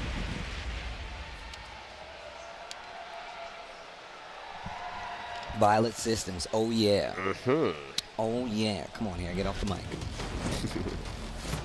Scream at it. Yo, the young kid playing with the old man, I love it. That's like a character archetype in itself. All right, let's see what HK Jr. can do here to open him up. Kkokkoma now trying to eliminate him. Down back 3. And the forward 4-2, he throws it out now. That long range mid. Catches him stepping. Counter hit, down back 3, tried to press the button. Yeah. And what a whip punish. And that's all he was looking for. Dancing around at that space. Anything that came up was getting whip punish with the back 1+2. Perfectly lined him up for the wall splat. And I've got to say, it looks at this point, HK Jr. is in a bit of trouble, though. Man, look at the movement from Kkokkoma. Just perfect spacing. Just perfect spacing. Makes you second guess doing attacks. The electrics, removing them from the table, and just still playing back far enough to where you can down back 3 or shoulder the whip. Oh, man. And Kkokkoma, wow. 4 straight rounds in a row? Looking on 5?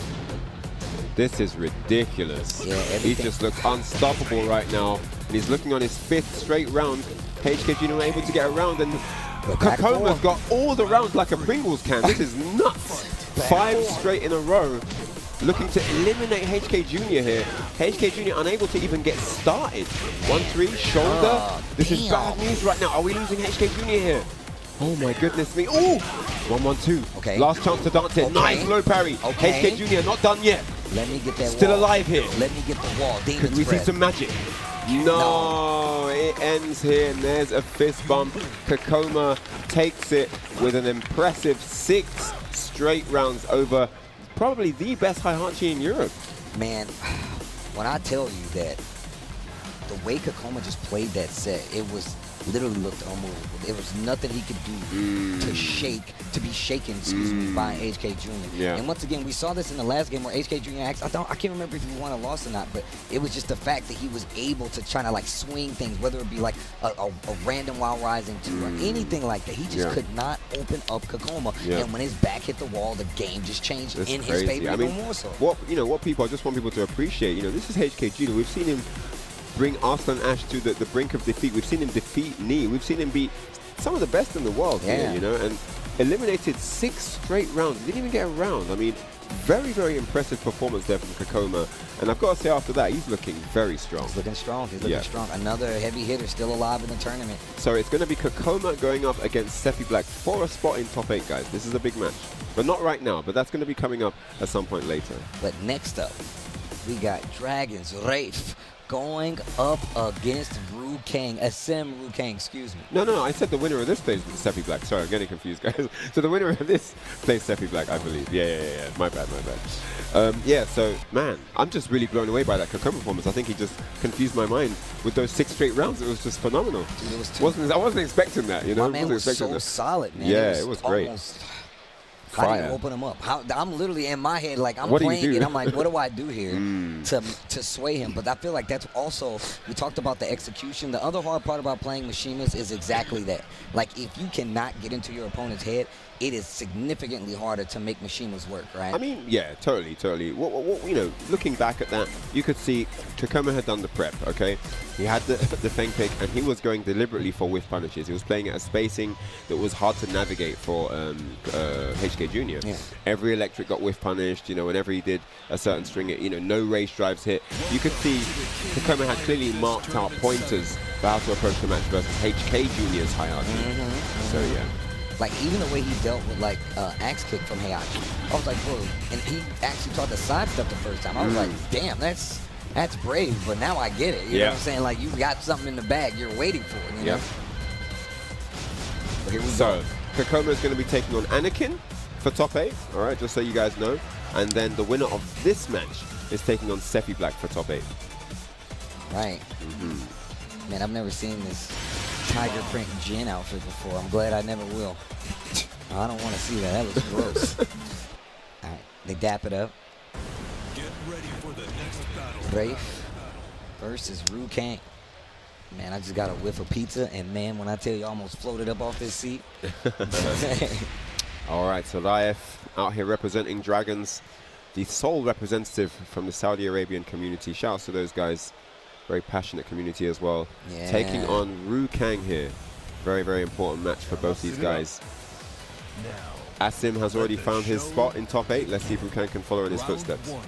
Dragon's Nest. Dragon's Raef on Dragon's Nest. Ooh, nice punish. Down back 4. Yeah, forward 4. And look at the aggression here. 4-4-3. Pressing him against the wall. Man, calm down, please. Really play. 2-4 gets the wall splat. And just like that, not giving him any space to work with whatsoever. Completely smothered that round. Oh, nice. Whiff punish early on and just standing for once again. Yo, he's toasting him right now. Yeah. This is Jin versus S'mores. What is going on? He's getting cooked, boy. 1+2 B-wall splat with the down 3+4. Back from what looking a to close it out. Okay, Rookang now. Yep, nice. Rage drive. Oh, man. He's playing this like he knows exactly what's coming. What is going on? Gotta slow it down, I feel like, after this, right? You gotta really take the pace away. I think he has to turn it up. I think he has to go crazy. Really? I think that he's just too on point. Oh no, gets the can-can. And another launch and everything working out for Dragon's Raef. He can't make any errors at the moment. Nice. Okay. We saw this last time. Oh. Wow. And just parried on the CD1. No, you know what? And back turn. No, if Dragon's Raef is playing like that, he has to slow it down. I think you're right. I think you're right. He's just going ham. Yeah, right now. he's going absolute bonkers right now. He missed one of the parries, and then he did it again. And it worked. Yeah. You gotta slow it down. You have to pump the brakes. You have to slow him down. Even if you don't slow down, you gotta slow him down because he's just on one right now. He's listening in as well. He's listening in. Right. Tell me, what's up? Tell me tell me how you're feeling. Tell me what's on your mind. What do you want to adapt? He's got it. He's trying to put his 2 cents in. Good tips. All right, so Raef approves. Raef he likes the notes. He gives his thumbs up. He gives his seal of approval here. But let's see if someone can seal the deal. 1-0, dominant fashion here. Now we're over in Souk. Bro, these Souk matches stage. that are coming up, my. They are looking juicy. Great. All right, so game 2. Asim was on stage with some advice here for Rookang. Let's see if it can help him. Oh, man. Savage sword. Oh, the delay. Nice. Sidesteps around it. Raef looking invincible right now. Still the tailspin. Oh, my. Oh, my. I mean, you mentioned the movable object before, but Raef is looking like the unstoppable force. Look at this. Another perfect. Another round. Oh, my gosh. He can't be stopped. Rookang now. Okay. I like down what I was about to say. I like no! this. Ooh, that was big. Doesn't get the juggle. That's so unfortunate. He needed that. He's trying desperately to build some momentum in this game. And the while standing one perfectly crouched into a punish. Savage sword. And it's just all going his way. He can't make any mistakes, whatever he tries. Oh, man, and the down 3. And it's just like that. It's set point. And this is loser's action, Steve. We might be seeing Rookang bail out right now. Oh, my gosh. Wow. Are we going to get another 6 straight rounds? Okay, Rookang now, trying to have an answer. 1 down 4. Nice. Now 4-2, and this time he's getting the juggle, yes. And he's going to the wall now. All the damage. He talked about how he loves the stage because he gets one combo and takes you right to the wall. He talked about it. He needs walls, he needs rounds, he needs wins, he needs everything.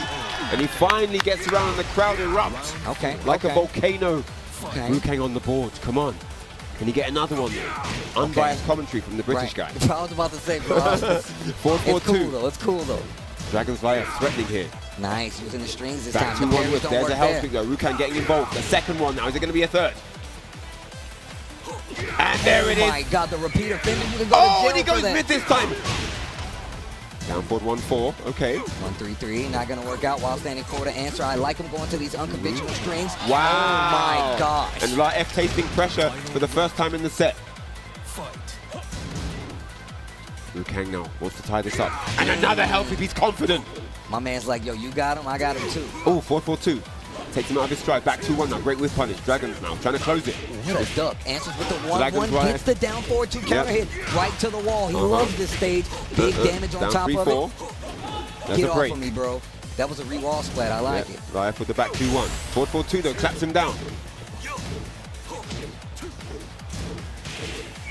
Oh, the power crush went underneath. The power crush became a high crush. And there he is, leaps for joy. What a turnaround here. I don't know what Asim told him, but it looks like it was some good tips. And Raef, he knows. You see him shake his head there. He knows he had that in the bag. He had 5 straight, Steve. 5 straight rounds. You can't get a better scenario than that. And now, but now he's going back. He's taking Rookang off his stage. He's taking him to a completely different stage. He's going to have to change it up just a little bit. Right. Not out of it. Just, Rookang's got the momentum. He got to now he knows he has to slow it down, right? Or possibly get him back into where he really wants to swing and play off his reaction. But he knows Rookang's a big threat now. It's Bob. It's a momentum character. It's Rookang. It's one of those characters that builds momentum slowly and keeps building until at the end there's a climatic supernova. He doesn't want to have to deal with that. And this is why he's trying to start off on the offensive. Keeps him upstairs. Keeps him honest. Down back 4. 5%. No break on the 1+2. And he's letting Rookang back in. Okay, no combo there. Oh, and the wall splat and the balcony break, and you're hella going to the other wall. Well, Yeah. Oh, you're dead. Damn. Man, this is tense. Raef with the first round here. Hell sweep. He's got him too, I told you. 3-1. Dang, into the demon pod, it still hits back. Oh, demon point in the back. Wow, he's carrying on. And now the hell sweep is in his bag right now. Everything is working. Oh, wow. Rookang in trouble. Oh, the back two in the back. Set point just like that. He's continuing where he left off in the last game. To be continued. Crouch dash 1 though. Wall splat.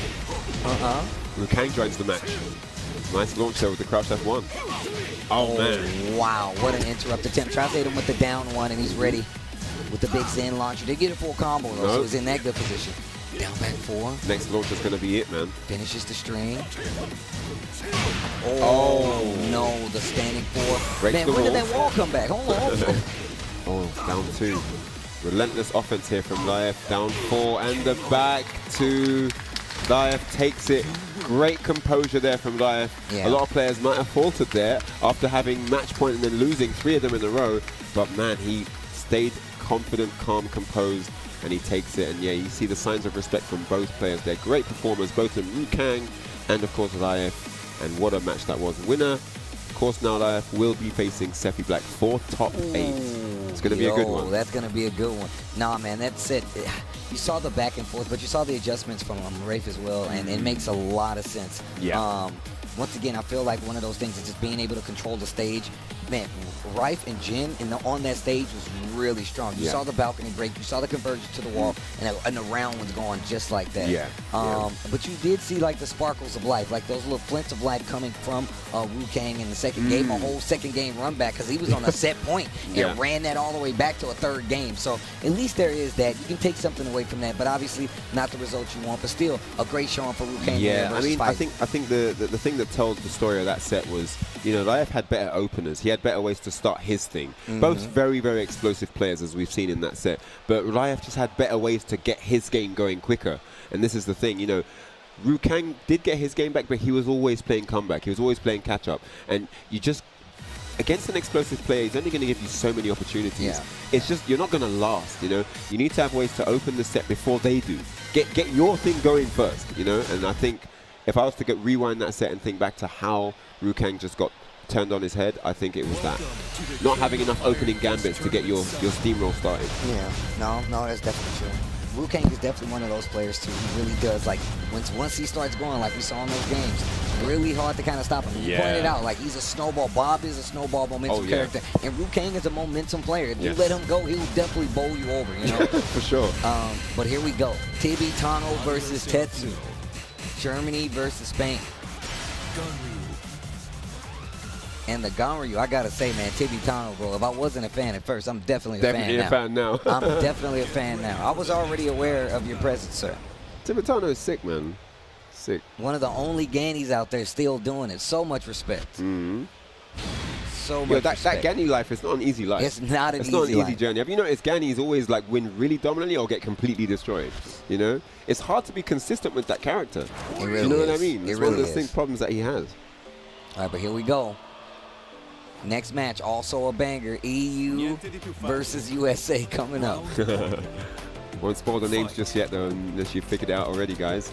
All right, so round 1 here. No walls, interesting. Oh, wow, ducks that. Straight into the wall standing 2.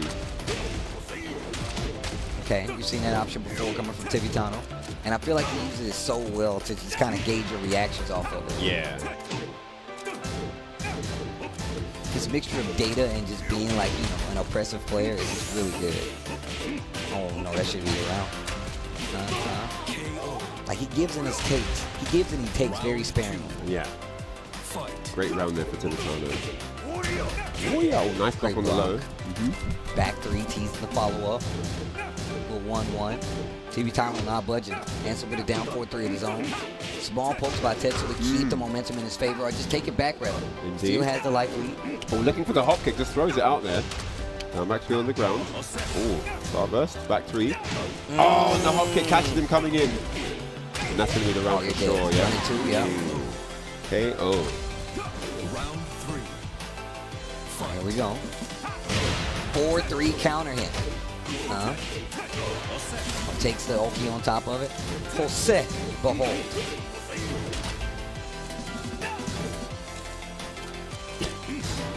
Oh, they dancing a little bit right now. One round up. +1/+2 gets him. Hip punish. My God. So ready. Nice. Have to respect the plus frames. He's trying to close it out. Oh, doesn't get the punish. A little bit far away. Enough, but just because it was powered up by the blue stuff, you get extra stun. Yep.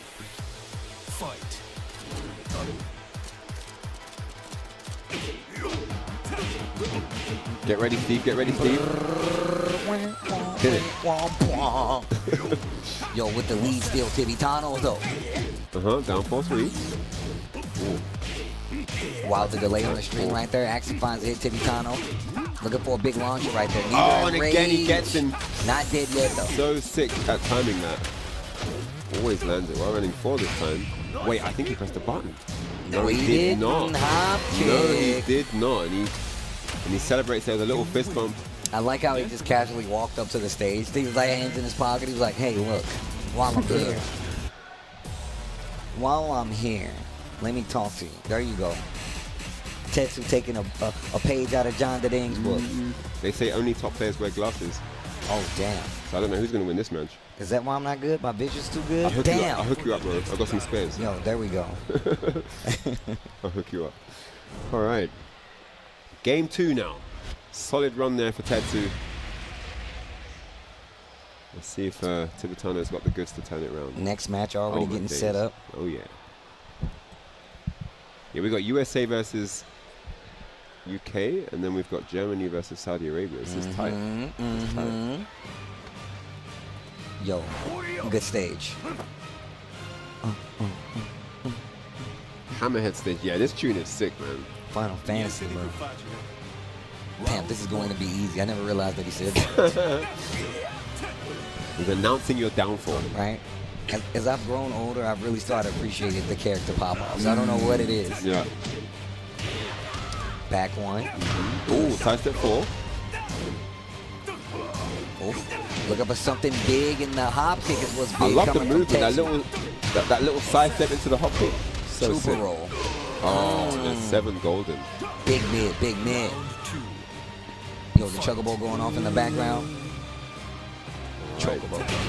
So Tibetand backing up for some space here, but wanting to initiate too early.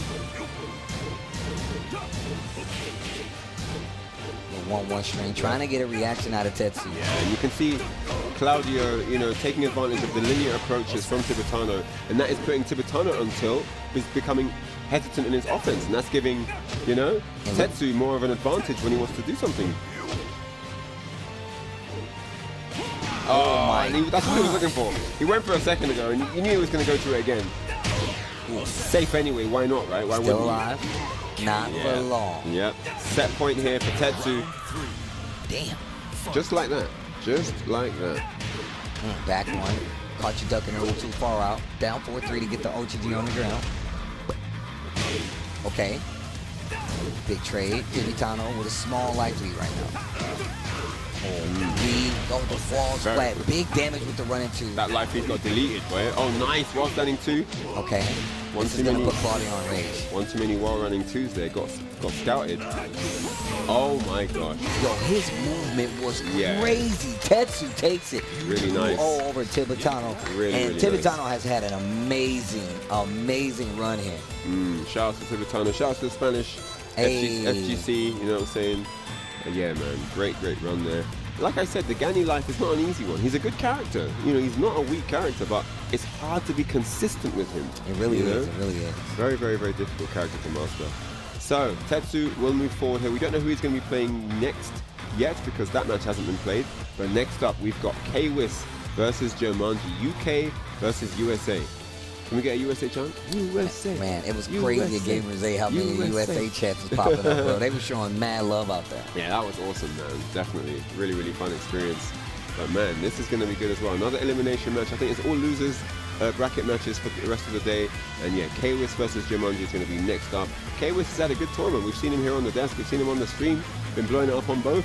I don't know what's going to happen. Player / commentator, bro. I feel like they always got to be one and the same anyway, if you ask me, but K-Wiz definitely one of the people that shines at it. I can tell you that, along with yourself, of course. You know what I'm saying? Appreciate that, bro. But it ain't many out there that can do that because it's not an easy thing to do. People see it and they think, oh, I can do that. And then when they get up on here, it's not the same, man. It's not the same. Yeah. So, we saw Jermanji in that last set versus John Hammer looking really confident. He had the answer for every scenario presented. Let's see if he's got the same kind of sauce going into K-Wiz's match. Yeah, I was about to say, Jermanji in that last match looking real good versus John Hammer. We talked about the versatility of these characters that we don't get to see much of. The Ninas, the Yoshimitsu, the Leis. Jermanji definitely fits in that category. He's still alive here in this tournament. Definitely has his work cut out for him. K-Wiz, crazy knowledgeable when it comes to just matchups in general. I would love to know his approach to this as he highlights Feng. That is 100% not happening. That is 125% not happening.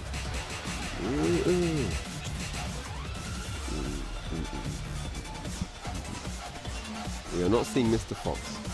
We are not seeing Mr. Fox. Yoshimitsu. Ti amo de serio. Get ready for the next battle. Get ready for the next battle. All right, guys, losers match here. Top 24. K-Wiz versus Jermanji. One of them is going home. So who's going first? All right, let's see. Someone's got a significantly longer trip than the other person. I can tell you that right now. I mean, great run for both of these chaps here. Yeah, it's been great, man. All right, Hwoarang versus Yoshimitsu. Hwoarang's not going to want to commit too much.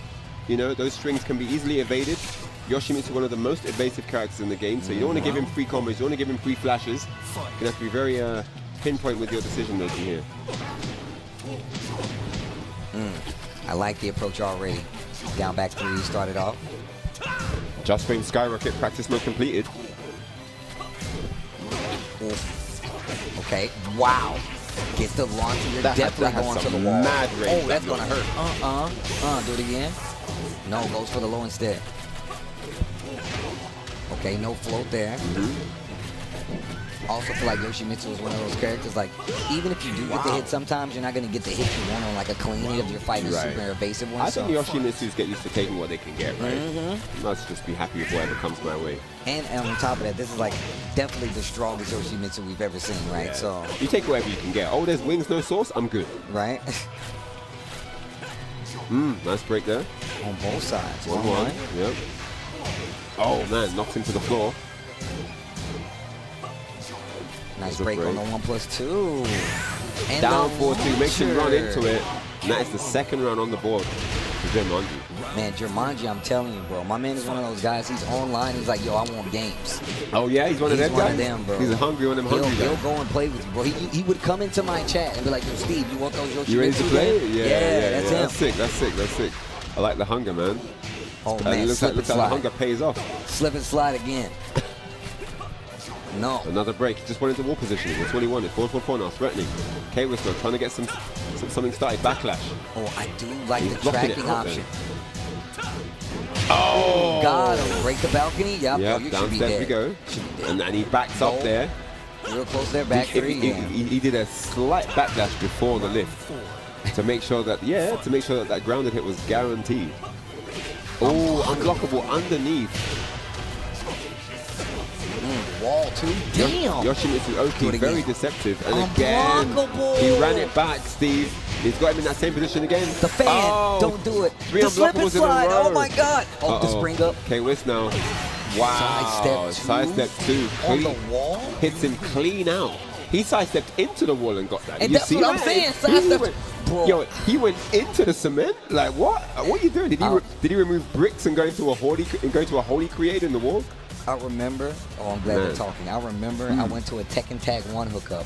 Unconquerable comes in like in the Hatman's place while we're playing, and he's like, I got something good for you guys today. And he's using Yoshimitsu, and he's hitting him with sidestep too. So every time he hit him, he'd be like, pop. Yeah, and he was abusing it's such a good move. It's such a good move. It's such a good move. Gosain up on deck now, giving K-Wiz some words of advice. Shout outs to Raeb, who was also there. It was a lot of people there, but go on. No, I was about to say, like, in Tekken World Tour, I feel like we're seeing coaching become way more ubiquitous around the world. Like, you always have a boy running up on stage being like, yo, make sure you play your game, make sure you do it, you know what I'm saying? Watch out for these lows, you know what I'm saying? Like, because there'll be that one thing you're not realizing that everyone watching is seeing, because the observation chair gives you access to more things, right? So anyway, game number 2, Island Paradise is the terrain. We're about to get into this. Jermanji is leaning forward now. You know that lean forward? I'm trying to win. I'm trying to get Trying to get this 2-0. I'm glad you said that, though. All right. About the coaching. Because I'm going to tell you right now, like, I think it's become one of those things that is really starting to help out. But let's get back into this game. We're still looking a bit more confident now. Down 3-4, yep. Punish. Yep.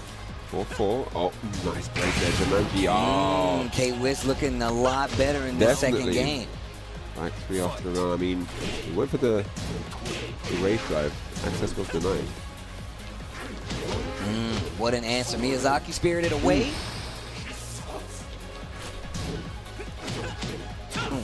Nice option to go for the hell sweep right there. Yeah, he's going to try and put him into a grave of fireflies in a minute, bro. Right? Hey. Ooh.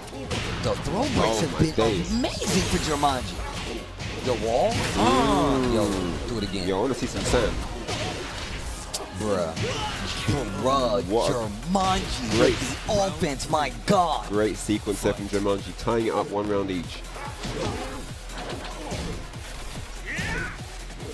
I was looking for a back 3. Nice. There's the back 3 you were looking for. Right on point. No, he missed the opportunity there for the Oki. Down 4-2. It's a crouching hit. Wow, backlash. Big damage here. Should be dead. No! Yeah, while standing 4-4 all day and night. Okay. Great man. Playing a lot more active. Definitely, yeah. Getting more active now. Not respecting. And that's what it got him. That's what it got him.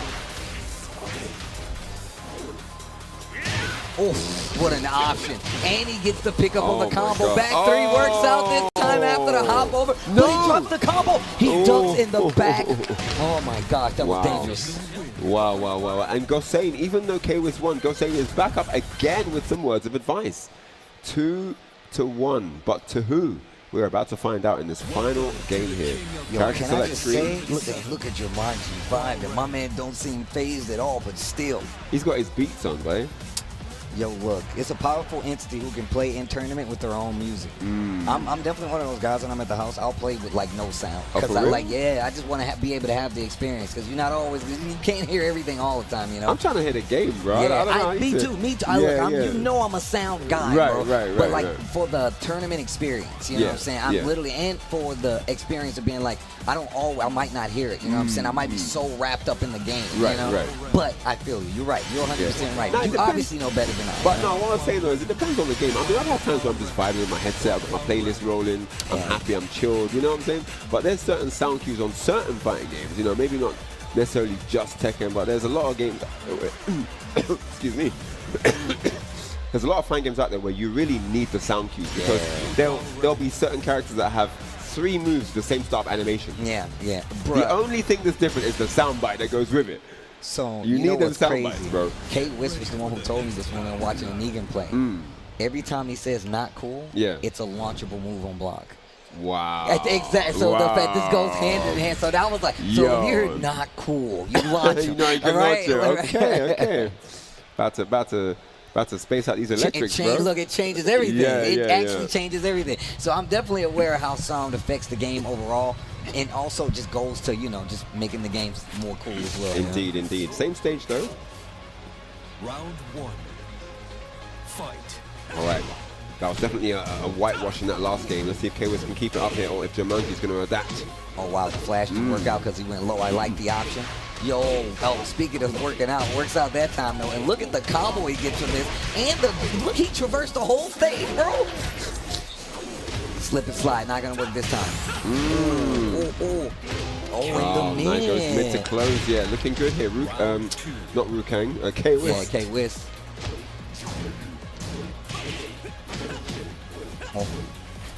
Starting to use a lot more of these strings. Doesn't get all of it, and that gives him a full punish there. I like the side step, gets him out of danger. Definitely gonna be happy about that. Counter hit, okay. Yeah, full crouch sweep. He can definitely get this other wall to play properly. He's over there, he's over there. Okay. Doing the damage. Oh, he baits the unblockable, gets the wall splat. That's the third option he's pulled out. What? That's going to hit. That's going to hit? Yes, it makes Oh, you're dead. And it's going to be KO. That is going to be KO. Just got a little too overzealous right there. Jermanji had the momentum, but Easter Rage right just getting too much. And what a turnaround. Step two, yeah. Pop. And what a turnaround, though. After that first dominant game from Jermanji, K-Wiz bringing it all the way back. And look at this. My man has used 4 different options after that tech setup. Jermanji deep in the hole. No break. No free back 3 anymore, though. Okay. I'm still getting it, though. Scoops off the ground. Oh, the down back 3-3-3s. Okay, Jermanji. The mysticals. Just got out of the water, gasping for air. No, yo, he said, stop that nonsense. Stop that nonsense. Get that out of my face. Great tracking option from K-Wiz. Jermanji in a bad spot right now. The first one. That's going to be it, Steve. That is it. 2-1. K-Wiz takes it over Jermanji. Reminding everyone that he's here. He's here to play. He's here to win. And he gave us a great showcase right there. 2-1 over Jermanji. Shout out to Jermanji, though, coming through. Big shout out to Jermanji, all the way from the USA, and a taste bud at that, man. As you can see, he's well versed and almost there when it comes to being able to get to a top 8, a top 16. Just well played no matter what. Yeah. And I'm happy to see him come out and represent. Great from K-Wiz, though. I like the composure there. You know, he had a couple of words with Gosain. I'm not sure what they discussed, but clearly had the mindset afterwards to deliver the comeback. That stage change was big as well. I think the Island Paradise, everything seemed to work much, much better for K-Wiz on that terrain. Definitely great performance from him there. I mean, man, what a sick match that was. He also said he just really likes that stage. He literally says, it's not a strategic thing. I just go there because I like the stage. He likes the aesthetics, likes the music, likes the feel. I dig it. You got sand. You got sand in your toes. You can't argue with any situation where there's sand in your toes. It's a good day. It's a good day, you know. Big stuff there. K-Wiz marching forward in the bracket, getting close to that top 8 spot. I think one more and he's in. I think it's one more for top 8. I believe so. So yeah, great stuff. Not many Hwoarangs in the tournament. I think he's the only one left in the bracket. And great character spread all around. But guys, if you're just joining us, this is Versus Fighting 11. Tekken World Tour Master Event, the last one for the continent. This is big, 400 points up for grabs. These guys have been grinding, grueling battles all weekend, and we're not even close to the end. We've got a whole day of top 8 action tomorrow and some more top 24 matches coming up very, very soon. So yeah, this has been really, really sick, man. I've been having a great time, man. Man, I've been having an amazing time, man. I can tell you that right now. And if you think about it right now, we still got crazy matches. We got Sephi Black coming up versus Raef as our next match. So I hope you guys are ready for what's about to happen right now. Obviously, top 8 is the goal. They need these points for the TWT. And like you said before, this is the last opportunity for this region if you're trying to get some points to add to that last little cover, you know? I feel like Sephi Black in general is one of those players who's really grinding for not just the points in the Tekken World Tour, but just his own level of Tekken in general. He's been trying to level up and make a consistent run in every event, not just being happy with top 8s, but trying to get into that grand final slot. You want to reach a place where you can get into that top 3 position consistently, like your Knees, like your Arson Ashes, like your Ulsans. This is what these players want. I think John Ding is one of the most recent players we've seen do that. Make the transition from being a regular top 8 fixture to actually being a guy who's going to those grand finals and even winning the grand finals, you know. So it's not easy to be done. I'm not saying this is something that everyone should be able to do, but that's definitely the goal if you're a top player in these Tekken World Tour matches. But guys, we're going to cut to a short break, but we've got more top action after the break with you, and it's going to be Sephi Black from Team Big versus Raef from Team Dragons. Don't go anywhere. We'll see you in a minute.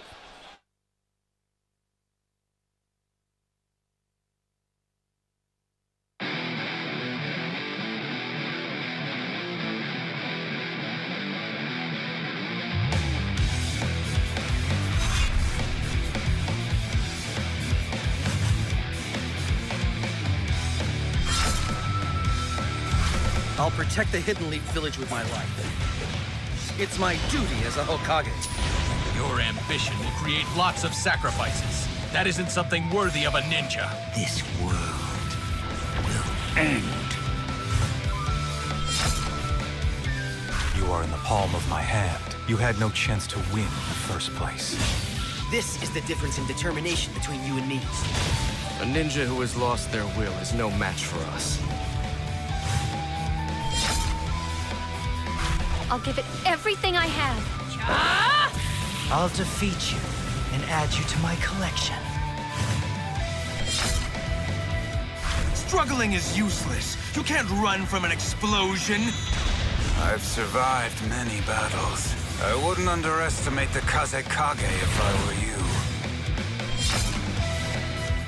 Do you think you can beat me? You idiot! I can't lose here. Not as Asim a student. The name of the legendary Shaheen isn't just for show. I'll never stop until I catch up to him. Here we go, Kuma! No one can extinguish the will of fire. Now is the time to display our true power. My infinite Tsukuyomi will lead people to true happiness. There's no longer any strife. Now we synchronize our hearts and fight together. I'll keep moving forward, even if it's just one step. I can't stay still any longer. I shall show you my will! Here I go! My taijutsu will blow even you away!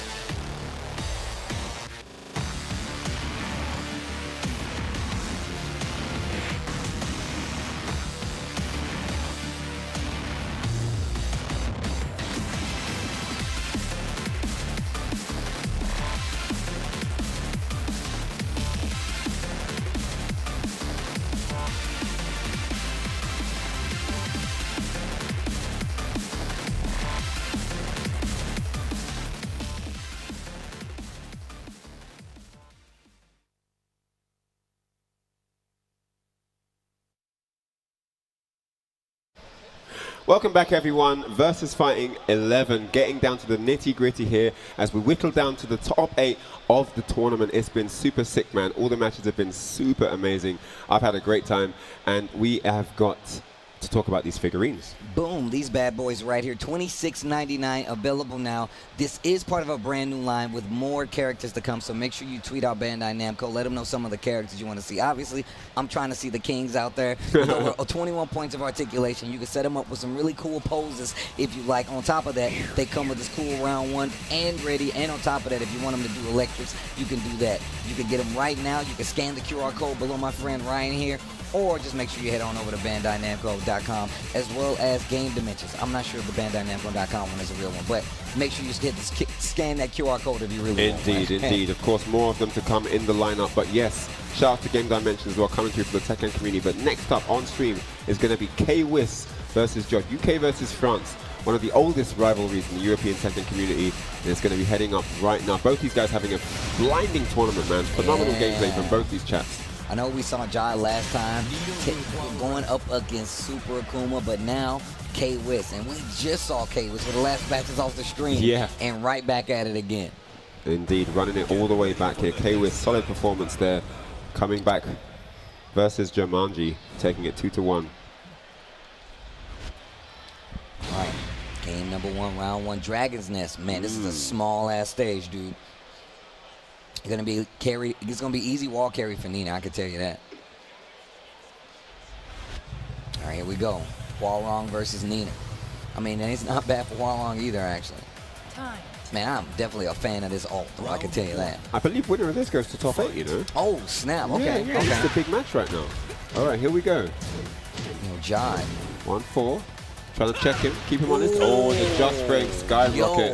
Yo, my man K-Wiss is ready right now. Wave dash 2, hold on now. Oh, now yo, the multi-throw, no break, roll him over, break the arm. Nasty stuff there. Okay. Defense real solid right there, a little fuzzy duck to make sure there's no tricky lows. Jodd a little bit hesitant now, not wanting to man, that wild standing move off the wall, gets the pick up. Yo, and you're going to the wall. You might be dead. You might be D-E-D. Oh my God. Dead. First round for Jodd. Heihachi the step, long bomb, just frame. Oh, down 4-2, clips him stepping. Okay. He said, where you going? Take this in the chin. Oh my goodness me. Forward for the boot. Open the door. Oh, nice break there, yep. Spins the blue, takes the offense. Power crush the answer back, not yet. Oh my God, he blocked the low and stayed alive. Look at the combo though. Give me the butterflies, no? Full guard sweep, he's bringing it back. Shut up. Steve, he's stolen it with a down back 3. And it's 2 straight rounds after a brilliant start to the round there from K-Wiss, man. He turns it around, Jodd. See the life he had left He on had a pixel left, man. That was Harada's care if I ever seen it. Okay. Goes low twice in a row. Yeah, back 3 on the ground. Oh. Wow, he's answering back. He's answering strong here, K-Wiss.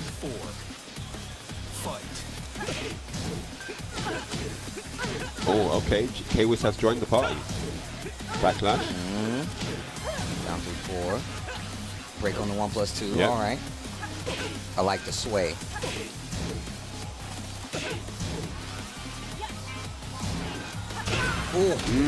Magic 4. Runs in for the down 4-1. Follows up. Finds the wall here. More damage. Nice break. Jodd with the lead, gets the down 4-2 pending the drop, and there is none. But that's going to be the first game for Jodd. And the French posse in the crowd here. You see Yuki with a round of applause there for his teammate, well, for his boy, Jodd, you know? Yuki, a firm French supporter. The French massive on deck here. You can find him anywhere, cheering. And Gosain's on stage supporting K-Wiss. And this is big, guys. This is for top 8, and it is one more game. Jodd potentially could eliminate K-Wiss here and move into top 8. Needs one more game to do it, though. Right, of course, K-Wiss, we saw him down a game before, and we saw him come back strong from this same position. Let's see if he can deliver that one more time. Man, that was a fast round, game 1. Yeah. That was a fast game. All the rounds were fast, even the ones that were won and lost from K-Wiss, you know. All right, so Island Paradise again, his clearly his favorite stage here. Telling you, man, he was like, yo, I just like the vibes. Hey, you just won on it. Why not pick it again? All right, so Jodd now. Nice duck while standing 2 under the high string. Let me get the balcony. Pressure at the wall now. Blonde Bomb tries to throw. No. We're going to go downstairs. No, wait, just whiff there. Weird axis right there. New tactics 2 times, 3 times. Man, you're milking. And he is harassing right 4 now. He times. is harassing Oh my K-Wiz. God, repeat offender with the perfect on top of that. Nowhere to run for Hwoarang there. Just pinned down against the wall. Oh, man. Nice block on the back 3. Nicely done, yep. Oh, they've got more off with punish. Oh, that mix is starting to be a lot more potent from K-Wiz. Down 4-2. All right, let me Clean get hit. the wall. Round. Oh no, the wall saved him. Wall saved lives. That side wall saved lives, bro, because we ain't even see it. We were the cameraman just skating along the wall. Oh, wow. I believe that was a counter hit there. Didn't believe in it, though. Okay. Ooh, the just frame. Cleanest of hits. Over to the wall now. K-Wiz. More damage on the plate.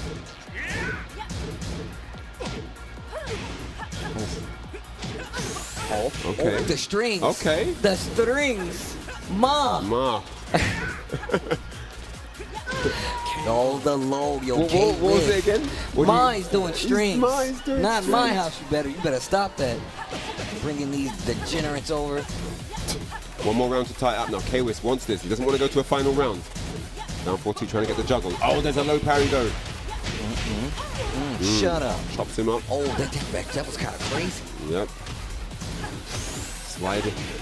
Yo, he was Jodd. off axis, actually. That was crazy. Jodd just might tie it up. He's looking for something big. K-Wiz was looking for big damage, but this is set point for Jodd now. Oh, looking for the full suit, and there's the jump. There's the delayed hop kick. Great awareness there from K-Wiz. Oh, and you're getting the wall. Big damage. Big damage. A lot of life gone there. Half bar. Give me 50% off. Great punish. Almost got the wall splat combo. Went for the multi. Not going to be enough. No, not in. Ooh. Not on your Let's belly. it rock this time. Sidewall's right there. Let's see what he does. Slap to the face with a counter hit. Oh, full throw speed. This time he gets him. K-Wiz in trouble. Oh, and he gets him, and that's going to be that. 2 straight games for Jodd, taking it over K-Wiz, eliminating him here just before the top 8 spot, and that is it. Jodd marches forward to see another day. Well, man, Nina work though. That is tough to deal with. I feel like that character scares me when I fight her in tournament because I'm like, depending on where I am, and even still, you got to be nice to make consistent with that character. Yeah, Nina is definitely one of those higher execution characters that if you know someone's really good with, you really got to be careful. Yeah, no, for sure. And Jodd has a very, very unique style as well. It's one of those things where you just don't know what he's going to deliver because he just plays really, really different. Execution on point, great clutch factor, always aware of every situation, you know, had the sweep blocked, went for it again, very persistent. He's got those tools that make a top player, you know, all those things that you see in your Arsenal Ashes, in the knees, you know, this is what he's delivering here. So I think he's got a bright future, to say the least. All right, here we go. This next match, another banger for the people watching. Sephi Black versus Dragon's Raef. This is going to be good. This is going to be good. Thank you guys for staying tuned in.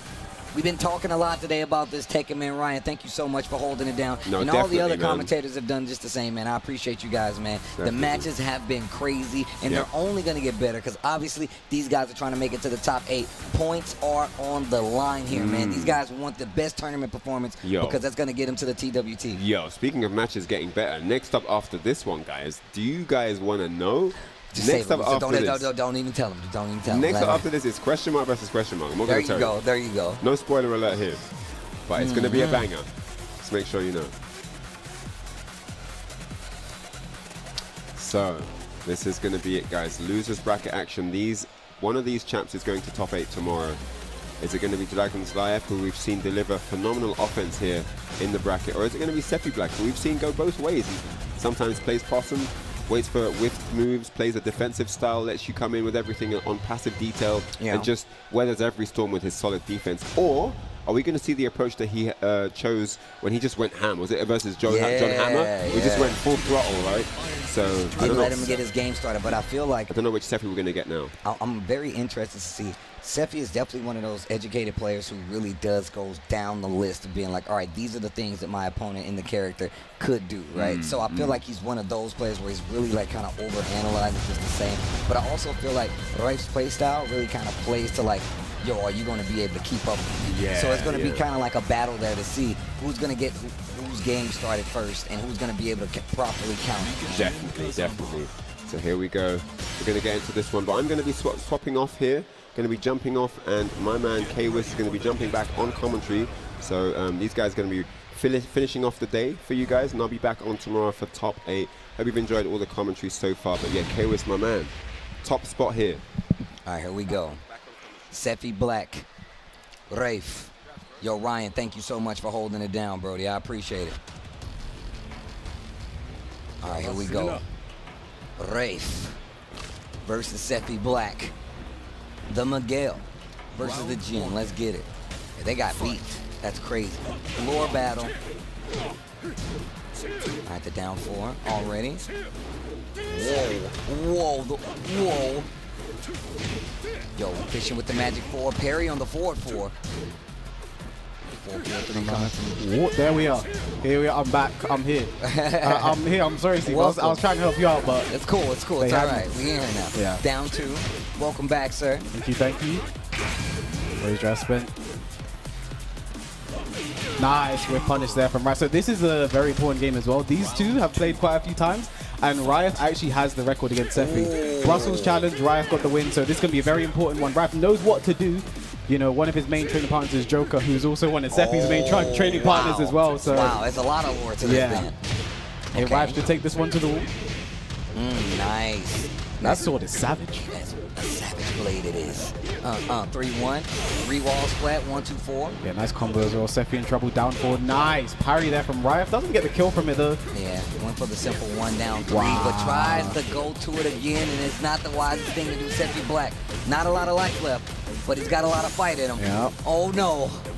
I mean, if anyone can make this comeback right now, and there it is. That's vintage. That is vintage. He's doing strings. That is vintage Sephi Black right there. Ending rounds with a down 4 into the headbutt. Because you block the low, you want to punish the headbutt, destroys you. So nice magic 4 to the wall. Oh, it's magic. Spring. It's magic. Nice Sephi, big life lethal 1-2. He's really taking control of this game right now. Raef was firm in the driver's seat to start off, but I mean, things change. Nice, the savage stance, hold it after the up forward 1. Tapping the legs, 2-4, goes for 2-1-4 right after it. The magic 4 hits. Oh, it's magic. It's magic. But big lively right now for Raef, but we have seen earlier that Sephi knows how to pull these comebacks off. Wow, the whip punish. Not going to spend his rage, just going to go for the damage, go for the mix-up. This is scary now for Raef, honestly. 1 launch and this could be it, and that's it! Sephi Black. With a fingernail's worth of life. Yo, you better be careful, you're going to get yourself killed, bro. You keep it up, you're going to get yourself killed. I know, this is a lore match as well, right? That's what I said. I was like, this is a lore match too. They got heat for each other. I like the fact, I feel like he picked that win on purpose. I like it. And now Gosain stepping up. Gosain, I can attest to his coaching right now. He knows what he's saying, man. Very good at reading the game and reading the players, so definitely has some good words. I mean, Raef was definitely winning. You know, a lot of those rounds. Definitely could have said maybe the second round where Sephi had the huge comeback, and even that round there, Sephi had another huge comeback. Raef definitely letting the round slip away. He knows it himself. Just needs to stay confident he can take this. And obviously Tetsu jumping up, always there to coach Sephi. So I'm going to tell you right now, Raef is definitely one of the people who definitely has a great time and really good at controlling the pace of games. And you can see right now, Sephi's not letting him do that. And that's one of the reasons he's being really successful with this right now. But look at the offense coming from Sephi once again. It got him that first game, and it seems like it's getting him this first round of the second game. Yeah, nice sidestep dunking in for Sephi. R4-2, stay away. Got the counter hit, 4-4 this time. Drops the car. I think he thought the wall was closer there. Unfortunate for Raef. Okay, sidestepping, trying to keep that position. Back 2-1, follows up with a standing 4. Looking for the back roll. Nice low parry there from Sephi. Not in race, so not doing extra damage right now, but gonna get the wall splat. Keeps the combo very simple. Punish that. The wall is there, but Raef wasn't ready. The down 3-3. One more hit does it. I mean, Sephi, do you have another comeback in you? Oh, wait, I like that. Tries to go for the down back 4. Jin just slightly out of range. Yeah. Good work there from Raef, staying cool, calm, and composed. Wow, the Zen cancel keeps him out of trouble. Sephi's back getting close to that breakable wall, and the standing 4 gets it, and he's going to carry it to this next one. Yeah, that's a beautiful combo from Raef. No too many hits before Sephi's ready. Gets up 3. Is he going to break this wall? Oh, yes, he is. There it is. 4-3-4. Yeah, there it is. I like the low. I mean, Sephi, his biggest problem for years was this guy did not do lows. Now look at him. Look at him go. Look how far he's come. 1-1 gets the bait out of the blue stuff. Yeah, I think that race trap is so bad. The low parry double even drops the combo. Savage low. 1 down 3. Nice duck, the down 4. One more hit does it. One down 3 of his own, and he was finishing that string. I knew it was. A bit of a risk. We saw Sephi low parry that earlier in the first game. Right, and that's exactly what I was looking for. Nice, gets the 4-4 counter hit, gonna take him to the wall this time. Nice combo as well, and there's that Savage Sword again, 50% gone. I'll take half.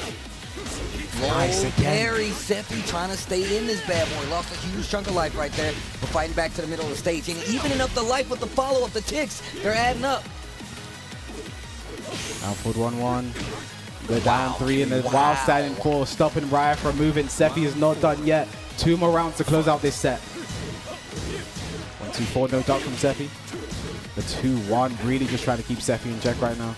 Down 4-3-2. I'm a proponent. I always tell Sephi, bro, you got to put more of that in your game, bro. Yeah. Nice backdash. Oh, I knew the Magic 4 was coming. He was looking for it. Looking for something big. Hop kick not going to work out. There's a Magic 4, and this could be... Down 3, just stops there. Back 2, stops there. Sephi starts fighting back. The round! There it is. Okay. I didn't want to curse it, so I just sat there and could be there. I just sat there. So shout out to Raeb for getting that one and not letting me curse the game. So again, both the coaches stepping up. Tetsu for Sephi and Gosain for Raef as well. In lieu of Joker, Gosain has stepped up for Raef. Again, this is interesting. I remember at EU Cup earlier this year, Sephi and DBP were the German qualifiers, so there was no Tetsu for Sephi. So I actually had to step up. He said I had to step up. My man said I had to step up. And then when I coached Sephi, he won the game, and then Tetsu actually DM'd me, and he said, "Thank you for doing that, but don't take my job." Yeah, they really do show a lot of support to each other. And look, I feel like it really does help out. It goes a long way. Ryan was talking about like having the observant eye, the eye that's able to see everything. It's really easy for the mental stack for things to just slip by where you're like, yo, you're letting them get away with, or you letting this slide, or you're not doing this, you know? Do not get in my way, says Jin. Bite of the apple, throws it away, very wasteful. So we're sure that's an apple. It sounds like an apple. It sounds like an apple? What else could it be? I didn't know, you must have a crazy ear to make it sound like an apple when it hits the ground. Trade on the up 4-1. That was a missed electric there from Raef. He's not going to hate that. Still gets a hit. Still takes some damage. Down 1-4. Nice. They don't confirm that. That 1 down 3. Yeah. Jockey for position. They're waiting for something. Magic 4 in the 4-4-2. Is he going to carry to the wall? No, it's going to be just shy. Nice low parry from Raef. Now this combo is going to be important. If I was him, I would probably like to hold on to the reach. I would have spent the boost. Because you're gonna throw him very far away. You're gonna give Sephi time to think, and I don't want that guy thinking of all people. What's he gonna cook up? Absolutely nothing. 1 down 3 again, and he finished the streak again. Could get him in trouble, but I mean, he does it again. This is disrespect right now for Raef. He knows it. He's in his head, you know. I just realized something as well. I think if Sephi loses and doesn't make top 8, this might be one of the first tournaments that he's gone to. He's not made top 8 this year. Sephi's consistency has been amazing this year. Yeah, no, that's definitely true. Mix up top 8, fighter shot in India top 8. Almost made an Evo Japan top 8. Almost made an Evo Vegas top 8. The consistency for this guy has been unreal this year, but Raef is looking to spoil that. 1 round away from making it to our top 8 on the loser side. very. Yeah, very nice. 2-1, delays the 4. Sephi didn't bite the 4-4 counter hit. Hold on. Raef back in there, right on the beat. The combo simple, huge lively for Raef. We've seen Sephi make these comebacks before, but I think Raef is not going to want to let that happen again. And the duck on the Magic 4, not the best combo that messes up the electric, but still going to be a nice chunk of damage. Going to be close to dead as well. Sephi, can you make this comeback happen? No, Sephi goes down. Raef stays alive. Sephi, though, like I said, definitely one of those guys you got to talk about. The consistency has been unreal and an amazing player on top of that, man. Sephi Black. Not going to go further here, but Raef staying alive. Man, another good set, man. Another high-level Tekken match, man. I mean, what can you say about that one, man? I think Raef does have the edge over Sephi. More often than not, he normally does win. Brussels Challenge they played, he won. I think they played in Dubai. I don't even know if Sephi won. I can't remember now. But Raef does have the record over Sephi. So, you know, and I think playing that type of person for a top 8 can always be a bit daunting. Yeah, you know, it's a high-level match. I was actually in the opposite situation just now. I actually have the record over Jodd normally. With the last time we played, he did win, but in general, I normally have the record. So I'm like, I'm feeling good about this. You were comfortable. You know, I feel good about this. What the? But Yo, then, Jodd is crazy with it though. I think it was the second round or something where he landed the move that knocked you down into the pickup. That's like hard to do. Swipe the floor, and then he did. Oh no, I know what you're talking about. He got the combo, the long distance, pickup, right? And that killed him. When he got the move, I was like, okay, this is fine. He's not gonna get the pickup. Then he got the pickup. I was like, damn. He dropped it. The last time I saw him go for it on stream, he dropped it. The time before that, he got it. So versus you, I didn't even say anything. I literally was like, oh dang, you got it. I was like, damn, he's got those. This is gonna be a tough game. Yeah. Yo, he's that nice. Trust us. I literally was trying to tell him, like, look, it's a Nina. If you're playing it at this level, it's got to be nice. Jodd probably one of the best Nina in the world at this point that's out there competing. But we're not going to talk about Nina because our next game is going to be 2 heavy hitters, 2 international players as well. Only one of them can make it into our top 8. If you look to the bracket before and you think both of them make it, you know, it's going to be Anakin versus Kkokkoma. Asim getting a huge upset over Anakin early on with that Katarina just from out of nowhere. Yo, the Katarina's been doing numbers with the Katarina this weekend. That was his season 1. It was Katarina and Dragunov and Kazumi. Those are the characters. I forgot about that. I definitely remember him playing Katarina and having her in the mix. Those were the characters he was really rotating through. And then, you know, went away for it, started playing Geese a lot around season 2. And I think it was like season 3, all his characters got nerfed. Steve, Geese, Katarina didn't get nerfed. They did a thing where they made one of her moves like not as like punishable. That's not a nerf. There was one season that every one of his mains got nerfed. I think it was season 3. They all got nerfed. Okay. I think like Downfall 1 got like a weird nerf as well. Like every single character he played got nerfed. So he was in a character crisis, and now he's come full circle versus fighting here with the Katarina, the same character he beat Kudans with. Versus fighting 2018. So, you know, it's come full circle for him. Top 8 winner side this time. And then you have Kkokkoma stepping up. I think it was Jodd that put him into the losers, right? Or was it the other way around? That put who into losers? Kkokkoma. Was it? It was Jodd putting Kkokkoma into losers as well. So I think 2 upsets for these two right now. I didn't even see that, but here we go. Anakin versus Kkokkoma. We got kind of stuck. Down 4-2 gets the combo. That wasn't even a whip punch. Yeah, he just caught him moving forward. Anakin looking for some wall shenanigans right now. No break on the 1 throw. It is a bit awkward to break. Her leg comes up. It's kind of like Law's 1 throw. Onto the 2 jab keeper in check. Tries to swing, and that's going to be the first round, Kkokkoma. Round 2. Fight. All right. Kkokkoma sidestep right early. Jackhammer planting seeds for a tree. Back 2. Oh, wow. Stop that approach. That was crazy. Wow. Speaking of the stop the approach, the down 4-2, you're hella going I think Anakin, the best in the world at placing down 4-2, regardless of character, man. You just cannot stop him. Right. He will land on a nice delay counter hit there for Kkokkoma. Rage available, so extra damage. Not going to carry to the wall. I don't know about that. He right there. Yeah, that could have been a lot worse. When it looked like it was going to get the wolf plan, I was about to eat my words. Right. I thought that's why I was like, dang. I was not expecting it to. It was right there, though. I believe in my read. Oh. Nice. That's something you have to do against Jack. You have to do against Anakin. You've got to side with those jackhammers. Do not let him get those for free. That's his momentum starter, bro. Set jackhammer counter hit. Jeez, the noise. 2-2.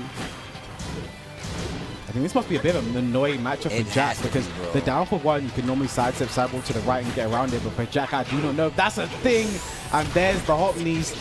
This is the round if he gets a clean wall splat. I told you it had to be a clean wall splat. I told you. I said clean wall splat. That's what I said. Whoa. Oh my god. The debuff. The debuff. Oh my god. The blue stuff. Let it go. I screamed there not because I was surprised, because Steve had a really tight grip on my arm. My bad, bro. Oh no. Oh no. The cat on stance dive kick. Clean walls right there. Big combo as well. Wow. Hello, Anakin in trouble right now. Jackhammer gets nothing. Nice dog. Wow. Finishes the string. Yeah. The only thing he could do there in that situation, honestly, block and punish. 4-1, throws it out. The set, this is not looking good for Anakin. The down 4-2 throws out, does not work. And you can tell that this is the game plan, because obviously typically we've seen Kkokkoma go with the Feng, right? Yeah. But this matchup, like you said, it's very noticeable how annoying this is to deal with as a Jack player. And Anakin going right back into the rematch, man. There's something about this guy, I'll never really truly understand. You know, it's just... He said, I don't need time. We're going right back in. Like, not even a stage would normally have to go for the violent systems. He's just like, no, we're going right back in. You have to respect it. Sometimes it's a bit of a fool's choice. It's jarring, bro. It's the jarring. You're like, dang, you ain't even thinking about it. That kind of puts pressure on your opponent. Like, wait, why is he not thinking? Does he have the answer already? Oh, see, no punish there on the kunai. That is -11. Could have had a 4-2 or a 2-1 there. Didn't work out. Trying to swing between that 2-2, not smart. Down 4, actually stuffs the power crush. Oh, nice block, but I think that was tip range there, just out of range for a launch there. Dog. Man, Kunimitsu going to work big with no launch there from Anakin. That could have changed this entire round. Really could have. On the wall, too. Flat 2. 4-4-3 plus frames. Anakin, can you make this comeback? He does have the rage to punish that. Wow, that was definitely not what we expect from Anakin in that. 15 seconds left to go. Rage for Anakin, life lead for Kkokkoma. One launch wins it for either player. Look at the movement. No contact for quite some time there. Down by one block, but no punish. Once a down 4-2. And the back 2 there. That was very, that was pretty good there. That was very smart, because I was looking for debug, right? I'm looking for the blue stuff, right? And that move is fast enough where I would have clipped it. Jackhammer. Jackhammer. Down 4-2. To the wall we go. Lean on it. There we go. Nice. Side switch. Gets a free hit right after because of the movement, and a counter hit for Kkokkoma right here. And the wall to boot and big damage on the follow-up. She is enraged while standing forward. Thought it was going to be too late. Just enough. Blue stuff. Off the wall. Attack the back turn. Oh my God. Going off the wall like Michael Jackson does not work out. One man apiece there. I'm always stunned by Anakin's games. Every time, dude. Power crush. He finds his mark. I just still feel like that trade was definitely in favor of a Kkokkoma because of the damage. Nice kill 3 there as well. Wow. Now life lead for Kkokkoma. Down back 1, keeping him in check. The down forward 1. Kokkoma's back into the breakable wall. Anakin needs to press the issue right now. Down back 1. Just the set. Almost made something big, having 2-2. Fishing for a big counter hit. Side step to the left instead. 4-2 from Anakin. Punish. The 2-2s are coming out. No break on the throw, and that's going to be the round of Kkokkoma. 1 round away from making it into our loser side top 8. Full crouch. 4-4-2 on the follow-up. A bad position for my boy Anakin right now. Jackhammer counter hit. Okay. I'm asking to Spag a while ago, and he just said, like, Anakin is the best Jackhammer counter hit and trade Jackhammers. He's the one who just gets it the most consistently. Bro, I saw him trade one earlier. It was a crazy trade. Still got the combo on that bad boy. And he got the juicy, the while standing 4. I'm like, hold on, dude. He's the best there, man. But lively for Anakin now. Kkokkoma really has to make something happen. Trying to poke away. Anakin, nice the jackhammer, side step. Going to the wall for sure. Gonna be a good combo as well. Nice patience from Anakin. Doesn't bite on anything. Rage available now in the corner. There it is, but doesn't kill. Kkokkoma. Rage drive spend plus frames. That's cheap. Wow. Nice block after the set low. Anakin's still alive though. Gotta say a bit of an unnecessary risk there from Kkokkoma, but if it hit, it hit. It did not, and we have a final round in the second game. And now you can see the offense being turned up. Yeah. No challenge on the set 3. That is 0 on hit. Yeah, you can see lots of sets coming out. Anakin has the wall pressure right now. The breakable goes under the side step 2 with a set 3. Nice duck on the throw. Down back 1+ frames. Nice challenge from Kkokkoma though. Nice break on the throw. Oh no. Lets it rip. Good delay there from Kkokkoma. The while standing 4 from Anakin. About even on life. The side step 4. The side step 4 for 2 hits. And the mid catches are moving around. And Anakin out of the game. Kkokkoma moves into top 8. Well fought on the tail end. I can tell you right now, Kkokkoma known for picking the better matchup character. Yeah. We saw the Feng. We saw what happened with the Kunimitsu, and for good reason. We talked about how annoying this is going to be for just Jack. I mean, all those kinds of characters have really fast, smaller hitboxes, get out of the way. Like, it's really tough for them fighting up against these smaller characters. Yeah, and now I believe this is going to be our final game of the day. Our final game of this was top 16 right now. The winner gets into top 8. On the loser side, and it is going to be a UK versus German affair, so those ones are always crazy. And it is going to be Mr. Ayorichi going up against Tetsu. That's my guy. This one is going to be an absolute brawl. I mean, these two very familiar with each other, good friends as well. They play each other a lot, but you know, this one really has the potential to go either way. And I think Tetsu, you know, both these two looking amazing right now. Yeah, they're playing really good this weekend, bro. I'm definitely enjoying the games I've been seeing, talking about from both of these players. Like you said, though, like Tetsu, representing young Germany, definitely one of the strongest players out there right now. Yeah. Has a great base to have any knowledge of understanding of any character. So really, I'm telling you right now, it's definitely a game he can take. But Ayorichi, I was talking about one of the innovators out there of the character at this point, who continues to go back and forth, back to the lab to find out more stuff, whether it be just a new combo, but most of the time it's how to deal with new situations. It makes me a fan of his play. Yeah, and it's weird because I can't really think of any head-to-heads between the two off the top of my head. They definitely have played multiple ICFCs, definitely they have played before. I just off the top of my head cannot think who is the one that comes out on top normally. I know Richie's won a few times, Tetsu's won a few times, so this one, it's a real 50-50 right now. Look at these two, man. Gamer Legion Tetsu, and also recently unspotted Ayorichi left Rise not too long ago.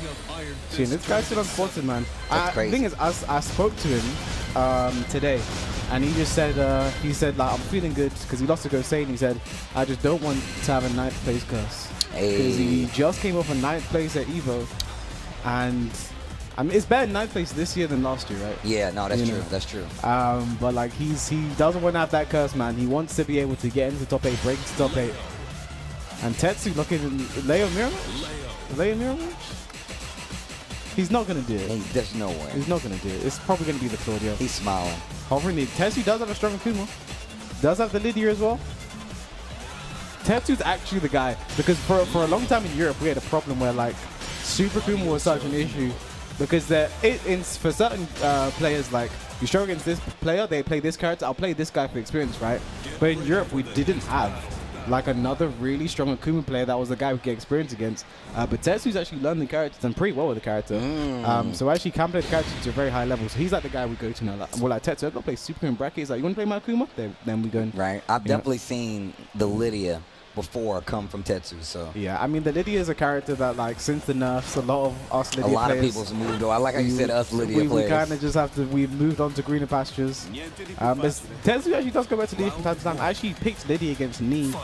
Fire showed in India, lost that game, but then won with Claudio. So I mean, you gotta be sure. If I'm him, I'm gonna have infinite confidence in this Claudio after that. Okay. Punish that, very nice. Starburst, still sitting there. Yeah, nice magic 4 for Tetsu. Let me get the damage realignment into the back 3, the walls there. No trooper roll, thinking on the follow-up. Just one punch. It's the 4/4. That was interesting there.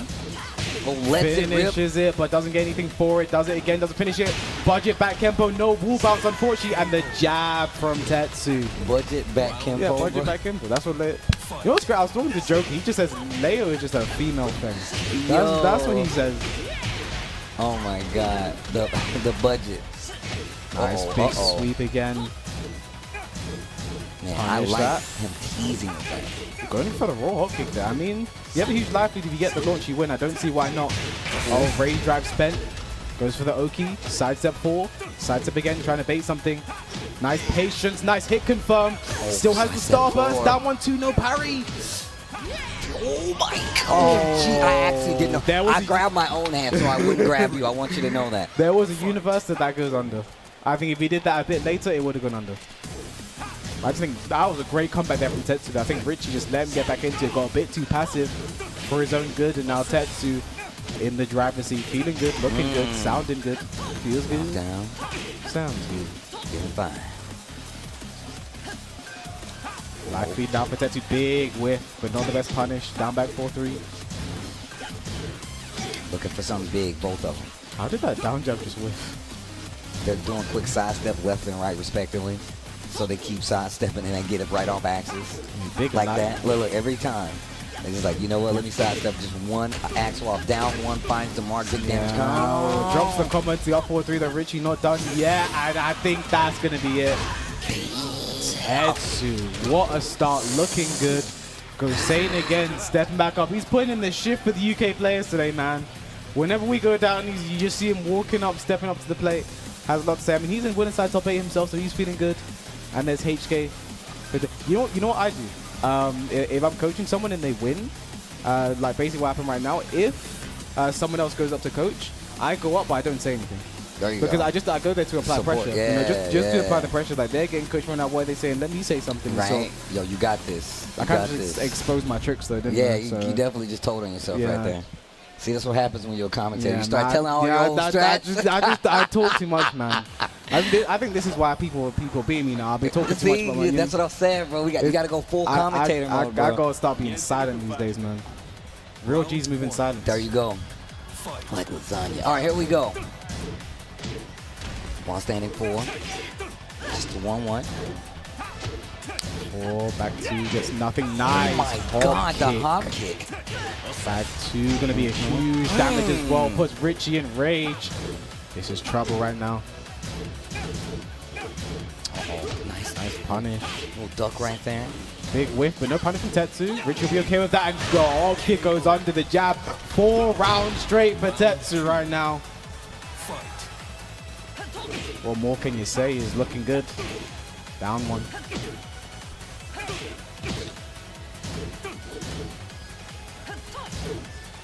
Now this is a life lead for Richie. Something I always say to people is you need to play off your life lead, go from there. Yeah, that's facts. That way it'll make you not overcommit to certain things. You'll know not to put yourself in risky situations. And look, he was ready to sidestep. Was that a key charge there from Tetsu?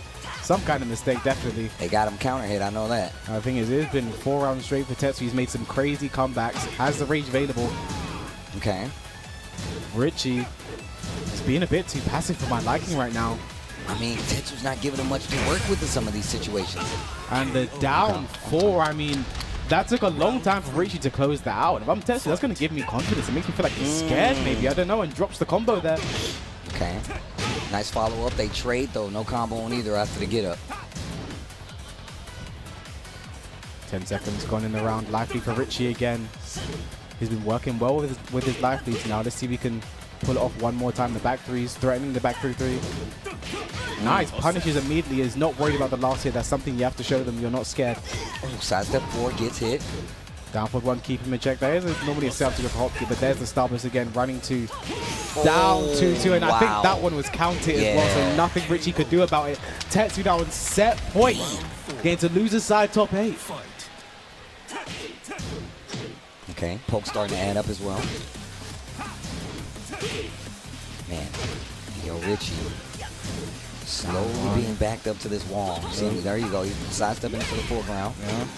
Down back 4-3, down back 4-3 again. All the lows are coming out. Sidestep 4. Oh my God. Look at the confidence right now for Tetsu. What a step. The punish, and with the right combo.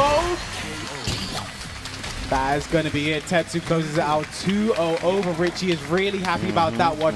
Makes it into top 8. And this is important for Tetsu. He is someone chasing that top 19. You know, a 3rd place finish in India earlier this year. And now with this one, he's someone who might be, if he continues this up, is primed ready to make it to that top 19. Man, but my guy Ayorichi, what a run.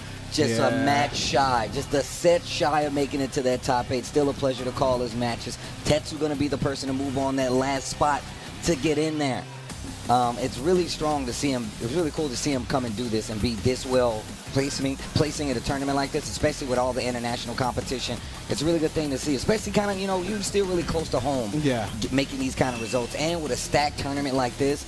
I mean, you gotta be proud of your accomplishment. I mean, anyone getting to this point is a fantastic. If you can finish 9th at a tournament like this, I think you're a great player. Maybe one of the best in the world. You know, I think that 9th place finish is no one's ever happy about 9th. No one's ever happy about 9th. I'm trying to lie to myself right now. Like no one trying to talk yourself into it. I feel no one's ever happy about a 9th place. But at the end of the day, I think Richie should be proud of his performance. Played very well, and then plays lost to Gosain and Tetsu, 2 of the best from their respective regions. You know, one the best in the UK, one the best in Germany. I think both of them top 3. You can say either top 10 in Europe, perhaps both those guys as well. You know, Richie, another guy also up there. But I just think, you know, there's nothing to really, you know, be ashamed of it in that kind of performance. Obviously, you're going to be upset. There's nothing to do to really control that. It is what it is. But we're going to take a look at what things are going to be shaping up to be tomorrow. You see that top 8 bracket there, Steve? Oh, my God. On the top side, we have Asim versus John Daring. Then, of course, Super Akuma versus your boy Gosain. What we got down there on the losers round? That first losers game is a run back from grand finals of Dubai. Kkokkoma versus Raef. A grand finals of a challenger event is the first game of losers top 8. And then Jodd versus Tetsu. I mean, every single one of these games is primed and ready to be an absolute banger, Steve. Yo, these are the kind of matches that I like to travel for. Lots of great games between all these competitors. If you've actually been watching all weekend, it only gets better, man. Now that we got that top 8 solidified, you guys are going to see some great matches across the board. It's a lot of EU in there, obviously. You know what I'm saying? That's how it's supposed to go. I love seeing Raef. I love seeing Raef in there. Tetsu is another player I just like to see do really well, especially when you see how hard fought the matches were, you know? Yeah, and both the Koreans making it as well, Kkokkoma and John Ding as well. I think if I had to put money on it right now, I think John Ding is the guy that is looking to go all the way. I think, you know, he might, to me, I think if you take Ni out of the equation, because obviously it's me. Yeah. If you take Ni and also out of the equation, I think he might be the best player in Korea right now. I mean, it's really easy to see because especially, like I said, I feel like he's always universally been somebody that always has traveled for the points, so he's got a lot of XP when it comes to high-level competition. He's just coming off a win in a stacked Japanese dojo.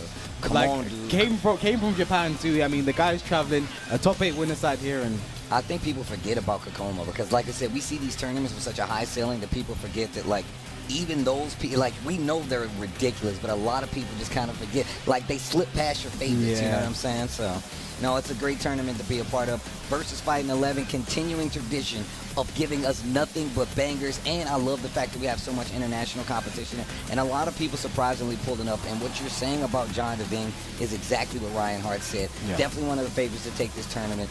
Definitely going to be our first match that you saw there for the top 8.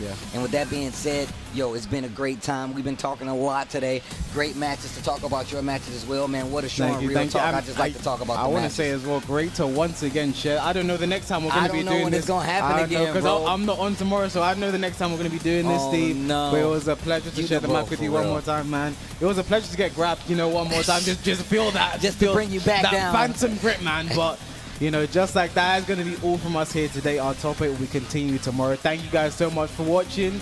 Enjoy the rest of your days.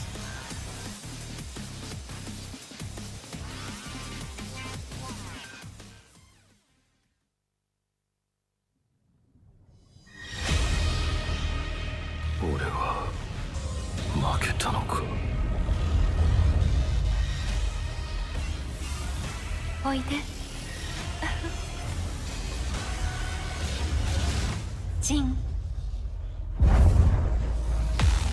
さあ全人類よ、世界を闘争で満たせ。